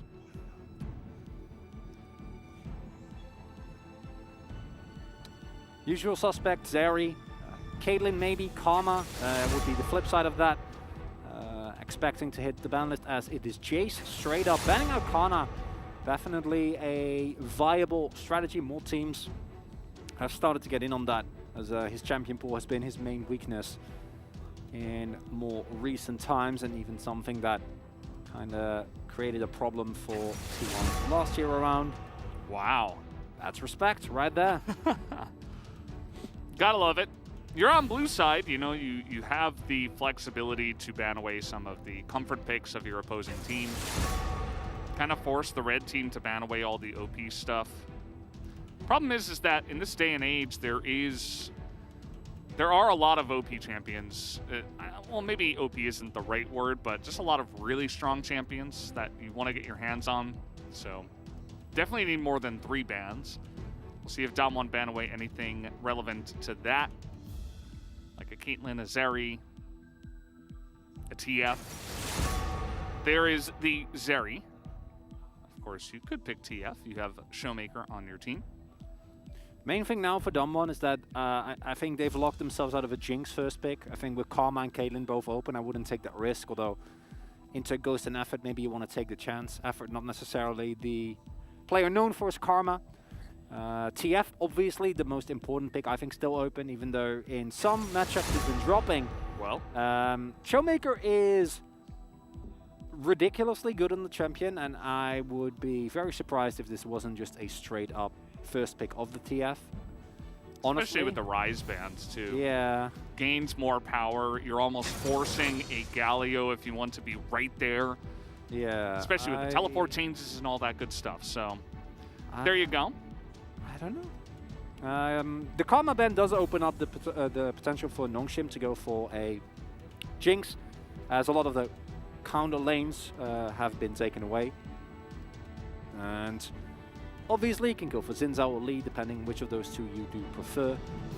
Nautilus is a pick that might also be picked up in the first rotation here, as it is the pick that Effort looks most comfortable on, and one that Dumwon themselves have also prioritized pretty often. Could also go ahead and pick a jungler here for Dread if you want to get your hands on the best jungler in your mind that's not Hecarim. Something like Xin Zhao has been a pick that he's been playing quite a lot nowadays. Who hasn't, right? Ooh, Ahri. Okay. Going to see that priority on the mid Ahri once again. Pick that in terms of laning and threat with a jungle 2v2, of course, can provide a lot, but at the same time does suffer in terms of matching the TF in his global pressure as, well, Karma's banned, Lux is not.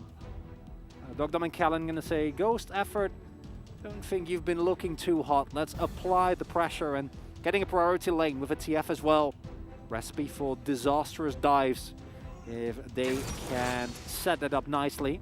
Nautilus, though, really strong pick, fits in any team comp, and Nongshim very much an all-rounder in terms of what they've drafted for themselves thus far.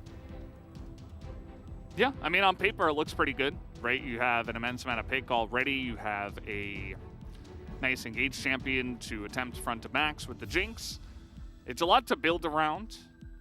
They can go pretty well from there. Obviously, a lot of power right now on the side of Dalmon Kia, though, so we will see the Gwen banned. Gwen hasn't really, I don't know, it's kind of fallen away in my mind. It just, yeah. It doesn't really have the win rate even over almost, it feels like 100 games here in the LCK. But the teams, they say it's still strong, so it will still get banned. Akali, a pick that is been picked up by both these teams, still open. Sion, of course, if Dumwon wants to blind that, but that will create the opportunity for Nongshim to get a counter pick in. There are, of course, some picks that do really well into the Sion, can either make use of his not too impressive laning phase, as the ban for Graves here is really interesting and kind of signals that Kana wants to go towards the Tryndamere. Although how the Graves Tryndamere matchup has developed, where initially it was picked as a counter, Hullbreaker has changed that dynamic a little bit, but especially considering how Kana himself absolutely loves this pick. It's an interesting take for sure, and Dumwon seem to think in a similar vein and will be taking away the Tryndamere here. And I personally, yeah, pick up the Lee would be the obvious one when it comes to junglers here. Yeah. Xin Zhao still open as well, so that's just going to be a trade there. We have two junglers here at the LCK. Yes. One of them is Xin Zhao, the other one is Lee Sin. They both have two names. I'm not really sure how that ended up working out, but that's the way it is right now in the meta. Imagine Canyon just like slam locks down the Kane after I say that. I'd be okay with that. It'd be entertaining, that's for sure. But I think Gogdom is just playing with our hearts a little bit, as the inevitable Lee Sin lock-in bound to follow here. And then, is it going to be a Sion here for Birdle? As okay, that's a little bit more spicy. Poppy has dropped a lot in priority over the last couple of weeks, whereas it's still an incredibly valuable champion. Hasn't really been any specific reason, as Gragas rounds out his composition. Nice engage, nice pick potential, good disengage, just a very all-round style here for Dumwon Kia. all-round style comes on in. Excuse me. Feel like the Didn't know? I don't know. I thought someone was going to come in over the walkie-talkie or something after I heard that noise. I'm like, yes, Hello? over. Gnar locked in, over. Yep. Gnar gets locked in here. Gragas versus Gnar. Not too surprising there. Biggest thing for me is the Poppy lock-in. I love that it comes back in against the Nautilus versus the Ahri versus the Xinjiao. And even the Gnar can block the hop and all that good stuff. So I think it's going to get a lot of value here. It's also great for just really mixing up these kind of more front-to-back, you know, catchy kind of team comps where you can just bop away the Xinjiao, and it's like, well, now what are you going to do? You don't have your Crescent Guard in the front, and now we can just pick you off with our superior range. And both comps, I think, have a lot of different win conditions. Personally, I prefer the Damwon comp. I think that having multiple prior lanes in both the TF, as well as obviously the Lux and the Caitlyn, gives a lot of room for Kane to play with, gives Showmaker the opportunity to snowball the lanes, and then if you do get an early lead on that onto that Caitlyn, it becomes very hard to actually match her, right? On the flip side, if you fall behind with this composition, damage might be lacking. Showmaker not going to bring too much of that AP if you at any point are falling behind, and Nongshim does have a very strong team fight at basically any point in the game, provided they can actually get that Mega Gnar in at the right position, chain it with Effort or Ghost. So, gonna be very execution dependent here. Absolutely. We'll see the way it goes as we hop on to the Rift here for game number 1. Let's see how this one is going to go. Showmaker looking very dashing. Wonder if this is the game where we learn that we shouldn't give Showmaker TF. One day it'll stick.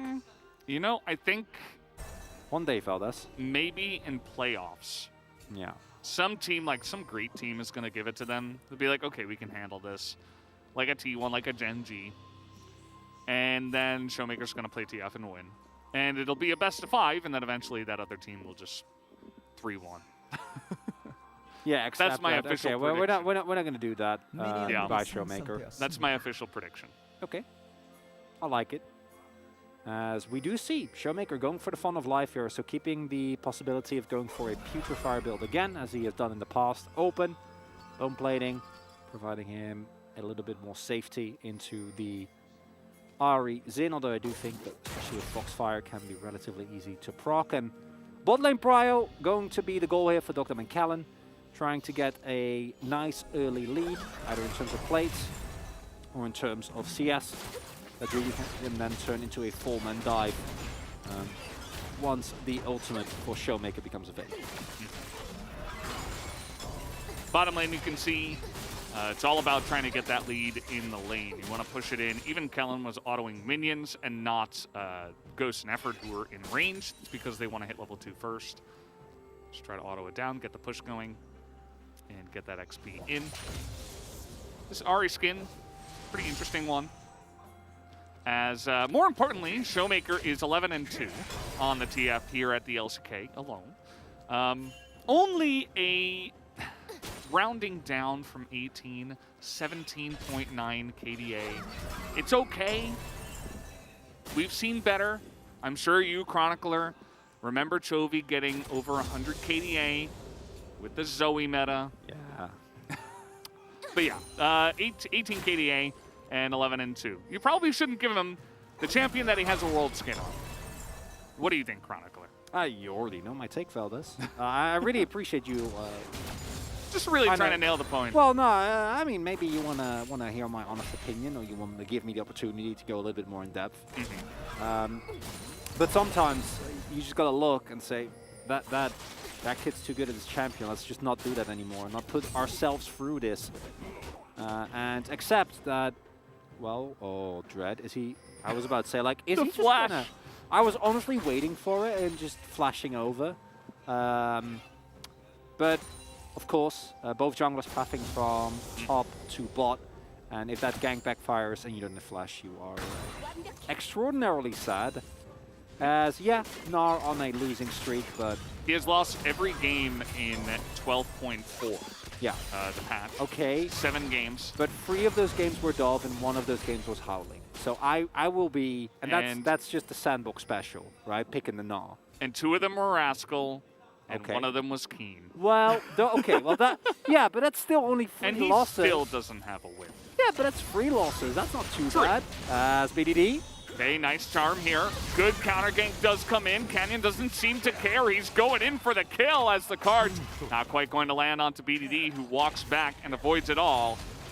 And Canyon, with the red buff, he'll just say, yep, this is my scuttle. Takes that down. Just making sure. Has, of course, a pretty nice early clear. Poppy has been able to do a complete roundabout with the pickup of the scuttle, whereas Dread is still stuck.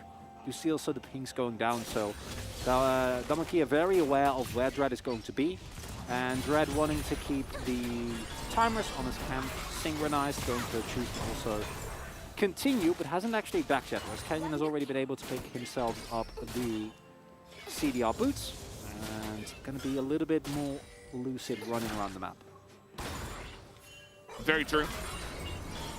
As we get another route coming on in here. Doesn't look like Duck Bomb's in range for the trap, but yeah, I mean, a little bit of an introduction to this bottom lane, if you haven't seen it in a while. Yeah. Because, you know, we've kind of fallen into the Jinx versus Aphelios every single game kind of rut that we sometimes get into at the LCK. But yeah, you pick Caitlyn and Lux, you hit a binding, and then you put down a trap, and they lose all their health. And you get a lot of lane priority with this combo. And Dr. and Kellen are very, very happy about how this has gone thus far, as Ghost gets pummeled even more. Crucially, though, is that they do need to be respectful, right? Because they're playing for plates, they're playing extremely aggressive, but right now the vision isn't amazing, and they should be aware that Dread is in the bot side with that Scry's Bloom coming down. They basically have... Oh, there we go. Well, that will definitely help them, you know, deduce where Dread is. Gives the essential information that he is currently in the river, and should allow them, as they do, to get in the crash. And this first back is going to be pretty monstrous from Dogdom, and is setting up for, as we pointed out in the start of the game, Showmaker going for a big Destiny play. Yeah, and for Showmaker, I mean, you have so many options. Still Flash available and the Spirit Rush for BDD, so he should be totally fine. As, you know, they're going to force his ult up, but BDD holds on to his Flash. This is part of why Ahri is so great, because it's basically impossible to gank her unless you have a fantastic gank angle, you have the right champions, maybe she doesn't have her Flash, stuff like that. Also went Mercs first, so that helps a lot as well, with both the gold card as well as any of the CC that currently is available. And thus far, not too much happening as of yet. A little bit of pressure being put up over the junglers, but it's mostly just that bot side lead. Canyon narrowly missing himself that Scuttle is going to make a play on Dread here. Smite down for Dread. It's available for Canyon. And so Dread is just pulling it back as far as he possibly can.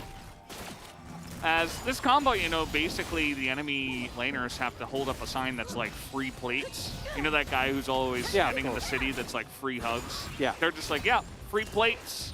Everybody get your plates. That's really nice, you know. I think sometimes all you want when you have... Very generous. Well, yeah, when you're having a rough day, and at times we all do. You're coming home from work, you know, you walk in, had a bad day at the office. Again?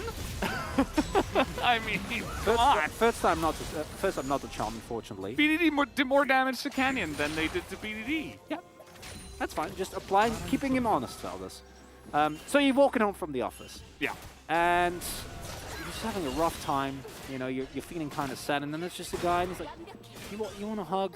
Yeah, really use that. I mean, that hasn't happened the last 2.5 years for very obvious reasons. But that used to be a thing. Yeah. Back in the day. Oh, I actually did that once, I think. Really? In high school, yeah. Looking back on it, I still don't know. Were you the guy with the free hug? I was the guy with the free hug. I still don't know Wow. whether I feel like good or bad about it. Like, is it... I mean... It's kind of weird, but it's also like, it's not from a bad place. I think it's is it good? okay. Is it bad? Yeah. I think it's generally okay. I haven't really landed. If it's a very public place, you know. Well, obviously, yeah. Uh-oh, that's the Jinx getting caught. That's a lot of damage. No level 6 here for Kellen, but it basically means that he has to leave. He's already down 20 CS, and now he has to give up more plates and more farm. It is just incredibly oppressive what this bottom lane duo can do. There's one upside, and that's that there is only one more plate. So at least... Thanks, Chronicle. Yeah. Always looking on the bright side of life. Something, and then they rotate towards other plates. And honestly, maybe... 9 minutes. Yeah, this has just been a problem, and I think this is Nongshim kind of running into the limitations that they have, is that Damwon Kia have done this so many times in the past, right? They love doing this, as Kellen Backin also gets the solo gold over to Dokdam, which I absolutely love. And I do think they might get the Rift Herald, but like you're already 2k gold behind, so what are you really getting here? Yeah. Kenyon has the steadfast presence. He'll be totally fine. He's actually trying to knock away the Sindel, looking for the... Oh, he got the steal! That 992! And he's going to flash in and take it. He loses his life, but whatever. He will deny any kind of gold and map pressure from the side of Nongshim. If you thought, Velbas, that 5 plates on Caitlyn was an unfortunate scenario for Nongshim, it's about to get a whole lot worse. How about 10? Yeah, that is, I think, what we're looking at here. And I was getting into it when Kenyon went for that steal, was that Nongshim running into limitations, I think, of their own tempo, right? Because they have to ban the Karma. I don't think they really played themselves, but Caitlyn Lux has very similar play styles we see here. Arguably even worse. Kenyon was able to consistently match Dread in terms of pathing, so it was not really any bot lane gank opportunity, and even if there was, post 6, Showmaker is hiding in the fog, can't even make that play. Yeah. And now, Damwon Kia is looking at a 2k gold lead, and as we've talked about before, a fed Caitlyn in this comp should never ever die. You have so much peel, so much setup for you, and the siege is incredible. Yeah. I mean, you have 3 champions that, especially when the RFC comes online for the TF. Oh, Showmaker. You just like look at the enemy champions and oh, this again. You're really enjoying yourself with your range advantage. I've seen this one before. Yeah. This is I always feel bad, you know, for Nongshim specifically. Yeah. Just because of what they've had to deal with some of the COVID issues and stuff like that. But at the same time, like if you're a Damwon fan, this is your bread and butter. Like this is what they do. So extremely comfortable on the side of Damwon for everyone. Kana's playing really well, and he throws you're dead. Oh, he's, is he dead? I don't know. Dokdam, can you take him down? The answer will be yes, but also yourself. So, not the cleanest play, but at least they trade kills. Yeah. You want to break that down for us? Well, that was suboptimal, I'd say, personally. I think just let him go. If you cancel the order, you know, that happens. But just let that be the end of it. I'd personally say, don't give up your life. You don't have to. No need at all. As it's a really nice setup. Yeah. I mean, if he hits the Pillar of a Peacemaker, or flashes and orders like a split second later, so he doesn't take the next turret shot, would have been fine. Still, I think a trade that you'll take just because of the position of the wave. If I remember correctly, Dokdam was able to at least shove that in, so more of a CS lead for him. But ideally, if the Caitlyn you don't die, and dying there is a little bit suboptimal. But as I was talking about, Ray of Sunshine, Kana's laning well, making use of his counter pick. Oh no. Uh-oh. Straight into the wall. The CC isn't perfectly layered though, so BDD will be able to flash out of this one. Kind of overlapping the knock into the wall with the yellow card, but at the end of the day, you still get the flash out of BDD, and you still get a huge charge into the mid lane turret, and pick up even more plate gold for your team. Yeah, giving more gold off Showmaker I quite like, actually. Although, again, funneling Caitlyn I think is the safest bet. Showmaker will always have an impact on the TF, and is expected to do so in this game as well, so getting actually provides you some value. Again, BDD getting a lot of values out of these mercs. And maybe now, Kana, he's playing well, he's going Triforce now, he's listened to Summit, so that's a win. We'll take it. That's the one win that Nongshim have, and I won't deny that. Oh, Kana. At the same time, though, it just feels like Kana is Canyon is in every single lane, and he will be picking up yet another kill for his team. By another, I mean the second one. Hey, that is technically another, Valdez. It counts. It's more than one. And yeah, I mean, just no vision there, and Kana went a little bit too deep. And that is what can happen. Canyon also going to pick up this Drake here at 14 minutes. Hasn't been a lot of fighting over, Rift Heralds or big objectives because Dalmon have controlled the lanes, at least the Caitlyn and TF lane. And Canyon, the last time around on the Rift Herald, he just flashed in and stole it and died. So other than that, just a lot of fighting around the lanes. And unfortunately, AM does no play that ever gets Kana out. Status presence means that there's no hop. And yeah, as you pointed out, Canyon being everywhere on the map, having even though kill score is as low as it is, still having a big impact just by his presence alone. And Kana was the one upside that was available here for Nongshim. The one lane that was winning, as should happen, right? We've seen this now. It's a Gragas counter pick a number of times. That was actually work out well. But that in itself is not enough. Oh, Dread trying to set something up here, but again, it is TF with Everfrost, so... Sidestep. Also down 2 levels here. Dread not going for the Crescent Guard just yet. Finally goes for it, tries to get Canyon on in there, but again, not much of a follow-up from BDD at this point, so just gonna have this thing down, get out of there. No Summoner is really used on the play. And Damwon, they have a lead, but it's not a lead that is insurmountable, as Atlas has granted us a different soul, which that's nice. Oh, we'll take it. Thank you. Yeah, really appreciate it. It was getting a little bit much. Okay, Sprat. Yeah. Does come down. Effort has to flash away from that one. Nice re-engage, though, onto Showmaker. But guess what? He's got the best item in the game, the stopwatch. He's able to get out scot-free. He flashes away as the rocket does come in. Canyon is going to block that one and stop me from having to eat my words. That's it's not. He'll get it back. It's like, not. It's not. It's not about the ultimate. Like Kana missing it there doesn't impact it at all. It's about the message. It's about just that not ultimate kind of signal. Like is symbolic to me for the entirety of Nongshim Split, right? Like it's just been so rough watching a team of players like BDD, like Ghost, that like you'd love to see them be. Yeah, well, yeah, but like I was gonna say like you'd love to see them be happy, like right? Kana. Again, yeah, there's just like effort. It's just wrong. As perfect bait from Showmaker, Kayan making sure that the actual kill will not come through on his body. Of course, the original Dom 1 2v2 still going strong. Kayan also making sure that Ghost can't snipe one of those kills. And yeah, that's a 1300 gold deal now. That's nice, but unless Kana finds some multi-man ultimates, which honestly, as long as Dogdon has Flash and Kellen has Flash, should never happen, and also Canyon exists. Oh, he is Xindao. Doesn't have to use anything, but a lot of damage is thrown into Dread. Kellen no laser to follow up, already used that one for the burst. And that's what a lot of this game has been, right? It's just been kind of little picks into a lot of damage with a lack of kills. Because Nongshim are able to disengage, they have that ability, but then they can't really do too much after it. So Damwon just slowly taking little leads in that manner. My core issue is that this is very reminiscent of what a lot of Nongshim games have been like, which is relatively close, but they never actually get a lot done. And then they get into team fights, and they try and kind of posture, and then the opponent pulls the trigger, gets a play, and takes them down.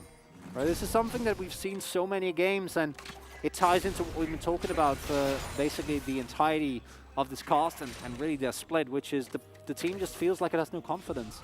They're there, but actually making the plays, making the proactive moves, playing to win as opposed to not lose, doesn't seem to be happening right now. Showmaker able to pick up this turret here. Double rapid fire cannon now done. The poke going to be a lot stronger here for Damwon Kia as the second outer falls. Also still have Shirley whenever they want to throw that down, and once the second break comes through, it becomes harder and harder for Nongshim to find any openings here.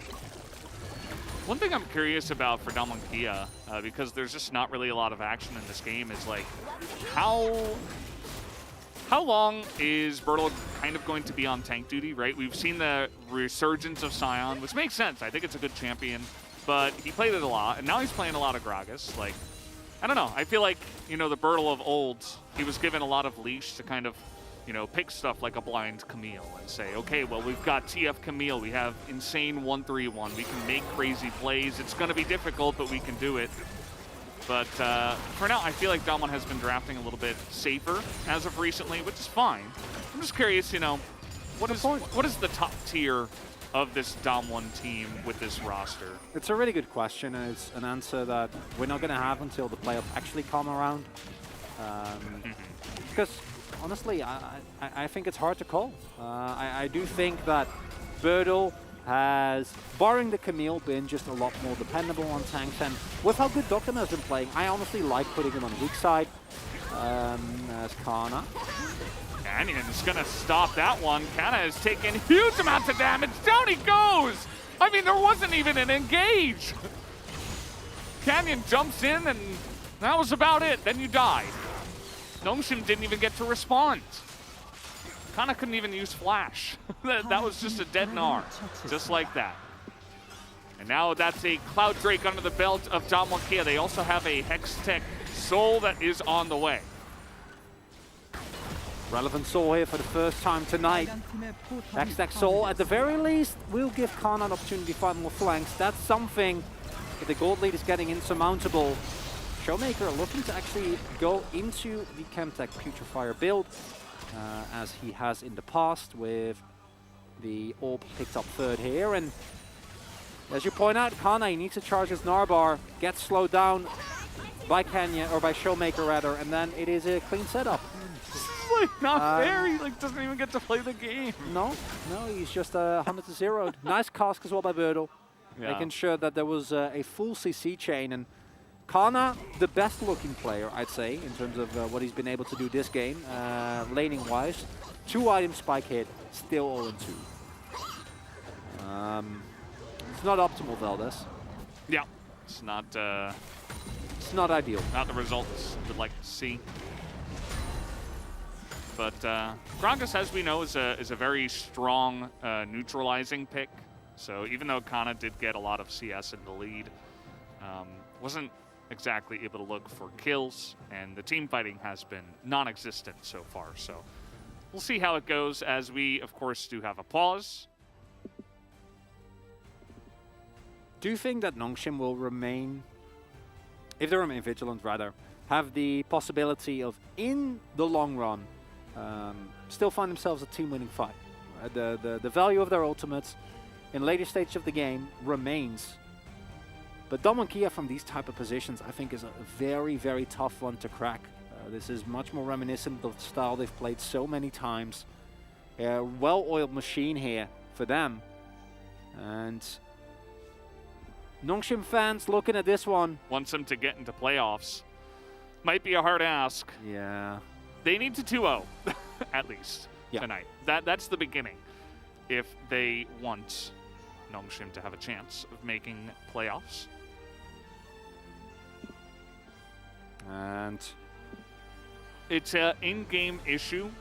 That is what we have been told. I don't see any refs like fiddling with settings or anything like that, so I don't believe it's anything that can be quickly fixed. We'll see. We have had our fair share of pauses in the history of the LCK. We are well equipped for this, I'm sure, Valdez. You and me together, we'll be okay. Very true. No, we've been through the ringer on that one. We have the experience. So talking about the game thus far, it has basically played out the way we expected. Gnar gets a laning lead into the Gragas. We see the bot side getting pummeled pretty much. Canyon being able to match effort, or rather Dread, very well. And now we got into the point in the game where Caitlyn is moderately fed. Twisted Fate is in a pretty good position, has hit the 2 on the power spike, has been able to stay ahead of the curve. And while TF compositions can run into issues if they fall behind in the mid game and lack damage, right now I don't think that's really looking like something that Damwon have on their mind.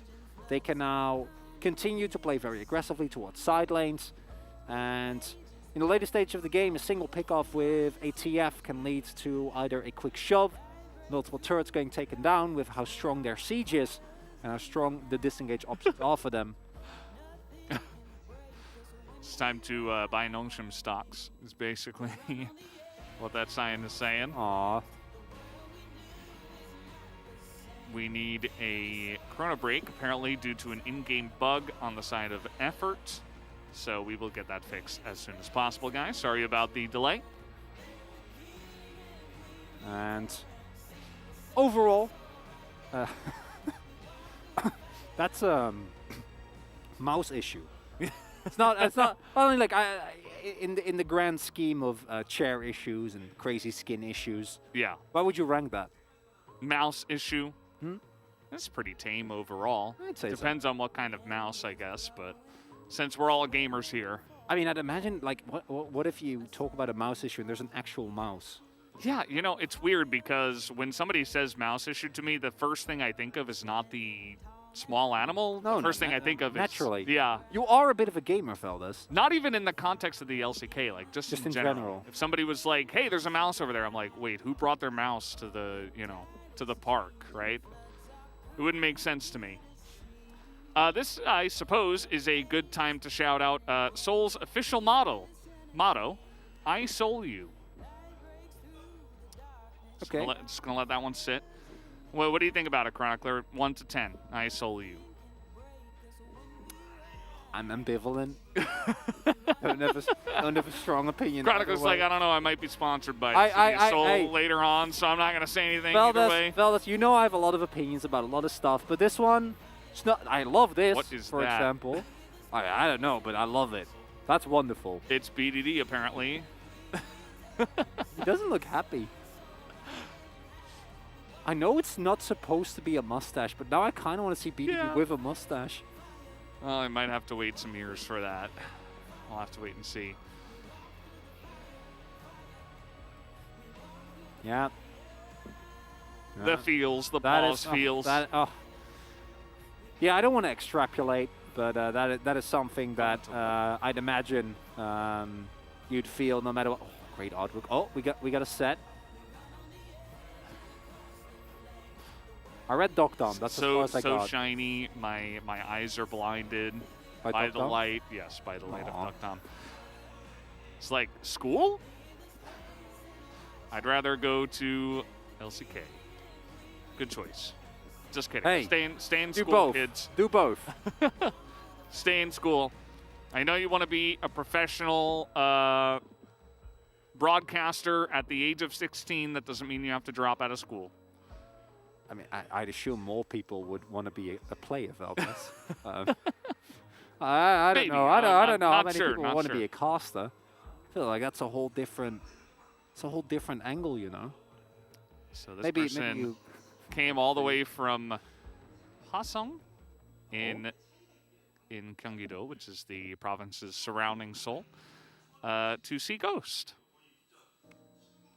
That's it. Look, this is what I was just talking about. This says, it's my dream to come out on the broadcast. This guy on the right. He wants to be on the broadcast. Okay, let's put him on.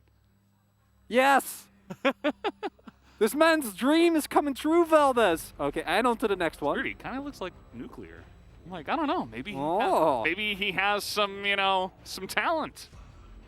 As that's not a polar bear. It's Tibbers and Hecarim in one image. Man, remember Annie? No. No, me neither. So on to the. Well, when did you realize you wanted to be a caster, Valdez? Is that a? It's kind of a. I don't know. Did you just kind of? I kind of just fell into it. Well, that's a fine answer, you know. I don't maybe you didn't know the plans. I wasn't really that guy that was casting in his basement, Kind of just happened upon it, and I was like, oh, this is amazing. This is cool. I'm really good at I'm this. enjoying this. Who would've Let's keep it going, see how far it goes, and then 10 years later, here we are, looking at fantastic Azir art. Really nice done. Nicely done. I like the color contrast as well. Yeah. I feel like, I don't know what happened, but maybe they added like more colors of markers. Yeah, like add a different. I feel like the meta in general has evolved so much. There's multi-layers, multi-layered or like whole rows of people doing stuff. Yeah. Artwork keeps getting better and better as well. Like the gamers get better, but so do the fans. It's interesting. This is Duckdom Jinx put together, so Dux and Duxreal. Duxreal. Duckdom and Ezreal, obviously. Kennen and Camille. Yeah. That's Kanmil and Kannen to you. Talking about Kana, I guess. I thought it when you say Camille, my mind goes to Birdle. No, like well, I mean, I'd think of Graves or Tryndamere or Jace. Jace is a good one for Kana. Yeah. Yeah. Well, when you think of champions, and you're like, oh, Kana and Jace. That's true. Interesting. We all have our own preconceived notions of players we'd like to see play different stuff. Tonight, my dream came true when I saw Keen play Malphite. Yeah, something that might never happen again. And it won, and it dominated. Yeah. He was playing into like mostly attack damage, and he was playing into Jace, and it was just perfect. It was great. Immobile carries in both Jace and Jinx. It felt right. Chef's kiss on that one. What's your dream, Valdes, and why is it Ziggs? Well, I said no. You kind of fallen out of. Okay. I mean, Ziggs. I'll always be happy with the Ziggs special pick. place in your heart. I don't know. I like Veigar. I think we need to see more Veigar. Lava exists. Yeah. He's There's one player who plays it, at least. True. Thankfully. True. There's one thing I wanted to point out, by the way. Duckdom is wearing his mask upside down. This isn't Duckdom, obviously. This is Kellen. But next time he's on camera, I want you guys to just see that and give us a quick little Keck W. It's important. Has to be done. The Shen meta has evolved as well. We have 4 Shens. Back in the day, the LCK used to have 2 Shens. Yeah. And now we have 4. 4 Shens. It's amazing. We've come this far. We truly have. I like the meta of bringing the jerseys, by the way. That's Showmaker Dare to be Legends. Oh, are we gonna? I thought that was like the LCK motto. Is there gonna be a? Yeah, I was. Or is that one like We Create Legends? It's kind of similar. I don't know. Hey, we see the Nod plushie again. I like this sign down here on the bottom left that just says BDD in Hangul, which is Korean letters. It's a really sometimes nice the simplest, the simplest answer is the right one. Good take, Velvet. If you were in the Wonderful audience take. right now, what kind of fan sign would you make? Can you draw Malphite? No, I'm not a great a great drawer. You're really putting me on the spot here, Velvet. Sorry. No, that's fine. That's fine. That's the point. We like to do that a lot here. No, that's okay. You come in.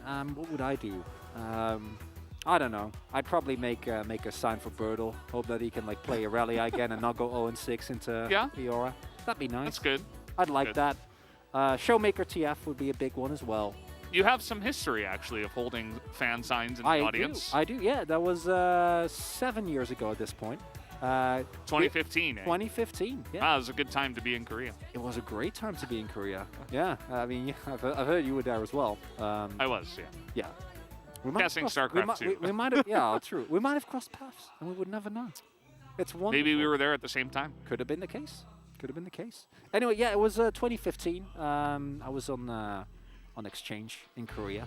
I didn't do a lot besides, the usual student things. I hiked a lot. It was you were great. also studying law. Yeah. Well, that. Yeah. I mean, that was okay. It's pretty interesting. I think we should mention that. I'd rather not. Well, of course you wouldn't, but I will. It was great. I had a good time. Law school I went to was really fun. Had a lot of great professors as well. It's very entertaining. And I went to I don't remember who they faced actually, but it was an SKT game at the time. And I held up a fan sign that said SKT Fighting. And that was great.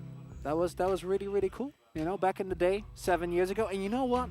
And I know this is going to sound like a cliche, but truly, after that I was like, man, I'd really like to be a caster. And that took me 7 years. That's what I'm saying, you know? 7 years. You waited until you finished your schooling. I did. Finished university. Well, it took me a little bit longer because I spent a little bit too much time playing video games. I'm sure that's familiar for many a person. That's better than some of us. That's all I'll say. Stay in school. That's the important part. Oh, that's a good kench. I think that's an effort sign. It's a great kench. Oh, look at that kench. Yeah, no, I'm such a fancy kench there on the right side. Yeah. Why is he holding a Teemo? I don't know. Okay, this is you. Go. I'm rating Nongshim. That's as far as I get. This is like they're asking about like a fan sign for today. It was like actually a printout of a text. I don't know if it was real, but apparently it's a famous meme in Korea. This is Junke time, which is Caster Jun time.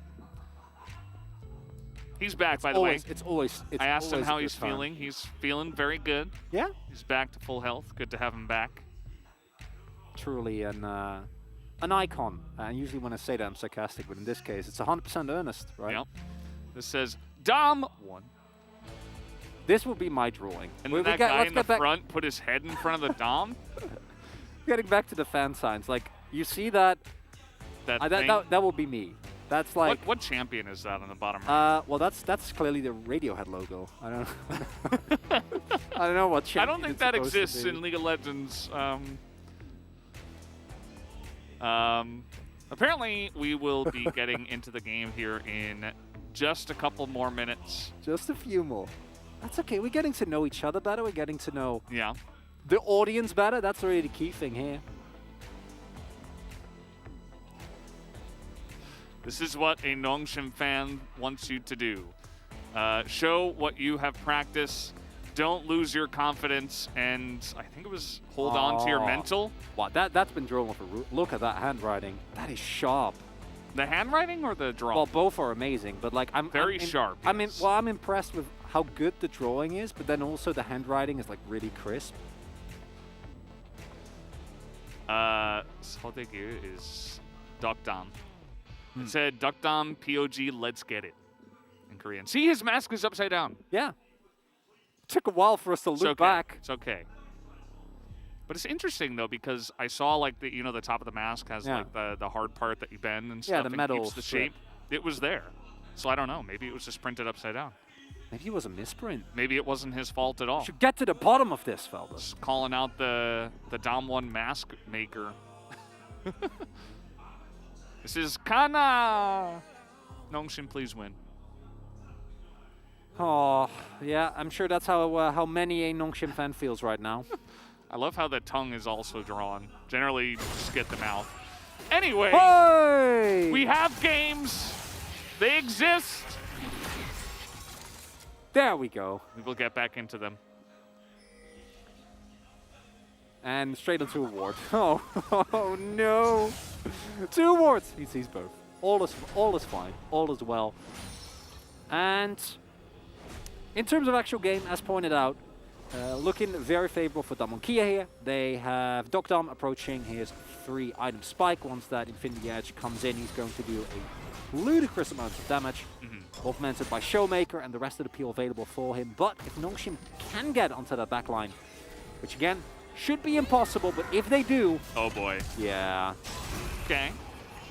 Somebody's in that teleporter. Okay, it's Dread. He's piecing out as well. Oh, Kana.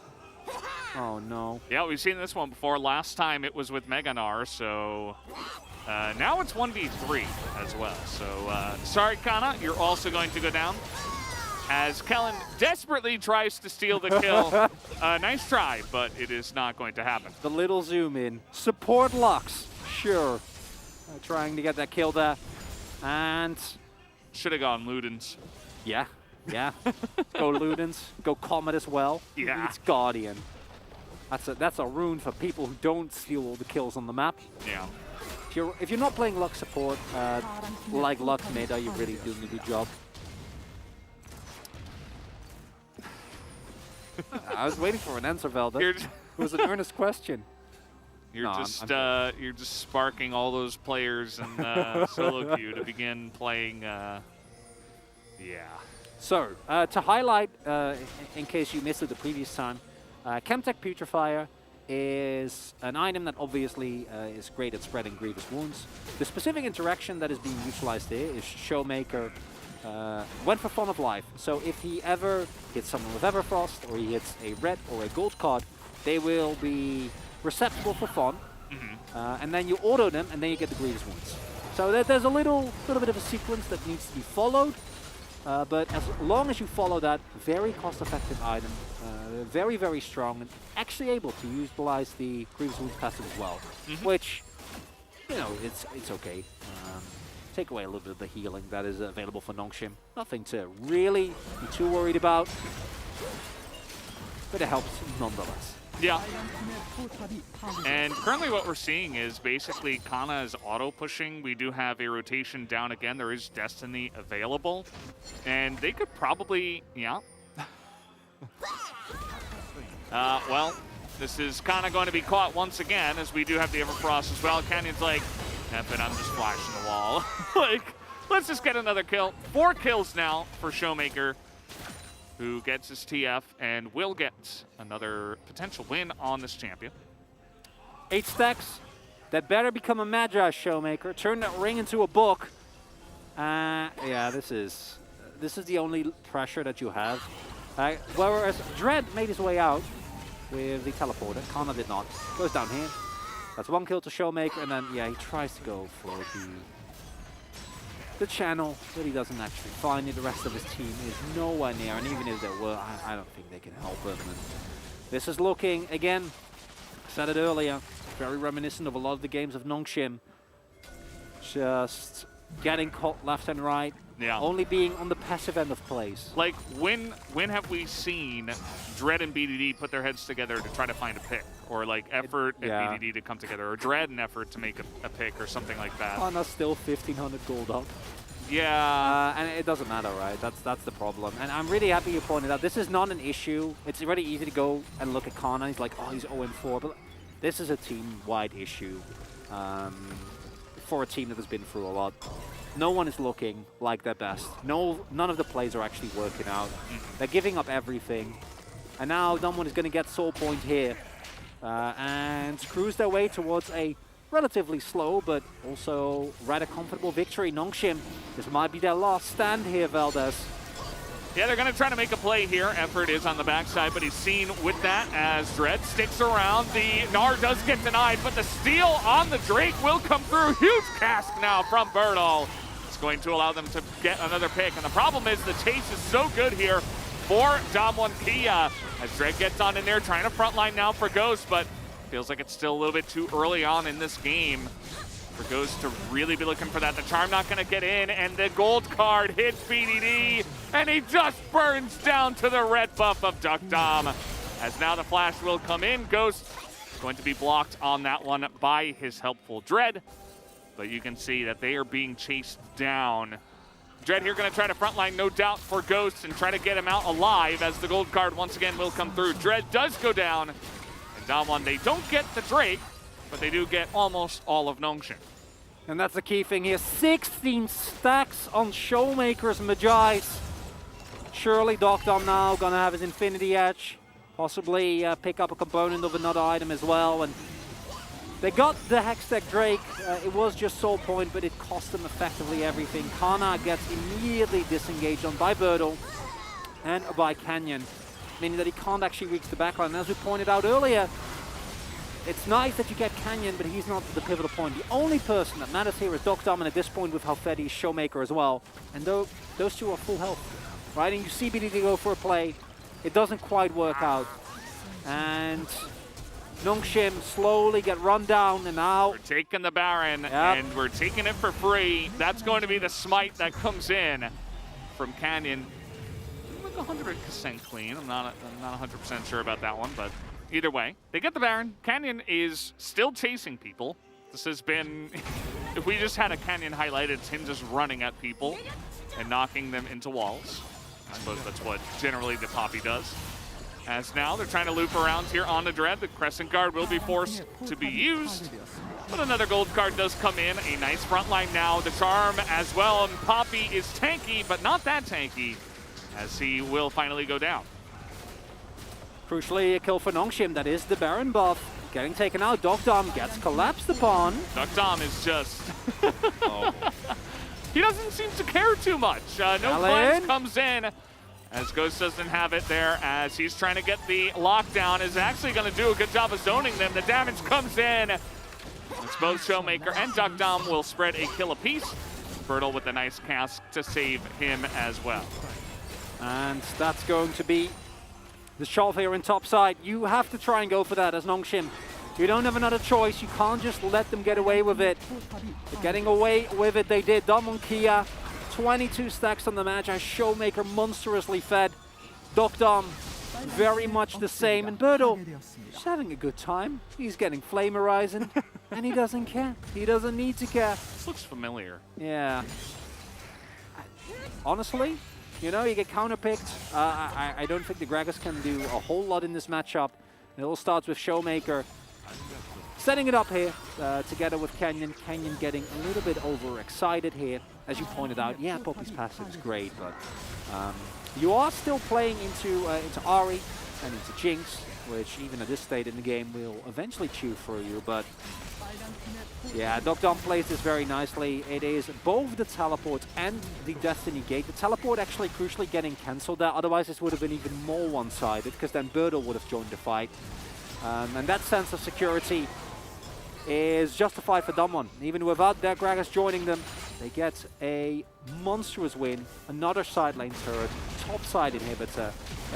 What I think will end up being like 20-something hundred. Yeah, there you go, 2,600 gold Baron power play. Oh, man. Nongshim, at this point, I don't think there's any Wombo combo that can save you. Nice little charm, but Steadfast Presence pretty good. It's not going to save his life, though, as he engage continuing from Nongshim, but they are not going to overstay their welcome. Still up against Baron buffed champions and minions. But they do get the shutdown at least onto the TF, so it's something. It's something. Hey, that's a lot of Magi stacks gone. So that's something. Showmaker, a little bit too far forward, and that is a charm, into the hook. And even with the hook getting cancelled, the depth charge is there. Dread also, for good measure, is throwing out an ultimate to keep him CC chained, so there will be no shenanigans. Although Showmaker has not gone himself for a Zhonya's. And oh my god. That was crazy. How did they not get hit by the zap? As Ghost is going to get engaged upon, but he has a front line now. The rocket's coming out onto Bertle, who went maybe a little bit too low. Drake going to take him out. Tarm now landing onto the Poppy. But here comes Showmaker, going to assassinate the Jinx. Create a lot of room in that backside. Showmaker still hanging around here. Caitlyn, ace in the hole, is going to hit onto BDD. They're still chasing him down. There is a Drake, by the way, but might just look for the kills here. Nice flash from Kana, as Dogdom is desperate for more, but will not get it this time around. As Kellen just keeps throwing these out. Eventually one will hit, surely. And that is going to be the Drake going over. Soul point now. Thanks to Nongshim's Drake that they're able to pick up. Oh man. Yeah, and that's the thing. If a Ghost is in the brush and that comes unprimed, you're probably good. But because they see him charge it, they actually have the opportunity to sidestep. The fact that it works is still pretty ludicrous as Bertle. You're not that tanky, unfortunately. And the kite back here seems to be working initially, but Showmaker, as he always does on this TF, finds the backline access. And then this extended chase doesn't really lead to too much, barring a Nongshim that is just feeling very unfortunate. Flash for Kana, and that is exactly the type of summoner that you need if you want to have even a shot, right? Because as that is finished, Showmaker. Oh boy. Because that flash might be the difference between you hitting a multi-man Gnar ultimate or not. All right, they're trying to get on top of Ghost here. Looks like he doesn't have the cleanse this time, and the cask is a party cask. Gets everybody on in to have some fun. But Gragas' really idea of fun is not great for the Jinx. Showmaker, you have Magi's. Like, if you have Zhonya's, these type of plays are okay. Like, it's not going to matter at all. But he's just trying to go home fast. You know? Clearly, it is clearly. Showmaker. He's like, I'll get my life. It's fine. Yeah. Let's just push the wave. Just get it. And get it, they do. Now they can back off here. Base. And pick themselves up the Baron. And then 5 men will run it down the bot lane. Get that and end the game. Again, their siege is incredible. Can even go for a full one with Showmaker in mid or top if they would choose to do so. Just to leverage that TF ultimate. Yeah, he, again, doesn't have Zhonya's. So, you know you die when you go for that. Rest of his team not able to get any of the CC that Effen and Dread throw out.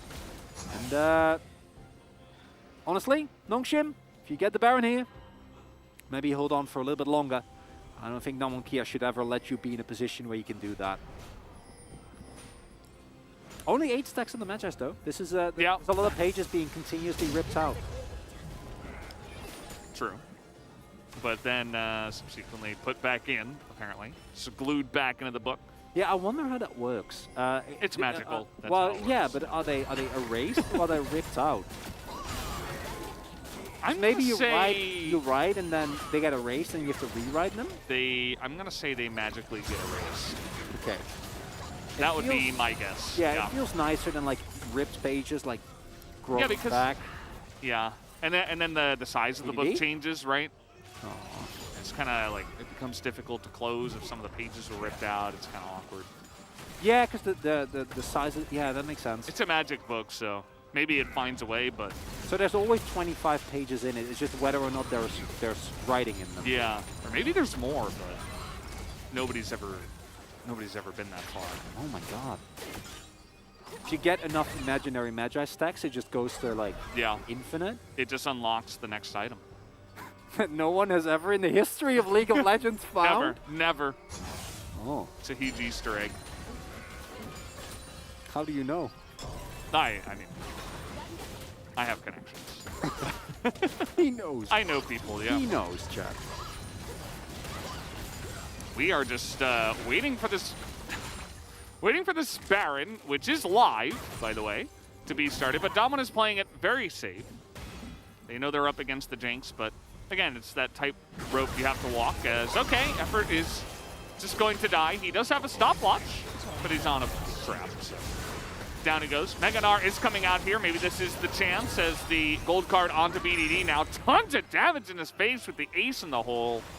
You can see Canyon is like, no, I'm just out of here. We're just going to Baron. And without effort to engage, I don't think he can move in. Spirit Rush also not available for BDD. They're gonna try regardless, maybe with just the ultimate, but like that's not really enough, I think, personally. I don't think there's time for Drake as well. This is all working out so nicely for Damwon Kia, right? Yeah, just group up. You have some speed, you can get back in. You even have the Hex Tech Rift, so you can use those portals to even get back faster to the Drake, which Canyon does utilize. But yeah. Comes in. Well, final team fight here. Top lane inhibitor is now up, so they should at least be able to get an actual... Oh, Kana, that's not a good Mega Gnar. Very unfortunate. Destiny used. Yeah, they see it as well. And if you're Damwon, you might just want to pull the trigger here. Look for a bit of a flash arena. Dread steps on a trap and nearly gets his head taken off. Oh boy. BDD on the flank, they see him. As some rockets thrown out here, the Super Mega Death Rocket going to be utilized, but they just don't have a jungler anymore. Dread had to go back home. He even used the Crescent Guard, and Damwon Kia very intelligently just waited out. Birdle, man on a mission. cancel those backs. Has his ultimate available as well. Yeah. No? They canceled one.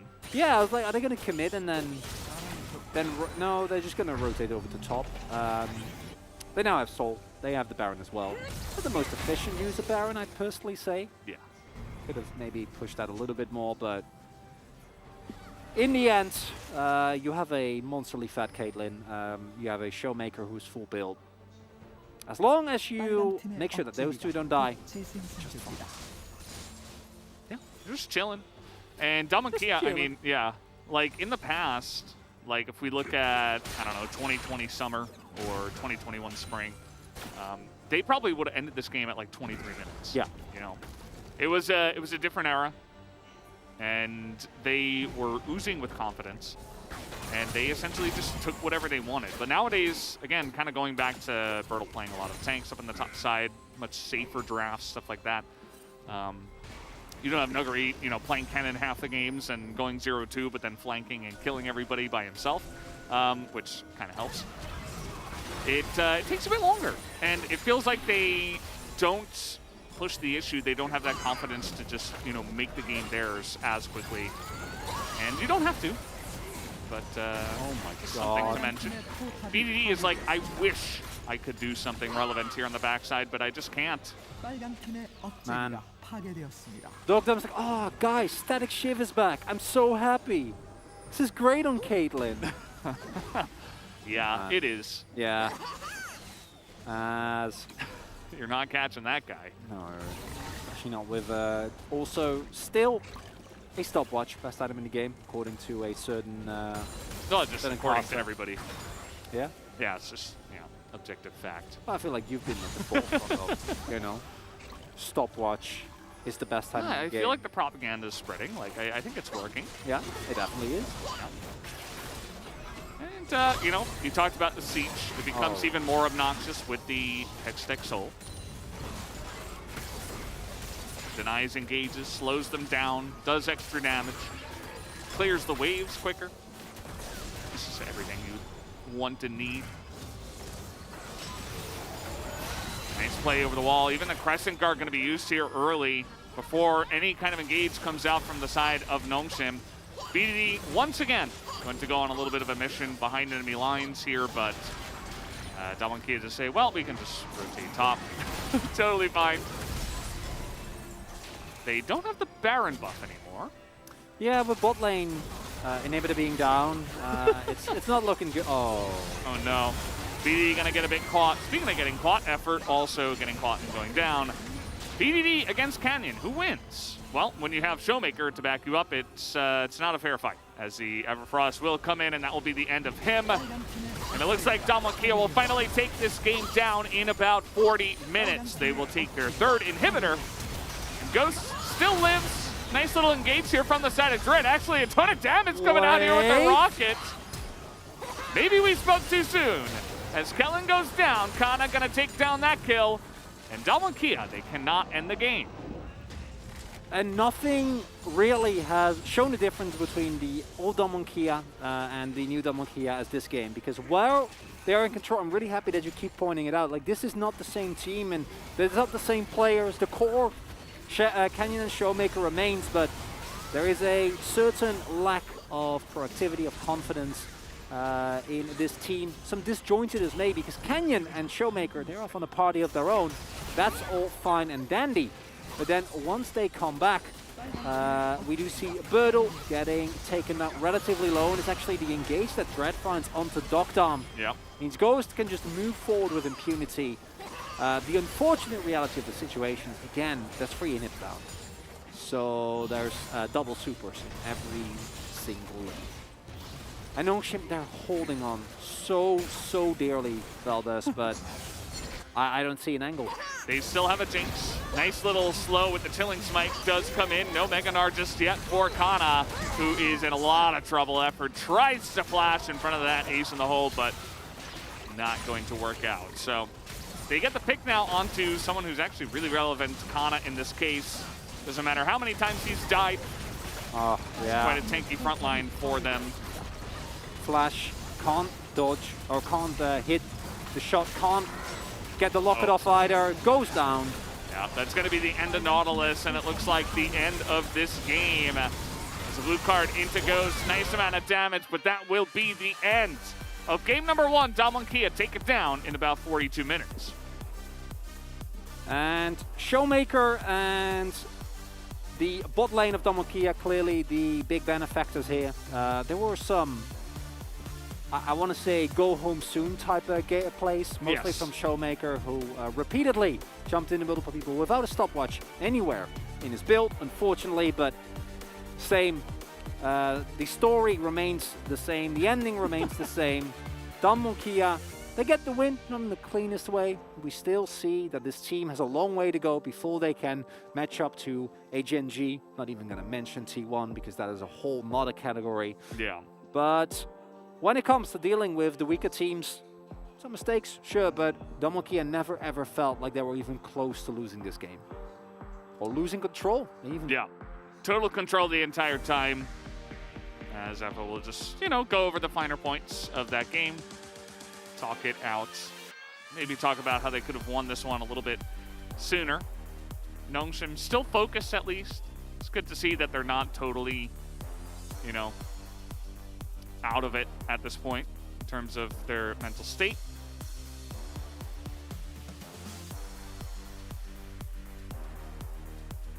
Personally, wondering where you go from here as Nongshim. I think that the draft definitely had opportunities. It wasn't the greatest draft, but wasn't unplayable either. This is a draft that can get a lot done in the right situations. BDD, in terms of dying unnecessarily, much better game. Slowly on the uptick, but actually getting impactful plays. Something that he has been so incredibly at on his Zoe, on his Azir. Not quite coming into fruition just yet. Damonkia, I feel good about that one. Could have been a little bit faster, but a win is a win. A win is a win. They get the W in the end. And guys, we are going to take a quick break and come back with the Analyst Carpet Space.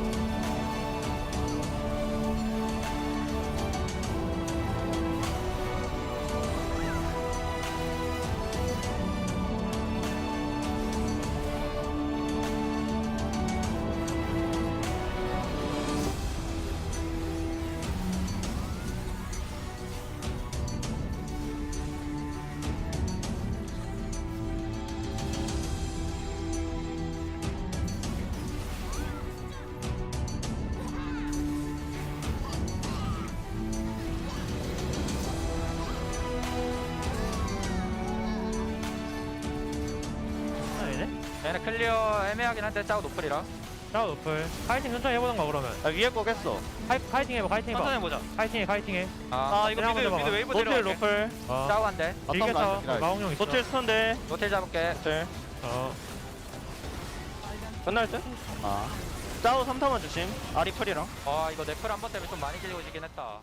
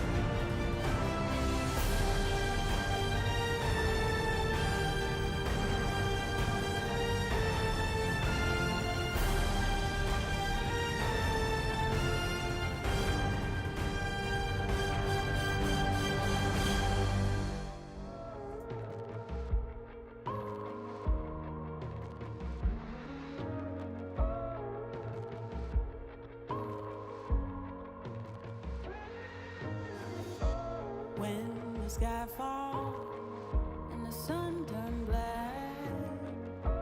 When the earth halts, then don't look back. Hold me closer. Can you feel my heart? We can conquer and win back all. The tide is changing, floods are coming clear to see. The page is turning, can you feel this energy? Light breaks through the darkness, they are fires in the night. Nothing can break us when we rise. We run on the edge and across the flames. The world we knew is not the same. Feel your soul, feel your desire. Walk through the fire.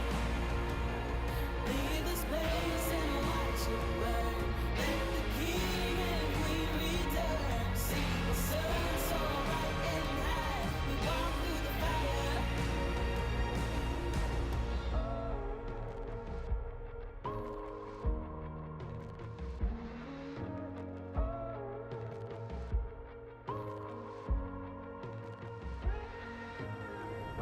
The embers glowing, we're waiting for the blaze, ascending from the ashes, bonfires in the haze.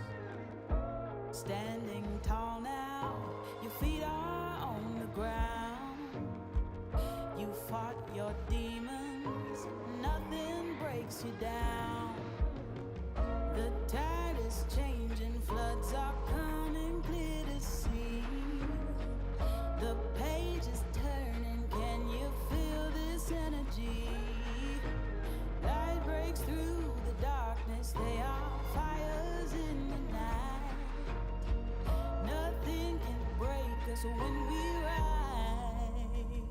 We run on the edge and across the flames. The world we knew is not the same. Feel your soul, feel your desire. Walk through the fire.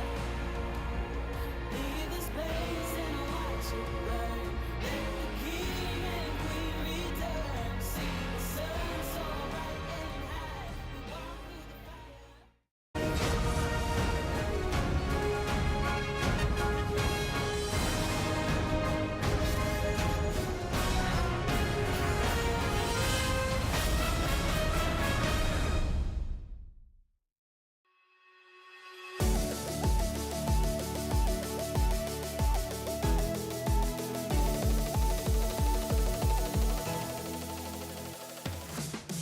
Welcome, ladies and gentlemen, to the Analyst Chairs and Collaborative Carpet Space. I am Shen 3. This is Shen 4.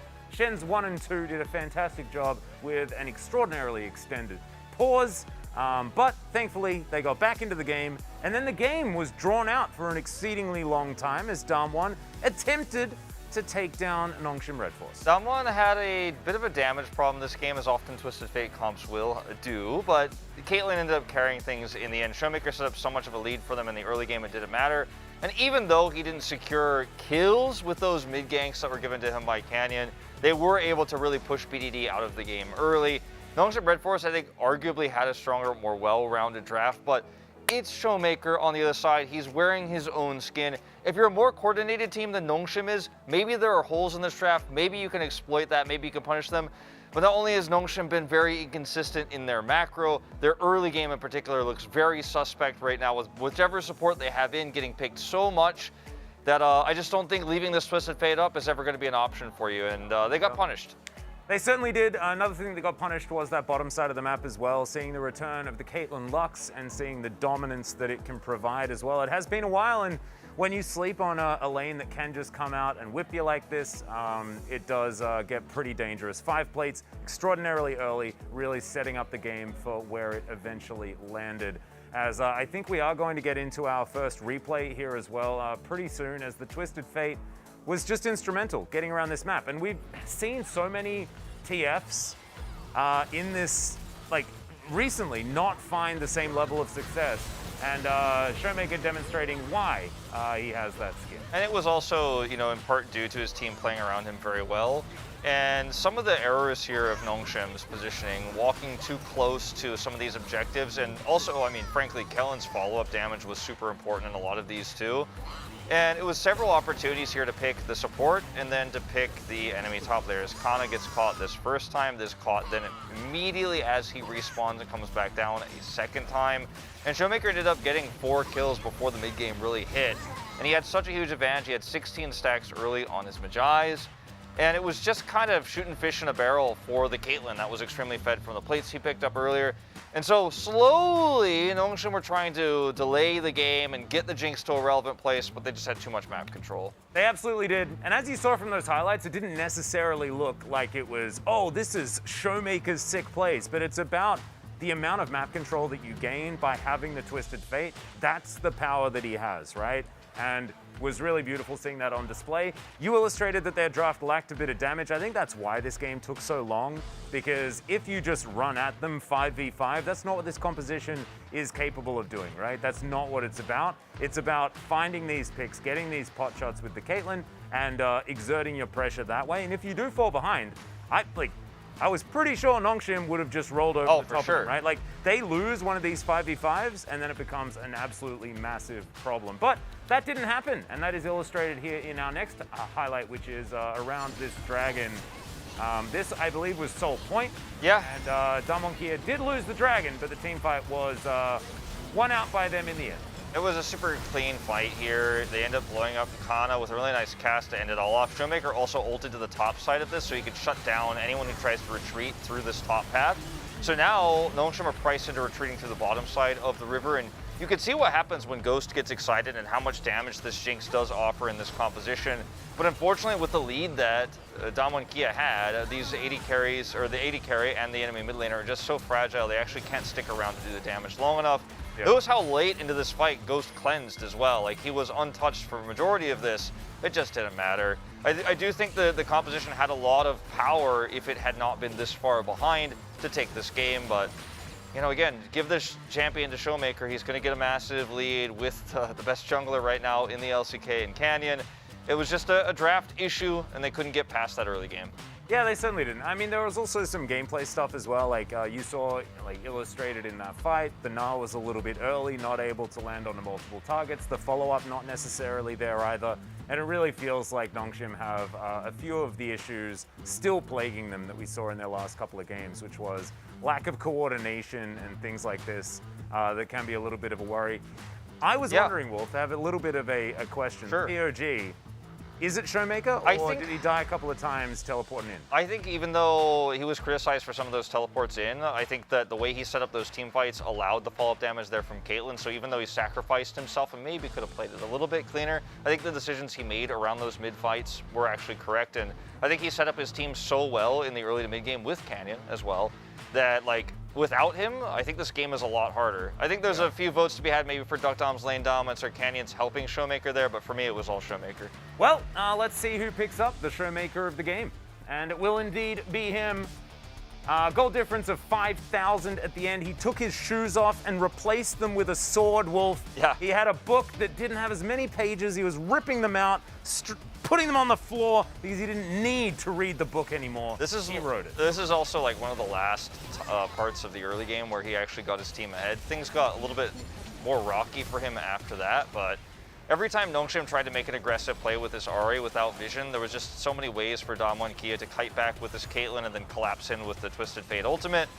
Just really tough composition to play from behind here for Nongshim. They were almost able to maybe make it look like they could turn things around with a few good team fights. They delayed the game really well, but didn't matter in the end. It's been a consistent problem. Let's pull my glasses back down here. As we see, it's a pretty split vote. I think it's been a pretty consistent problem for Nongshim that their support player has really gotten picked a lot in the early game. We had effort in this time. Peter's actually subbing in for the next map, so we'll see how he performs. Yeah, that's actually the big info. We actually saw, you know, Peter sub in before and really lift the morale of the English caster desk. I mean, of Nongshim Red Force. And speaking of which, we are going to throw over to the biggest Peter fan and chronicler. Thank you, Atlas and Wolf. Of course, we have the biggest Peter fan here, G-Sun, with us in spirit on the mics. But yeah, we also have Chronicler as well, and me, Valdez. But yeah, all jokes aside, Peter will be coming in, and I mean, honestly, I don't think effort was a big problem. I think it's really just a team issue, but they're gonna give him a shot. We'll see how it goes. And Peter, of course, I think credited with some of the wins that Nongshim have been able to pick up, but also on the receiving end of some horrible games where he went, I don't know what it was, I don't know if he reached the double digits, but he got pretty close on Alistair. Yeah. And in that game, truly, it is a team issue. It is the entirety of Nongshim. It's not one player. Yes, you can single out people. Yeah, that's okay. I imagine how a lot of people will be feeling. Please don't drink those. You know, there's a lot of salt in that. It's not good for you. Oh. Wanna stay healthy. Said the next fan sign is a winning fan sign for when they win. As he trails off, not wanting to not wanting to finish that sentence, and I get it.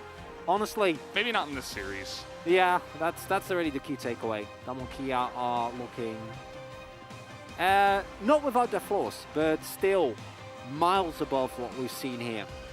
Ghost. Yeah, Ghost. Yes. It's great drawing as well. I love the Ghost drawings. They always make me really happy. She wants to see Hyung-kyung, who is our fill-in host tonight. And in that idea, she wants to see Ghost on the interview as well. So we'll see how that works out. As here we go into game number 2. Of course, Nongshim did choose blue side. We'll see how that changes things up here a bit. As it is still Smiles. Yep. No surprise there. Caitlyn banned. Taken away from Doc Dom. No Lux Kate this time around. Wonder if they also want to take away the Karma, because Damwon, of course, themselves a big fan of the good old Ezreal Karma as well, which, while not as oppressive in lane, still has a high level of control overall. Hecarim ban expected here from Damwon Kia as well. And, oh, okay, Nongshim. Clearly not taking any risks. And I think at this point, you let Nongshim pick Rise, and then you just, you know, if they don't ban the TF in the last rotation, you just pick and trade. There's also still Hecarim available. So I think you ban one of Rise, Hecarim, or TF as Damwon, and then you can pick the other. You can trade. Depending on what Nongshim want to go for here. Because if Nongshim choose to ban, I was about to say, if they ban Rise or TF, they always end up getting one, but not going to be the case here. Going for the Lee instead. And I think you just ban Hecarim here, and then lock in the Rise for yourself, or the Twisted Fate, whichever is left open. Yeah. And feel perfectly happy as Damwon Kia. Or they leave Hecarim available, Dread plays it, and then Peter plays Yuumi. Okay. You were going for the Nongshim win angle, weren't Yes. you? Yeah. They select Jinx, and they say, well, we'll take Jinx, you can take TF or Rise. Yeah, that's fair. And then we'll take the other. And I think that's okay. The only thing is that, of course, Showmaker does get to play TF again. Yeah, I think TF Nautilus, giving over TF Nautilus to Damwon Kia is not great. Honestly, yeah. I'm not loving it. I think that I didn't end up voting for Showmaker, specifically for what Wolf said. I think he had a couple too many happy teleports. But regardless, it was a very close vote because of, again, the insane impact that this player has and how well the rest of his team plays around him, consistently finding these angles with TF. Can also go for Xin Zhao, of course. Wow, okay. That is a surprising prioritization. Yeah, I'm not so sure about that. I mean,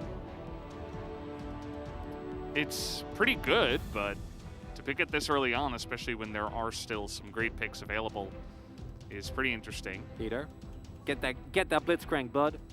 Go get him. Honestly, Renata's laning phase is where she's weakest. If you can go for a pick that can punish her there. that would be the ideal scenario. Something where you can reliably punish her low or high cooldowns, her low impact in lane, because out of the laning phase, her cooldowns get lower, her utility kind of takes over, and engaging becomes incredibly hard, especially if you lock in Ryze and Xin rather. Both very strong characters, but not without their range disadvantages, especially into a champion like Renata. Yeah. Xin Zhao gets locked in here. What is going to be the choice here on the side of Damonkia? You can choose an AD carry if you want to pick for Duck Dom, or maybe you can just go ahead and pick a jungler before two more get banned away, which would happen if the AD carry does get selected here. As Xayah is going to be the choice. Don't feel too great about Xayah into Jinx. Obviously, lethality Xayah augments the range of the champion a little bit, so you're not going to feel as bad. But it is very good into Ryze and into the Xin Zhao, which are kind of forced to run into her. And I'm sure that we all have that moment on our mind where Ruler found the multi-man recall, got those feathers, and single-handedly carried the game. And Dogdom says, well, I kind of want to do that too. That was pretty cool. Yeah. Honestly, Ruler, that was a cool moment. Give me that. Xayah very flashy, very feathery. It's kind of the way it goes, especially in this day and age. Not necessarily going for tons of crits and auto attacks as you would normally see from the AD carry role. Saw the Leona banned here alongside of the Jinx, so in terms of Damonkia, they do get to have a bit more comfortable of a time, you would say, into the Jinx by limiting what kind of support will go along with that pick. Nautilus. Yeah, Nautilus, of course, getting taken away. And Alistar is a pick that is quite strong, but doesn't really have as oppressive as of a laning phase as many of the other picks that Renata generally doesn't love playing into. I think the problem with banning away junglers, like, I'm happy they don't go for double jungle bans. This is signaling to me a Gnar pick coming out for Kana here. Although, of course, Graves is still a possibility as well. Because there's so many, right? And I would love this, but I'm not gonna get carried away. Expecting to have it just be one of our usual suspects here. And honestly, Volibear is still available. Trundle was another pick that, especially with the pressy attack, can actually match very nicely into Dread. I'm really proud of myself for not losing it when Talia was hovered. Trundle is 0-7. Maybe yes. Today is the day it turns also, around. Yes. Dude. Nah, man, he's playing Alistar. Alistar's fine, I guess. Yumi. Okay. I like it. I think that Xayah Renata doesn't really have a strong laning phase whatsoever. Not going to be too bothered by that one. And I feel like he's walking straight into an Akali pickup here. We have seen the Gwen suffer so much. Yumi helps a little bit, but still. Would be a really big risk here. And further creates an issue for Nongshim where there's such short range, right? Yes, you have Jinx, but outside of that, everyone on your team is forced to run into Trundle, run into Xayah, run into Renata, run into TF. Yeah. He's got a gold card at much longer range than you do. And Akali. Yeah, no surprises there. Oh, Nongshim. The issue that you're always going to have with topside is that you might run into some counter picks. That in of itself, I think, is not the biggest problem. My main issue is that it's Gwen, because Gwen just hasn't provided that much value. I don't think this is a great composition to play Gwen into. And I understand the call from Nongshim to go for a scaling lane. I don't think his confidence or Nongshim's confidence is there to go for things like a Blitzcrank.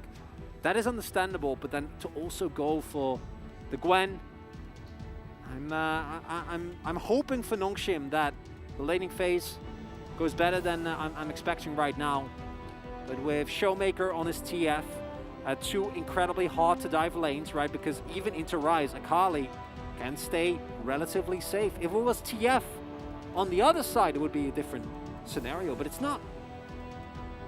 I'm wondering what Nongshim is going to be able to do with this composition. Yeah, definitely does look a little bit dire after seeing the draft here.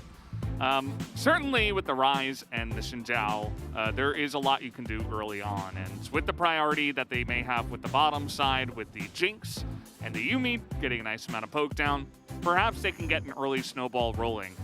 Other than that, I do see some issues with potential ways to get that snowball rolling. And if you do fall behind, then it kind of just feels like you are, you know, you're like the T-Rex with the small arms and you can't quite reach, you know?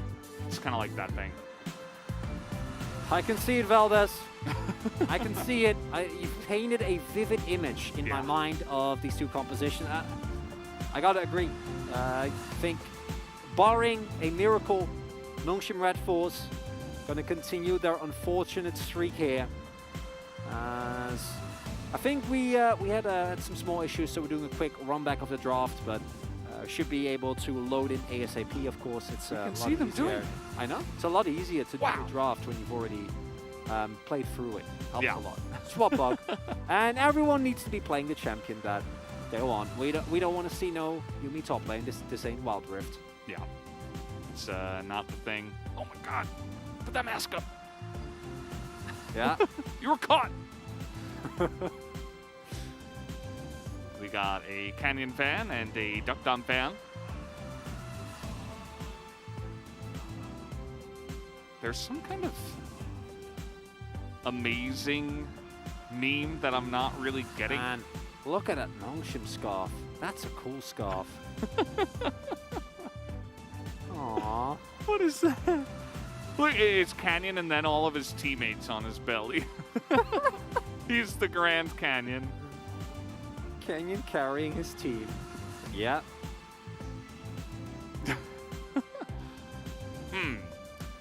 See, I like it, but at the same time, I don't know. I feel like you're kind of adopting the alpaca face. It is a hybrid. Yeah. I do like that little face in the Ghost name there. Yeah, it's his from his autograph, right? Yeah. From the World Skin. Very cute. Aww. So it's saying that we'll get spicier in summer, will Nongshim Red Force. Realistic turn from the left raccoon into the right raccoon. Oh. It's a very simple one. Nongshim's heart is BDD. The nice part about all these pauses, is Khan is watching you, according to G-Sun, was what that one said, if I'm not mistaken. Interesting. There's some typography that we're seeing here. Really getting, we're really, you know, like we always start off with the fan signs that are like really in your face, awesome, like with the sick drawings and the multi-man execution, and then this is what I would end up with, you know, something that. Right when you said and then it flipped to this. Like, this one is great. No. It's a good TF.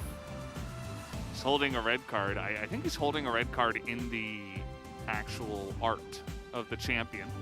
Yeah, you see the blue and the gold card there as well. Yeah.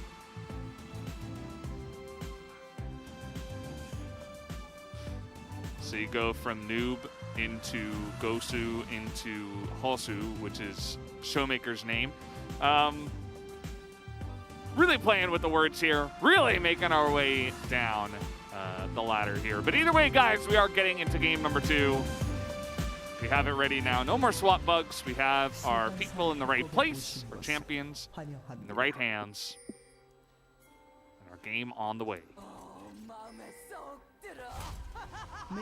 Guardian here again. Last time around, we saw the Renata go for the Shard. Wonder whether we are going to getting the tank Renatas that we've also been seeing, going for Relic Shield, and yeah, there we go. A lot more tankiness, making it much harder to kill her.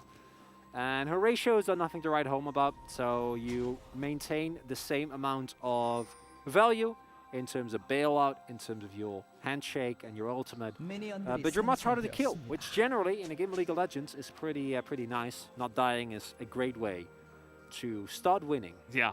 Really high octane knowledge coming at you here. We've had a lot Thanks, of calls Chronicler. as well, this. I'm not gonna lie. For that deep insight there. You're very welcome. Gotta love it. That's what I'm there for. We've really moved away from Scorch. Maybe it's just the fact that the champions that are being played nowadays don't necessarily take it, but especially today, we really just have not had too much Scorch. I'm sure I don't remember 100%, but I'm sure Karma would have run it in the game that we saw previously. But outside of that, yeah, not expecting a lot of Scorches. Our Victors, our Syndras are like more traditional mages we haven't really seen as much. What happened to the control mages of past? Well, I don't miss Corky Victor. Do you, Veldas? Do you really? How about Corky Azir? Let's bring that back. No, that's that was not. really a fun time. I know you're pushing the buttons. It still works. It's very. Oh, Peter. Peter is well. Can he hop back onto Ghost here? He will not, but gets very low. Again, he is Yuumi, so can heal up a bunch. Either way, he's totally fine. Gets the Ignite out of Kellen even. Gotta admire that play. Health as a resource, Veldas. Yeah. Health as a resource. Oh boy. And this is a very peculiar pathing coming through here from Canyon. Has gone for red, blue, Grump so far to level 3. Especially on Trundle, who's really good at single target camps. Now making his way in the fog, setting up a dive here. And I gotta say, at the very least, we're gonna see some summoners getting forced here. This is always the risk that you run with a Yuumi lane. 2 stacked waves, about to be set up here. Try and trade as much as you can. Ooh, nice amount of poke already coming out here. As Canyon is waiting for it, waiting for the bait. They're nearly biting onto it, but not quite. And Canyon is spotted here on this ward.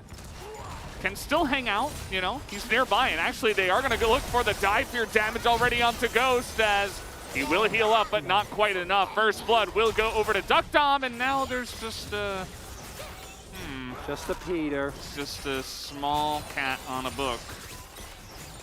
And yeah. Here comes the wave, and down goes Peter. Duck Dom just tanks that up perfectly. Kill goes over to Kellen, but it's fine. You get a couple of kills, you get a plate, and you walk home and buy it. And nice.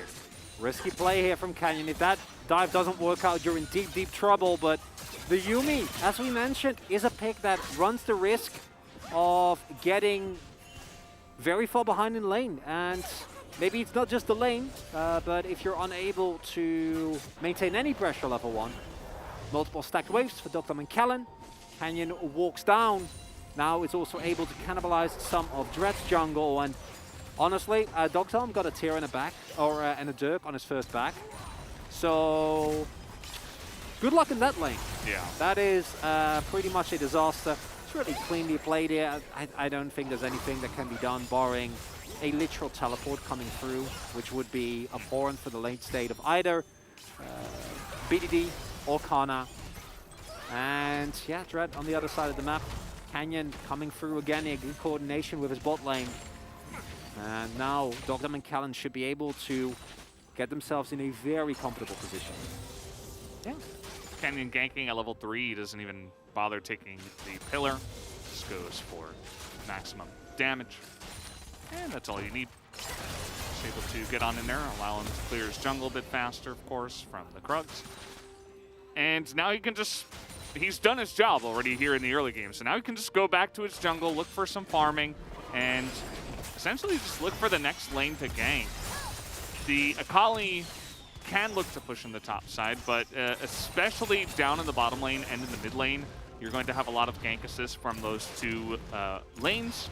So wouldn't be surprised if Canyon visits either bot or mid once again. Well, I'll tell you what, Veldes, that bot lane in particular is looking juicy for either Showmaker or for Canyon. Either of them make their way over there.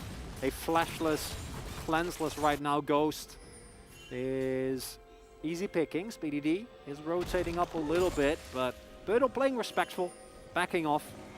Yeah, I wouldn't mind a repeat gank here. Canyon, though, probably just going to clear our division and then maybe make a play on the Drake.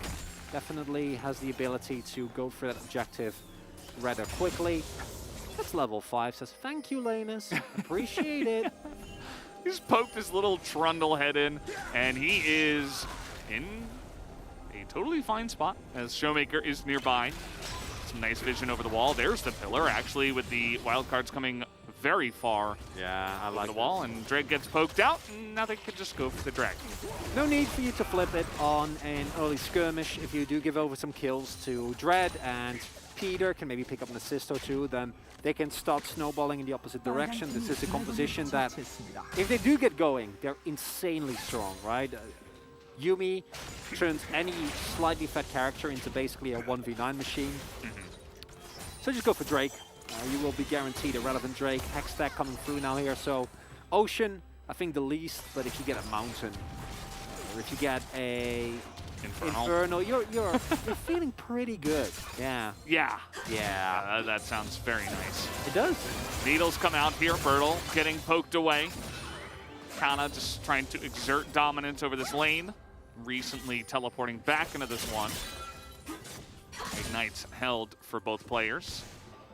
But it's just an ult down, and Birtle should be able to sustain back up. Should be fine. He's even got Canyon up on the top side as well, so he knows that there's no fear of any kind of dive or anything like that.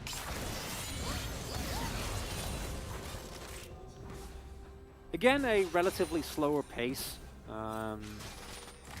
As I think the next fight is supposedly going to be around the Rift Herald. Showmaker now making his way towards top. Could be nice to look for a roam timing, punish Kana, who has no flash of course, and then go from there. Try and leverage that into the Herald. Wonder whether that's the direction they do want to go in. Canyon also, topside jungle is up. Just gonna leisurely walk in on vision. And honestly, with the wave state that his topside has, I think, and his bot lane as well, he can. I don't think there's a lot you can do here. They see him the whole way. Canyon just doesn't care. It's like, yeah, this is my objective, right, guys? And everybody in unison says, right. Yes. Including on the side of Nongshim. They know they can't really do much to challenge that right now. And as Dread, you must feel kind of helpless. You know, you weren't able to get down to the bottom side to stop the dive. You weren't able to dive the top side and try to get your other side of the map ahead. And now the enemy jungler's just taking all the objectives with the help of his team, and I mean, you're Xin Zhao that's just farming, you know? So what exactly are you going to do? As we do have the Crescent Guard coming in here, Ignite going to be used as well from the TF, and that is a dead Xin Zhao. I feel like probably should have given that kill to the Akali, but that is totally fine anyway. As another free kill will go over to the side of Dom1, and a bunch of question mark pings went down onto that exact spot. Perhaps wondering why the trundle was there. As Birtle will just ult to get away from this one this time. Crucially, there is a control ward in the brush, right? So Dread had a lot of, honestly, false sense, unfortunately for him, of security. Because thought there was no vision, thought he was completely fine, and then randomly gets picked off by Canyon that very clearly knows he's there. Yeah. Oh, BDD, you're on a ward, man. Yeah, he's on a ward, and he will get stunned out here. Pillar comes in, Canyon very tanky, but is he tanky enough? He's got the Renata, he's looking for the takedown, but he will not get it. As Dread will be traded at the end of the day, and BDD will be forced to handshake onto this one. But he can flash to get to safety. And I suppose at the end of the day, BDD says, all according to plan, I get a kill, and that's all that matters. It's nice. Gets him something at least. Still don't feel like you're gonna feel great about it. Yeah, Dread, he's even pulling it back, and I was like, no, okay, we're good. He would have invaded me at this point. And then the pillar comes down, beautiful pillar here from Kane as well, right? Even if Dread flashes, and this is the beauty of this play, The pillar pushes him upwards. Flashing over the wall does nothing because he flashes into Showmaker. As this is a little bit over zealous, I'd say, from Dalmonkia in full vision. And with the damage that definitely is available here, not quite going to be enough. Canyon, that flash, equally ambitious. If Kellen also flashed and ignited, by the way, he would have lived. So better ping that and make sure that Kellen knows you could have saved me, man. Support's fault. Always. Always. Well, no, it's always the jungler's fault. It's always the jungler's fault. Yeah, but in this case, it's always the support's fault. Yes. It's definitely not any of the carry's fault. No, never. But yeah, I mean, again, like going back to that pick on the Dread, like you just played against Showmaker, who was 6-0-2 and nearly had a full Magi's until he started teleporting onto 5 of your members that also had a Jinx, right? So the fact that, you know, of course, you don't have vision and you're going to get roamed on by the enemy mid laner first 100% of the time because it's instant and they have the jump on you with their priority. That shouldn't be a surprise, right? Like, no. So it kind of goes back to, why is TF in the hands of Showmaker again? Yeah. I have no answer, Veldis. No idea, honestly. As second Drake here would be big. Dalmonkia already 2k gold ahead. Do have the Eclipse finish as well. VDD is on a ward, but they don't want to commit too hard. Doctum currently underneath the turret. Ardenus procs as well.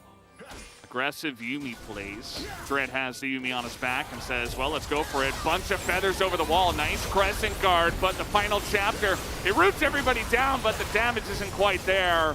As the Yuumi will get away.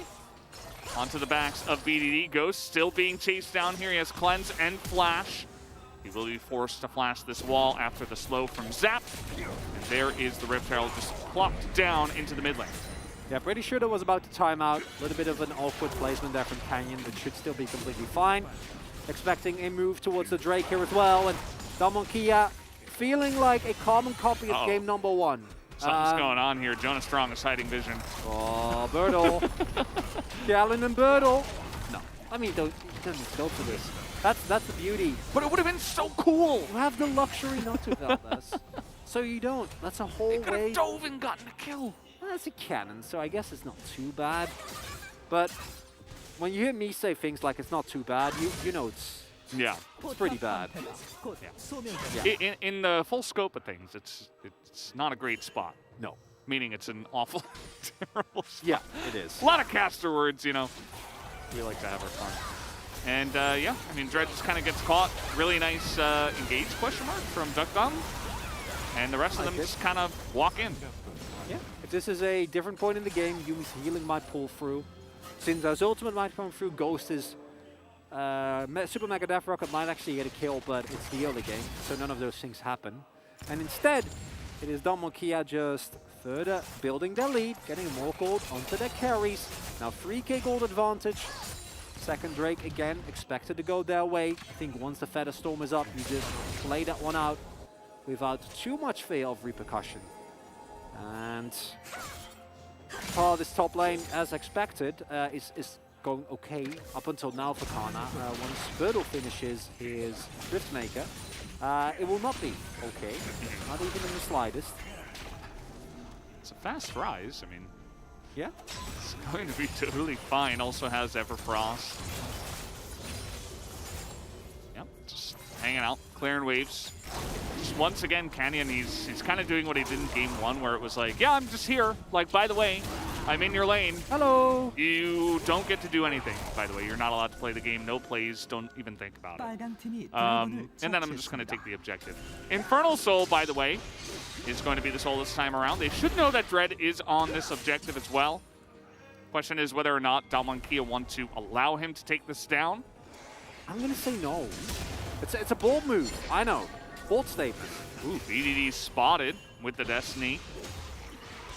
As Showmaker's like, hello. I'm here. We see you. I'm going to pull this one back. Xinjiao still nearby. Don't do it, Nongshim. And it's going to be leashed. And with that, with everybody on the side of Nongshim on the top side of the map, they can just push into the mid lane as well and take down this turret. Really nice little macro play. They don't need to, you know, go all in onto the Rift Herald, which may open up the mid turret, if you could just take the mid turret anyway. Big back coming in here from Birdle, now level 2 on his ultimate as well. Has hit level 11, and that perfect execution is gonna handily dispatch of Kana. Riftmaker now done indeed. And the problem is for Nongshim, you're playing into TF comp and into Xayah and into Trundle and into Renata and into like every single of these champions, barring TF if you catch him, is a nightmare to punish. Right? Like, just try and imagine a play where you immediately kill a Kali. No. No, doesn't happen. Well, I mean, like, if you, from start to finish, 100-0, right? Like, how do you do that? Like, Dread hits a knock-up, then BDD roots her. Yeah. And then you also have to use Dread's ult, probably. Yeah, you need to chain knock-up into knockback into root. Right, and then imagine that Canyon and Showmaker are anywhere on the map. Do they have the time to get? What if they're not? Well, if they're, that actually changes things a lot, Valdez. Yeah, that's a good point. Like, I don't care what you say, Crow. I'm just gonna walk in and smite the buff. It's my buff. Yeah, it is his buff. Apparently, Nongshim owns the bottom side of the map right now. Dominator like, well, the top side is ours then. We'll just take down this turret. Nice little trade. No biggie. Moonstone now done for Peter. Of course, has double AP on his team, so liking that. Going for a lot more utility, which in this scenario they're gonna need, and it's not all doom and gloom. There is a Yuumi on the enemy team, and that means that miracles can happen. And yeah, Yuumi, Jinx, and Gwen, those three characters have been known to, in their time, game really hard. But then again, like I'm sure Showmaker is going to go for the Putrefier again, right? I'm sure that Damwon Kia, if you actually look at what they have thus far, if they're able to stack an Infernal Soul or at least a single Drake, then the damage, the burst that they have available to themselves is going to take a momentous lead. Canyon also is in an advantageous enough position to build towards a little bit of a mid-damage oriented build, looking to go towards a Pathetic Hydra here, which means that he's going to be chomping very hard. Birdle, obviously, is a perfectly comfortable Kali. Well, that's nice. Dogdom, again, is very fed and has a Eclipse, getting close to the Muramana completion. So it's just such a tough ask, Nongshim, because you're so far behind at this point already, all going back to that dive at the start of the game.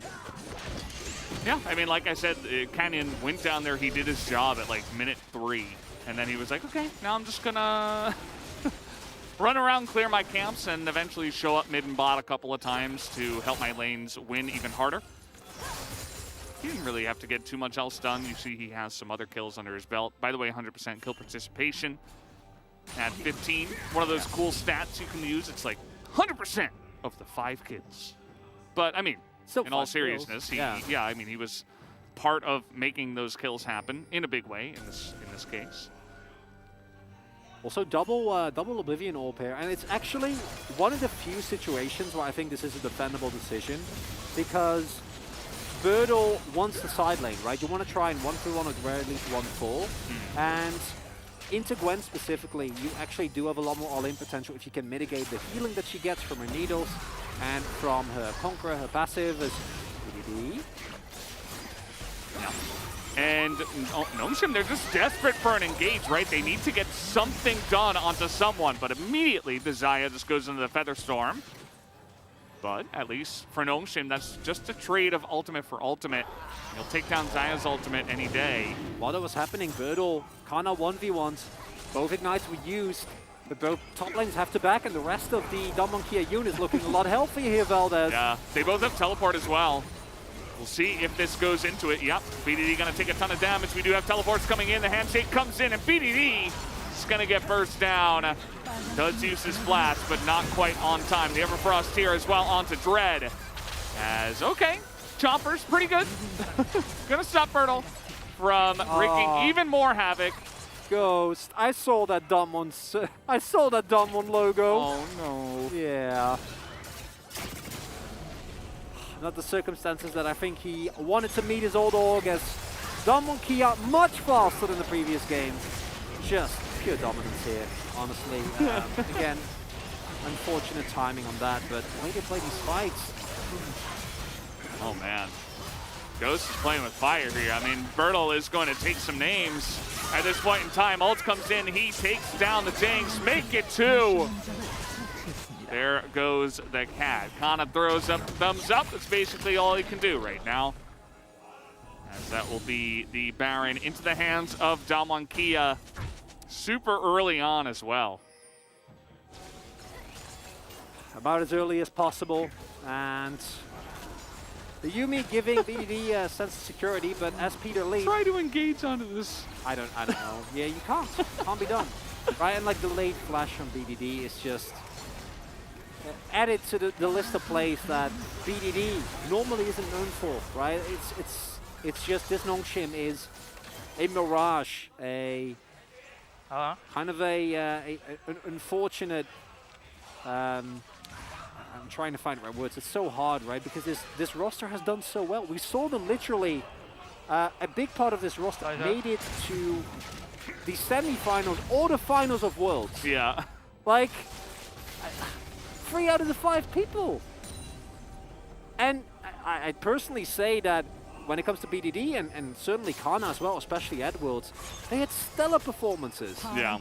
And now all they can do is flash their logos. And honestly, what do you do? Damwon Kia at this point are so far ahead. I guess the LCK is a really strong region. That can't be the conclusion, Val. Let's get out of here. Is that the take? No.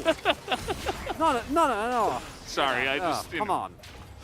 I know. We have one team and it's T1. Okay? That's why they beat everyone. That's the right thing. Okay. We are diving the mid-turret as Bertle has a stopwatch. Very nicely done. Dread in a bit of trouble. Akali pretty good into the Xin Zhao as well, it turns out. Especially when you're fed. Nice little pick from Damwon Kia. Really, it's up to them about how quickly or slowly they want to take this game down. They have a 10,000 gold lead, or 9,000, I suppose. About 23 minutes into the game.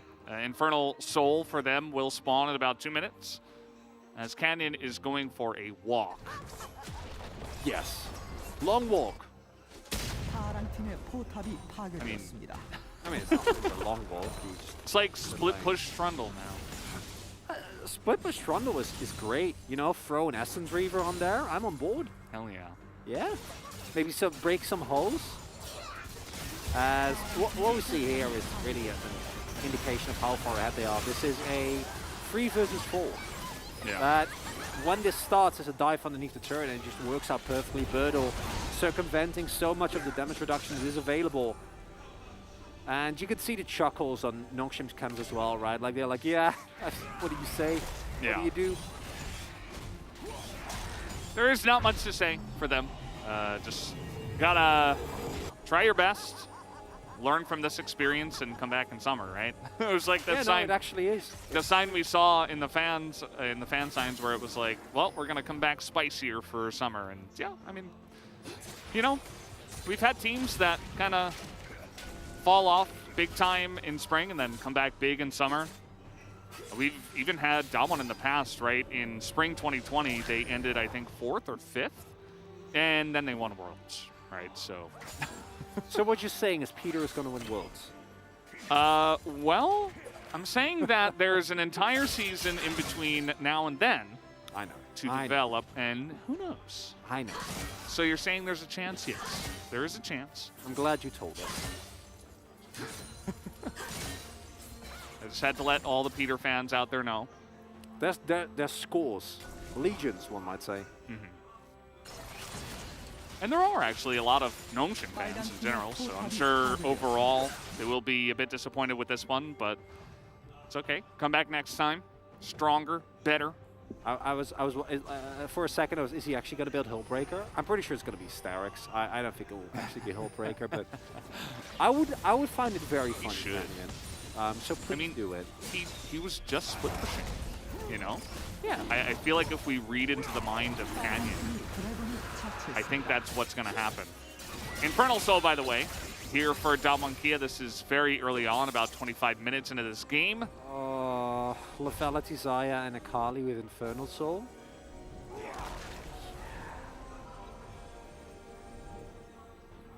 It's been a weird day of games, Valdes. It really has been. It really has been. Starting with Game 3 of the T1 that's when it all went upside down. That's when the world went crazy. Because the first two games were very straightforward. Good games, you know. Good games, yeah. These two are just emoting at each other. That's kind of the state of this one. Wow, he gave the kill to Kellen on the ward. He's identifying the carry on his team. To be honest, I do think the Renata auto attack animation is way cooler than Trundle's. I don't know if I agree with that, really. I mean, Trundle has a giant club. Yeah, but Renata... It's kind of hard to beat that. No, but Renata, like, shoots a gun in a cool way. Yeah, but to me, it's, like, too small to even notice. Unless you saw it... stylish. I mean, if you're zoomed in and you're really paying attention... I'm sorry, if that's how you feel, then sure, but I don't know. For me, the big club does it. And also, I mean, the sounds Trundle makes. I don't get that. What is there not to get? It's how can you not see it? It's a huge club. You know, I get that, but it's just so boring. Like, he walks at them and he clubs them. Yeah. I guess that's the appeal. There's grace in its simplicity, is all I'll say. Thankfully, Kana has some mist here. It's going to save him from any more of this conversation. As Canyon still frontlining. They could easily just go for the Baron. Oh, yeah. And then just turn off of it, but it's like they want more kills. This is Dom we're talking about after all. They need to pad their stats. Showmaker's yelling at them to all get in line, no doubt. Trying to get on in here. The mist is certainly going to help against some of those pick potentials from the side of Dom. Just started. Throw out an ultimate if you want to from Showmaker just to make sure, but are gonna go and use the Birtle on a flank angle. Is a ward that might spot him. They're like making Canyon solo it right now. He's gonna back off as the pillar is good, but again it is against the Gwen, who just dashes the wall. Guys.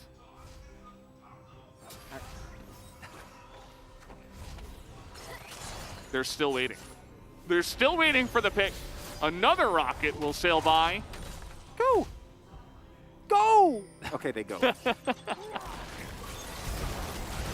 Kellen's like stopping his attack animation. They certainly have enough damage to do this. This isn't really the issue, as you guys can probably tell. Dread is trying to get on in here, but up against the TF with Gold Card and an Everfrost. He is not going to be able to get in. So ㅣ2022 now with Infernal Soul and the Baron. We'll see what their next play is. Not expecting him to need as much time, and you see what Showmaker is building, Valdes. You see that Codex. Surely that will be a stopwatch. So he can go for the same play. That's a stopwatch. I mean, it's a permanent stopwatch. Yeah, well, I mean, stopwatch is better because it's cheaper. And you can get it from a room. You taught me these things, Alice. I'm sorry for losing it a little bit. It's okay. It's understandable. I'm just having a bit of trouble, you know. I'm new to the ninja life, and it's been. I'm not great at being a Shen yet. I think I need more practice. Yeah, I mean, stopwatch I think is okay on Shen. There are definitely better champions that can utilize stopwatch. He didn't even use the stopwatch, by the way. Oh, wow. Yeah? How do you feel about that? As It's okay. I mean, in this case, you get the control wards, which is maybe the second best item in the game, I would say, behind the stopwatch, of course.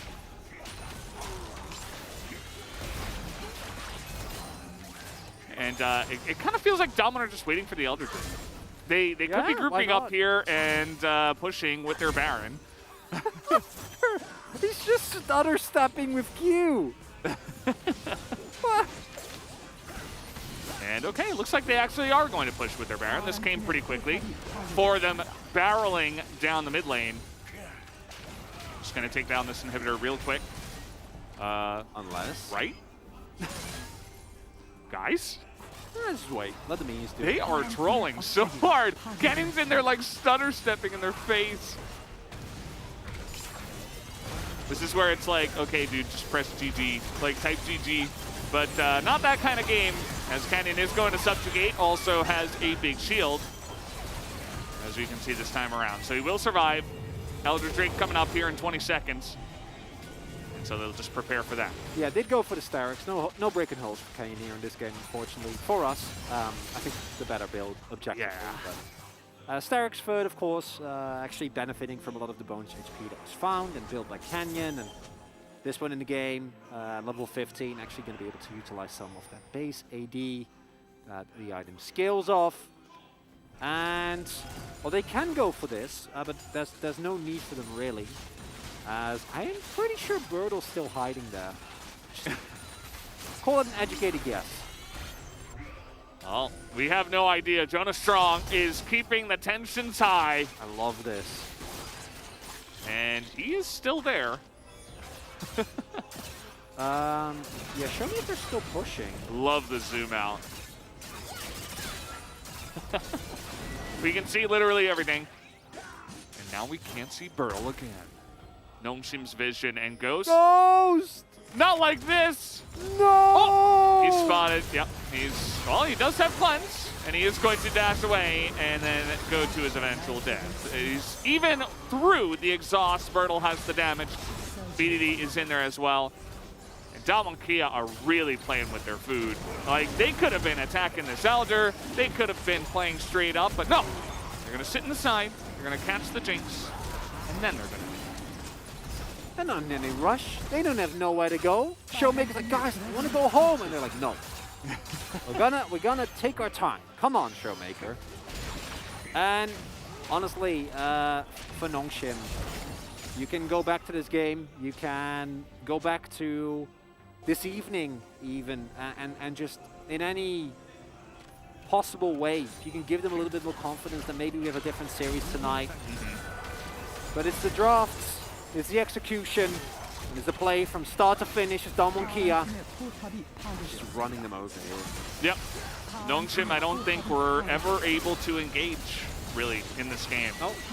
Like, not even a single time. We do have one kill onto the Rise. Here comes Kana. Looks like they will give it one last go as they try to take out Canyon, but instead they will take out themselves. The Elder Drake will put an end to this. As Showmaker goes in, lands the Everfrost as well, and BDD will be executed. Down they all go. Down goes the Nexus. Dom and Kia with a clean 2-0 tonight. And a deserved win. The second one a lot cleaner than the first one. Birdle building up some confidence on a nice Akali game. Gets the counter matchup, utilizes it well. This one really did feel, as per usual, though, like, why give Showmaker Twisted Fate? When will we learn? Will we ever learn? Questions that we do not have the answer to right now. And for Canyon, I'm going to be honest, I got my vote again because he was everywhere, all of the time. And he did an exceptional job at consistently setting up any of the plays. Had the one awkward death where he was almost bailed out, but not quite. Yeah. And that was it. Not meant to be that time around. Lots of Birdle fans, by the way. Of course. Completely reasonable take. Yeah. The guy is just getting better and better every time. You can see we got one shot there on the side, of course, with Peter playing. We always got to get that shot. But no happy faces on the side of Noamshim. Not tonight. Maybe they can find another win here in the future. Just trying to look towards their future games. They have KT next Wednesday. And then Hanwha Life will be the last couple of matches that they do have. We'll see if they find any luck there. Dom and Kia, you see there's not huge celebrations for them. They just, came here, did their job. We'll go home and prepare for playoffs eventually, in their case. Playoffs guaranteed, it just becomes a question of what seed will they land. A 2-0, surely gonna help them out nicely.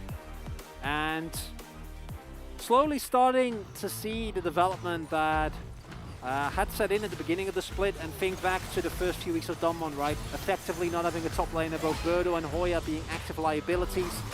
Last time around, Dread was able to run over them in the first round. They lost 2-1 to this Nongshim, and if that is not a clear sign of two things: one, Donmon have improved, and secondly, Nongshim, unfortunately, it's not their split. Yeah. They're going to try to forget about this split for sure. As we're taking a look at the highlights here, there were some moments where it looked like Canyon was having a lot of fun. Mostly most of the game, she was doing a lot of fun plays and stutter stepping and stuff like that. Just having a bit of fun. Really nice engage from the side of Damwon over on this side. I'm sure the analyst chairs and collaborative carpet space will break down and tear apart this draft as well, as we did during our time. Certainly was a pretty big draft gap, I feel, as well for this game. So certainly not helping Nongshim's cause when it comes to trying their best to get some wins. Some really nice plays by Birdle, I think, on the Akali, but it was also plays that were done when the game was effectively already done, right? When you have as big a gold lead as they did, Akali is always going to look pretty silly, as is being showcased here, even through the Yuumi, even with some of the possible lockdown, as Showmaker says, "Hello, Ghost. I'm sorry, I can't go easy, not even on you." Yeah.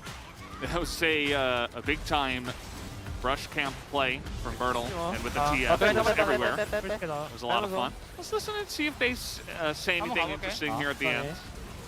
We gotta end. Let's get Rise. Job, nice. And that's it. You know, again, no big celebrations. Brittle with a big damage number based on the way the game went. And Gwen receives another loss, by the way. Not really feeling the Gwen nowadays. No, me too. Renata gets a win, although honestly, with how the game went, could have been a lot of other champions, and it probably would have gone into in a similar fashion. Very smooth gold curve. And Donmon Kia, they get the quick 2-0. Well, not quick, but the clean 2-0, I should say. Not a lot to say about this game besides that, honestly, Valdez. Yeah, not too much to analyze outside of the fantastic fan signs that we had and the meta, the developing meta of the fan signs. Really important stuff. But either way, guys, we do have some Carpet Space boys ready to break that one down, so I'll hand it over to them now. Thank you so much, gentlemen, for holding down the fort over there on the caster desk. As you mentioned, there is not much to analyze, so good night. No, we are going to break this one down. Of course, the draft was a little bit suspect from Nongshim, but the real problem here is the draft was irrelevant after that bottom lane. Yeah, I mean, the game was really decided in the first few minutes, and I mean, a really early gank from Canyon, that's all it takes. The biggest problem I have with this draft is that you pick the Gwen here blind again. And this is also with Jace available. It's not a comp that you'd really want to play Jace with, but like, oh no, Jace was banned, I think. Oh, you're right, the Jace is banned. It was a long time ago, it's been a long night. It has been. But yeah, I mean, look, the Akali is open here. The Gwen, in terms of synergy with this composition, it's hard to figure out what it's going to do with this comp. You also don't have a champion on the bottom side or the top side that can actually utilize the Rise pressure with Realm Warp. Whereas for Donmon Kia, they have a lot of power with this Lethality Xayah, they have a Trundle, they have an Akali. So you have so many opportunities as Showmaker everywhere on the map to actually make Realm Warp or Destiny Gate plays, whereas the Realm Warp plays are pretty limited for Nongshim. Yeah, it just really didn't quite work out. And of course, the Yuumi means that you don't have a whole lot of engage options outside of throwing your Zins out in there and hoping that things are going to work with that final chapter coming through. And also, the Yuumi being punished so incredibly early meant that on the back foot, it becomes so much more difficult. And speaking of those early plays, let's have a look at how this dive worked as Canyon comes in. He was on vision for a large portion of this time, as you can see, walking in and out, in and out. but Nongshim just really didn't have any options here, as of course there were teleports up, but they're just not going to be used. Yeah, really nice juggle here of the turret aggro. Ghost is blown up first, and Peter does his best to try to reattach here and get a heal off. And then, yeah, I mean, you're a Yuumi under a turret with a dream and a prayer, I suppose, and a book and a prayer. Yeah, I mean, he hits Kellen here, which is the lowest health target, but the aggro is juggled really well from Damwon Kia, so it doesn't matter in the end. But, you know, Lethality Xayah getting 2 kills early, getting an early tier and an early Dirk means you can continue to dominate the lane and snowball the game. And it felt really similar. Like, both of these games started off with massive advantages early on for Damwon Kia, and they're one of the best teams in the world at pushing those types of advantages. So a lot more happened between that and our next highlight, but it was really just Canyon and Showmaker dominating all over the map. Yeah, and it also demonstrates the power of the Trundle and the Twisted Fate that are just so good at getting control of areas, and also just the vision power you get as BDD caught with between a pillar and a wall. It's really had lines like this in the past. It's really cool to see how Renata works with this comp too, because between the really long range gold cards, the Trundle engages, and then the handshake, like if anyone is in the vicinity of the gold card range, there's going to be CC'd together, and the lethality damage comes in from Xayah. The Akali follow up is there. As once again, you can't be standing here. The Rift Herald spots him out. Rift Herald actually on a bit of a mission here. The Rift Herald's like, is Ghost in there? And Damwon Kia like, yeah, he is, and now he's dead. Yeah, perfect execution, beautifully done here from Bertle, and in that entire time, the Baron was being taken down as well. It was actually a fantastic game from Bertle. In fact, he's part of our final highlight as well, as it was just him on Jinx duty. And this is highlighting yet another issue with the draft that we saw. There's just not enough protection, especially when the Yuumi is going to be utilized mainly with Xin Zhao, with Gwen, things like this when it comes to later game fights. Yeah. Means that the Jinx is sort of just left to her own devices, and that's why, a large reason why she was 0-3-0. Let's have a look at that one right now. Yeah, this is going to be the moment where Nongshim just have no vision whatsoever. Although they did see Bertle walk over here. Ghost just doesn't have any idea. Nongshim are on autopilot. As the casters mentioned, they're kind of hands-off keyboard laughing through a lot of the mid to late game here. Is you have no vision here. You have no idea where anyone on Damwon Kia is. You just know you're in a vulnerable spot at all times, but you can't just walk away from this Elder fight. You have to stay. And Bertle just plays a long con game. Yeah, it was definitely a long con. At this point in time, I think that we did get the full zoom out from Jonas Strong, and as you can see, like, he just doesn't know. Yeah. And I mean, this is just unfortunate. There's so much pick in this comp, and when you're ahead enough to have full vision control and your opponents just don't have any idea whether you're doing an Elder, whether you backed. I mean, you just have no clue. You're going to get picked like this in a lot of scenarios. And again, I stand by what I said. I think Nongshim were kind of autopiloting through a lot of this mid to late game because it's a comp that fell behind so early. It's just a hard game to play against a team like Damwon Kia, and there's not much else to break down or analyze here. This is Nongshim just really on their last legs at the end of this season. Playoff hopes seem just out the window. Fans are even put on their signs like, we're waiting for summer. Yeah, hoping. As we're going to find out who's going to pick up the player of the game, and whether it's Canyon, it is! And he's going to equalize the record for POG points alongside Sunday and Smeb. Congratulations to Canyon, making history here, as this guy has, I mean, over the last, 2 years, the amount of POG points he's racked up is just insane. It's crazy. He's got a Worlds MVP under his belt. The guy has done so much in what is still a relatively early career for him compared to some of our veterans and players like Smeb and somebody that you mentioned. So really great early game. I think at 10 minutes, he was 100% kill participation, over 80% game-wide. And the guy was just making plays everywhere. He's the type of jungler you want when you have a global jungle, or rather a global mid laner, like Showmaker's Twisted Fate here that he gets 2 games in a row. Really think there were some draft issues here on the side of Nongshim, especially with the nameplates considered and the lack of coordination this team has shown us. And I hate to say it, but I think even though Peter and Effort are both struggling, maybe pick one of them, stick with them for the rest of the season, give them some more experience. Yeah, I mean, it was, I think it was the decision to go with Effort towards the end there. He has been starting quite a lot, but just isn't going to be enough. As the POG standings indicate, Canyon way out in front, 500 points in the lead. Very few games left, too. Some of these players are almost running out of a chance to even catch up with him. He's almost guaranteed he wins POG. Yeah, actually, if you think about it, I mean, the 6 possible more games, right? Yeah, for most some teams. of these players. Yeah, so Canyon picks up the majority of these votes, and it looks like he may have actually secured that first place. But math on broadcast before like getting anyone to double check it for you is a very, very dangerous thing. So we're going to leave that one for now before adding any confirmation. But we're pretty sure that there's no catching up to it. Plus, it means that a lot of these players need to tell their teammates not to have ridiculously good games. And there's often some pretty good players alongside a lot of these. But I believe it is time to head towards the interview. So here is Ji-sun for some translation. Thank you very much, guys. This is Ji-sun for the POG interview translation, joined by showmaker Kenyon from Daman Kia. A very clean 2 victory secured by you guys, and it's a revenge of the first round. How do you feel, showmaker? Yeah, so with this 2 victory, we might be able to stick to the 3rd place, so it feels great.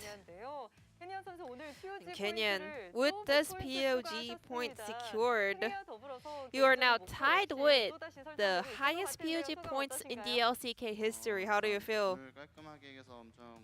I'm so happy that we were able to get a very clean win, and also, yeah, like, I was not trying to be too greedy about the POG points, but, you know, I can't help.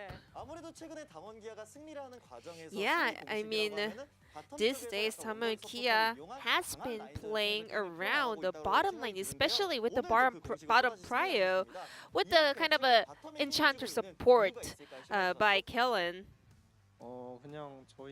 Well, our bot duo is really good at winning lanes, so we try to play around them, you know, kind of funnel all the gold to them. And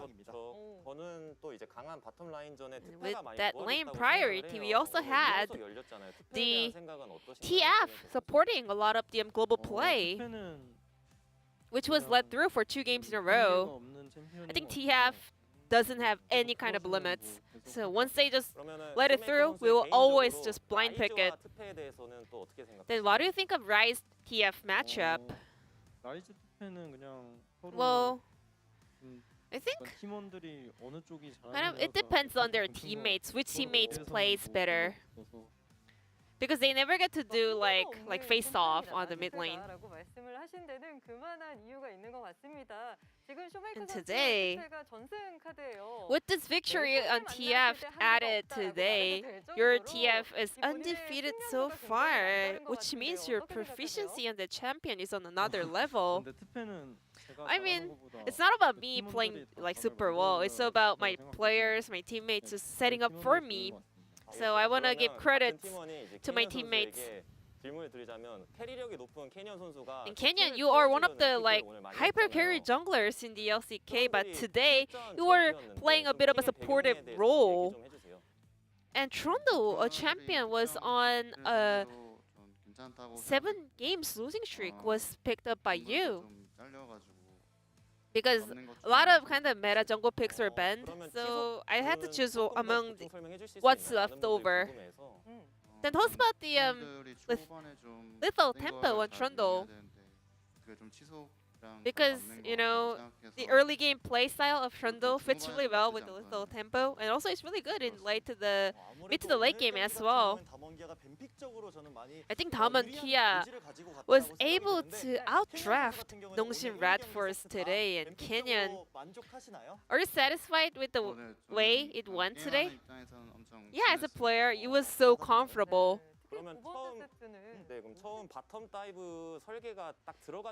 So that early bot lane turret dive setup was so good. Was that your setup or was that your teammates' call? So we could tell that Xinjiao will be on the top side of the map. So we just wanted to go hard on the bottom lane, you know, forcing some trades and then set up for turret dives. Moving on, Kenyon, is there any other different picks left in store? Well, in the jungle role, you know, once the jungler has a wide champion pool, he can actually help the team. So yeah, I'm trying my best to kind of have a lot of picks ready for my team. Your next match is up against DRX. You guys are competing for the 3rd place. A very significant match for both of you guys. We really have to win DRX. You know, we just have to win that series. So we will do our best to prepare for that match. What about you, Kenyon? And would you like to send out any message over to the fans? I always appreciate your continuous support. And you know, upcoming matches are so important, so I will make sure to kind of do our best to live up to your support. And that's it from the Tamankia players. Back to analyst Carpet Space. Thank you. Thank you so much, Jisun, for the translation. Always great to hear from both Showmaker and Canyon, two of the linchpins from this team, really starting to figure themselves out. Fantastic to see Bertel actually having a great performance today as well as we hop into the standings. Wolf, take us through what has changed. Yeah, well, I mean, now Damwon Kia, again, still neck and neck here with DRX, as was mentioned by both of those players. The next matchup is the one against DRX, so that's a big one. That's a banger, because that actually will very likely decide which one of these teams takes 3rd place. And that could be pretty huge, because it's going to determine, of course, that first matchup in playoffs. So they're already confirmed, both of these teams. It is about seeding. As for Nongshim, Hope's still alive, technically speaking here, but they're in the same boat as Live Sandbox and Hanwha Life Esports right now. Yeah. Still looking likely that Fredit Brion and Kwangdong Freaks are the ones taking those last playoff spots. Yeah, we are going to have Live Sandbox playing, I believe, tomorrow against KT. Yeah, that's going to be our first matchup. KT has a much higher chance of making it towards playoffs, but they do desperately need to pick up some wins. Live Sandbox do fall underneath Nongshim Red Force after this one, and after their COVID-19 woes, it is a dangerous time. As Hanwha Life Esports up against Gen G afterwards. Gen G wanting to get back on that horse and try and challenge for the 0.00002% chance of possibly getting that first place, which is extraordinarily unlikely. Yeah, it should be a good day of matches tomorrow. It's our match of the week, the first one, KT versus Live Sandbox. Yep. A struggling Live Sandbox, but KT, that match is so important. That's exactly right. Ladies and gentlemen, that will do it for us tonight. Thank you so much for watching, and we'll see you tomorrow for more LCK.